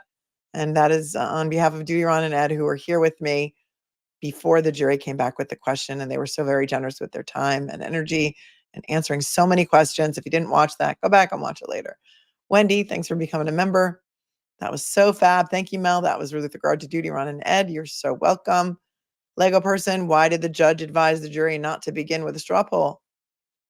In my opinion, I think that was the wrong thing to do. What's wrong with juries doing that? Nothing, in my opinion. I think that's the way it goes in a lot of cases. It saves a lot of time. Thanks, Wendy, for your super sticker. I appreciate you.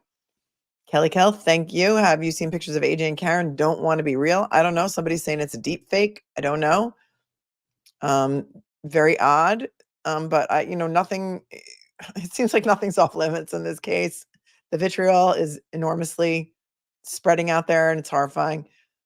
Jen Lee, Free Karen Regis for John O'Keefe's song. I don't know. Is there a song? I don't know. Tracy, thank you. Former Commonwealth, Massachusetts employee, corruption is next level. I was an advocate for persons served. So much corruption in Mass. We do have good cops, but this does happen here. Thank you, Tracy, for your abundance of super chats today. Vic's Logic, thank you. It's always in the 911. He wasn't covered in snow and he wasn't quite dead. I know, and that's horrifying to think that he could have been saved. Elena, thank you for the 5. My mom just headed down to the courthouse in all pink. She's listening to your stream at the same time. Hi, Mom. We love you, Melanie. Hello to Elena's mom. Oh, Duty Ron, thanks for the 20. We would have stayed longer, but I'm at work and have meetings. Love the true crime enthusiasts here. Justice for Police Officer John O'Keefe and Karen Reed. Thank you, Duty Ron. Thank you so much for being such a great friend and a great mentor and a great all-around good guy. Nancy, thank you, Melanie, for sharing your expertise. Appreciate you. Wendy, darling, love your channel so much. Thank you. Do you think the defense should have spent more time on the reasonable doubt and away from conspiracy? Also, never knew there were time limits on closings. Yeah, that was odd in this case. I didn't think an hour was enough, in my opinion, for such a complex case. But I liked his closing a lot, and I can't second guess anything that Alan Jackson did. Diane McNamara, thank you. Why would the FBI, DOJ hire expensive experts to analyze the crash unless they knew Brian was corrupt, guilty of something much bigger. They don't get involved in car crashes. It may not have anything to do with Brian Albert. It may have to do with anybody else involved in this investigation. It may have to do with the Massachusetts State Police at large. It may have to do with the district attorney's office. It may have to do with the Canton Police Department. We just don't know who the focus is or why. And I can't hypothesize anything about Brian Albert because who knows if that's even has anything to do with what they're looking at. I don't know. Dr. Latina, I think she stated that in case Chloe was found on the police department CCTV as an explanation. In case Chloe was found at the Sally Port. I don't know what we're talking about. Thank you, though. Thanks for the super chat. Lori, Life 360 for the win. Thank you. Pig DNA makes sense. Dogs would hold pig ears with paws. Yep. Truth. I have seen Maureen Hancock's Bev impressions on TikTok and Instagram. You guys should check it out. Thank you, S. Millall, for your super chat on that. We've played them before. John Donovan, as a Canton, Massachusetts resident, I want to thank you for your excellent coverage.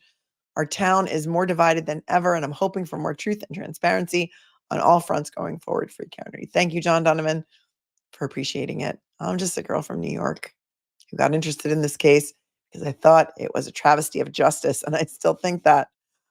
Camille Barkley, thanks for the 5. Beyond all moral certainty, weeping for the integrity of our legal system. You are not alone, Camille. Jordan, thanks for your super chat. An eclectic mind, my jaw drop hit China. I'm not sure at what point because this super chat was from something like 12:14. Oh yeah, when they came back with the note. And it is now almost 1 o'clock. Thanks, Kyle. Higgins put on a desk. Reckon he's about to go.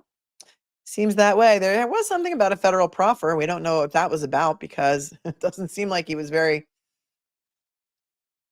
helpful to the defense on his testimony. So I don't know what his federal proffer was about, but yeah, he's on desk duty. We did find that out. AJ Charles, thank you. When she loses more jurors, she won't have a choice. I think we're down to how many alternates? 1. Sussex Sandra, someone's holding out. The plant holding out. Is this a mistrial if they can't reach a verdict? I blame the vague jury instructions. Well, thank you. We are going to come back at 3:30, Sussex Sandra, and we're going to find out. Chloe Albert's revenge. Thank you. After this, Trooper Paul should be in charge of putting up caution tape. That's it. And have Lally, what if any confessions out of people? Because it's torture. Yeah.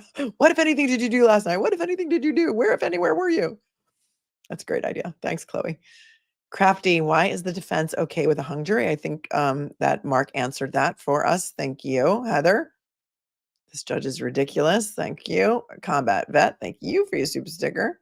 Daria, is one juror is a flat earther and doesn't believe in physics. I don't know. Ashley, Melanie, please stay. Please, I'm going to work and I need someone I can trust in my headphones if there's more court. Yeah, we'll be back for that. Don't worry. KT26 London, I think there's one person holding out. Bev would not even put on the fake smile with the jury just now. She wants guilty. Why would the DA push for hung? The DA is not pushing for hung. The DA wants them to go back. The defense is pushing for a hung jury for all the reasons that we just talked about with Mark. Whack job. Thank you. Forcing jurors to stay favors the defense as guilty. Jurors are much more likely to say, F it, switch my vote. We don't know. If there's one holdout, more than one, we really don't know. Catherine, thank you. How often or likely do juries reach a unanimous verdict after previously saying they were deadlocked but were sent back to continue? Actually, I looked up some statistics. And after they're given that Allen charge, or what they're calling in Massachusetts, the Tuhy-Rodriguez charge, they oftentimes do come back with a verdict after they have previously been deadlocked, because it's kind of like a pep talk. In Mark's opinion and mine, that she should have given that instruction now. Don't wait until 3:30 to give it and then have them come back on Monday. All about the shade. Thank you. Would love to know of the number of not guilty to guilty. We'll only know if someone talks afterwards. Cheryl, how many are not agreeing? Should we know this? Nope. No, Cheryl, we should not. Thank you for your super chat. Denise, can the judge find out what the vote count is? Nope. Nope. Put some nope emojis in the chat, members. We have emojis especially for this trial. Gringa, thank you for the 5. If the result is a hung jury, can the Fed's findings eventually cause any charges to be dropped? Potentially. Because there's a lot of stuff that they likely have that nobody knows about. Gina, I suspect some McAlbert sellouts. Thank you for the 5. Cheryl Kelleher, it's not a complex issue. Cheryl, I agree with you, honey. I'm like, there was not a car accident at all. Therefore, let's go home. Jury. And sadly, neither are you. Camille Barkley, she will never get a not guilty to flip. Right. Maybe it is one guilty that will not flip. So who knows? Cam, thanks for the 20. A Rodriguez instruction in Massachusetts is a charge given to a jury when a juror is dismissed during deliberations. The judge's purpose is to prevent speculations among the remaining jurors about the reason for the dismissal. Right, but this is called a Tuey Rodriguez instruction, Tuhy, not to be confused with Touhy, which is the Tuey federal procedure. So I think the Rodriguez instruction was given, if it's a different Rodriguez instruction, when the jurors were dismissed, because there have been jurors dismissed, and she said to them, has nothing to do with that juror, but I think that was before deliberations. So now I'm all confused. My brain is mush. Nancy Rock, she may just succeed in forcing a guilty verdict. So unfair. Thank you, Nancy. Brooklyn James, thank you for always walking us through this. You're very welcome. Gunnar Dennis, thank you. Judge is holding the jury hostage. Thank you, Savvy Angie, for thanking me, and thank you. Deb says, I hope the jurors give interviews when done. Many of them often do. We've seen it in a lot of cases recently. Aunt BB, jurors, whoever is for not guilty, stay strong and don't give in. Free Karen Reed. Thanks, Aunt Beth. Thank you. Joanna Beaupre, Auntie Bev in a second high-profile trial with a hung jury. Yeah, Chesna, right? She should be ashamed. I blame her. Thanks, Joanna. Wendy, darling. I think we covered this, Wendy, right? Please, Melanie and Mark, this is so upsetting. Why would defense favor a hung jury? Because they don't think the Commonwealth will retry. That's what we are thinking. Do you think they spent too much time on conspiracy? Not enough on reasonable doubt. I think I covered that earlier. Thank you. Desert Cat, I said from the start, hung jury, too much corruption. Everyone, please say a prayer, says Shells. Thanks, Shells, for your super chat. Susan, O'Keefe's were not there. They haven't missed a day. Where were they? They were not there when they just had that little note from the jury. That's interesting. Are you talking about Aaron and Paul or Mr. and Mrs.? I didn't notice, Shells. Brad, seemed like Bev dismissed the jury note and concerns. If I was a juror, I'd be annoyed and digging even more on whatever my opinion was. Yeah, Brad, good point. Nico, JM, and BA continuing to meet at the cemetery. I don't know anything about that. Kyle, Hanlon, don't assign malice where incompetence is an inadequate explanation. Part 2 is sufficient incompetence is indistinguishable from malice. Interesting. Lori Life 360 for the win. Thanks for the 10. Not that I want a hung jury, but that might mean we get more Melanie. Consolation prize. Thank you. Jewel, thank you. Is the jury split down the middle? We don't know. No, they won't budge. We don't know. Have they been stuck since the get-go? We don't know any of that, Jewel. We will not know until if and when a juror speaks after this is all over and they are excused, dismissed for good. Amanda, if it ends up with a hung jury, what are the chances the Commonwealth will retry? I think we talked about that with Mark. We think that at least they would ask for a change of venue. There are so many witnesses that will not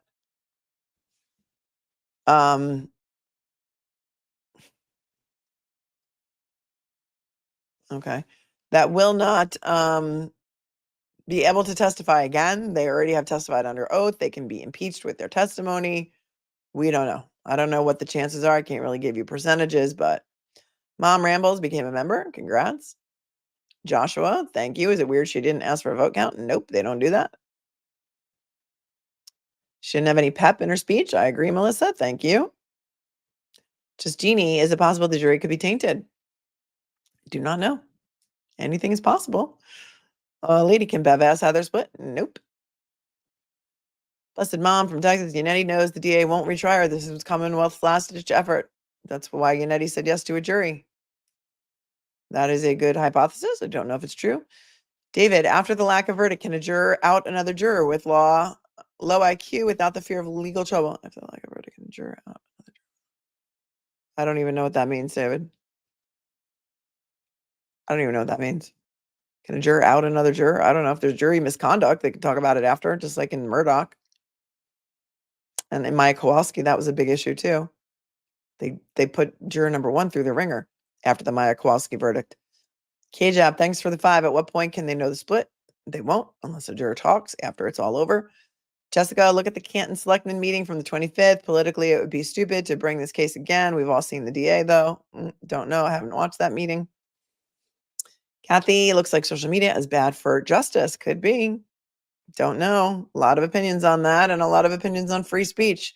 M&T's Yaya, thanks for the 5. If a mistrial, can these jurors talk to the press and say what the split was? They sure can after it's all over. Mary, thanks for the 5. Knowing the feds are investigating this case, will the prosecution dare retry? Anyone's guess.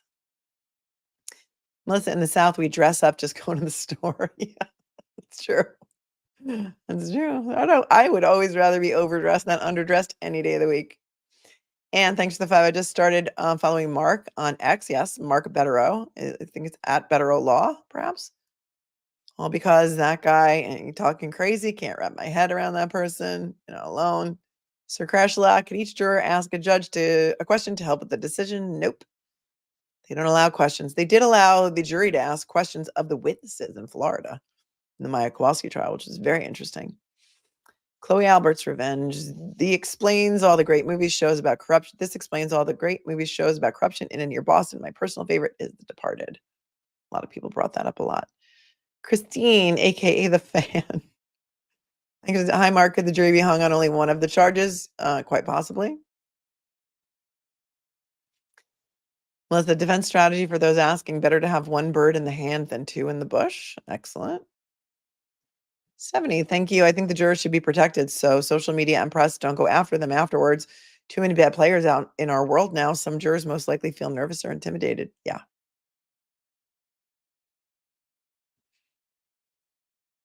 Crazy.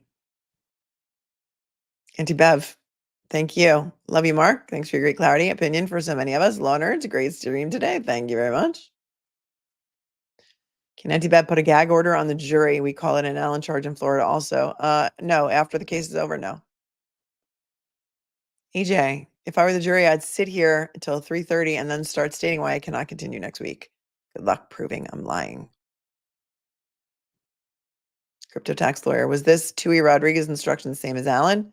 Similar. Also, how many Tuey cases can there be? Tuey and then this Tuey. Yeah, I thought the same thing. Like what? 2 different spellings and all? Anne-Marie, thank you. Bev just had another hung jury with the retrial in the Officer Chesna case. Oh, wow.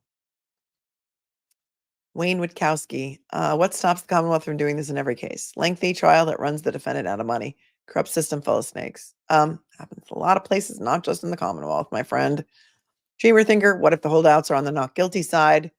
I know it seems preposterous, but my view was 50-50 on hung jury from the start, given the strong views of people across this region. Interesting.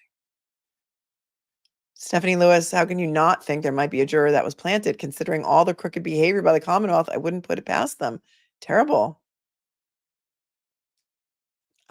Anything is possible. Mozzie, thanks for tuning in from down under. Could there possibly be jury tampering or intimidation that we don't know about? I think pushing them into next week is going to make them all really angry. I agree with you. Gomez, Gina Gomez, thank you so much for the 50. Very generous of you. Thank you so much. It is time for change. From city to governor, corruption is not acceptable. 100%. Thank you so much for your very generous super chat, Gina. I agree. M. Shannon, not picking alternates. First, will this be an issue? No, that's the way they do it in Massachusetts. Would they have told the split in the note? Nope, nope, nope. How long does this Commonwealth to decide whether or not they will file charges? I don't know the Massachusetts rules. Good question, Kat. Cindy, thanks for the 5. As a current Massachusetts state employee, I'm so disgusted. This is why we moved over the border to New Hampshire, but still work for Massachusetts and hate this.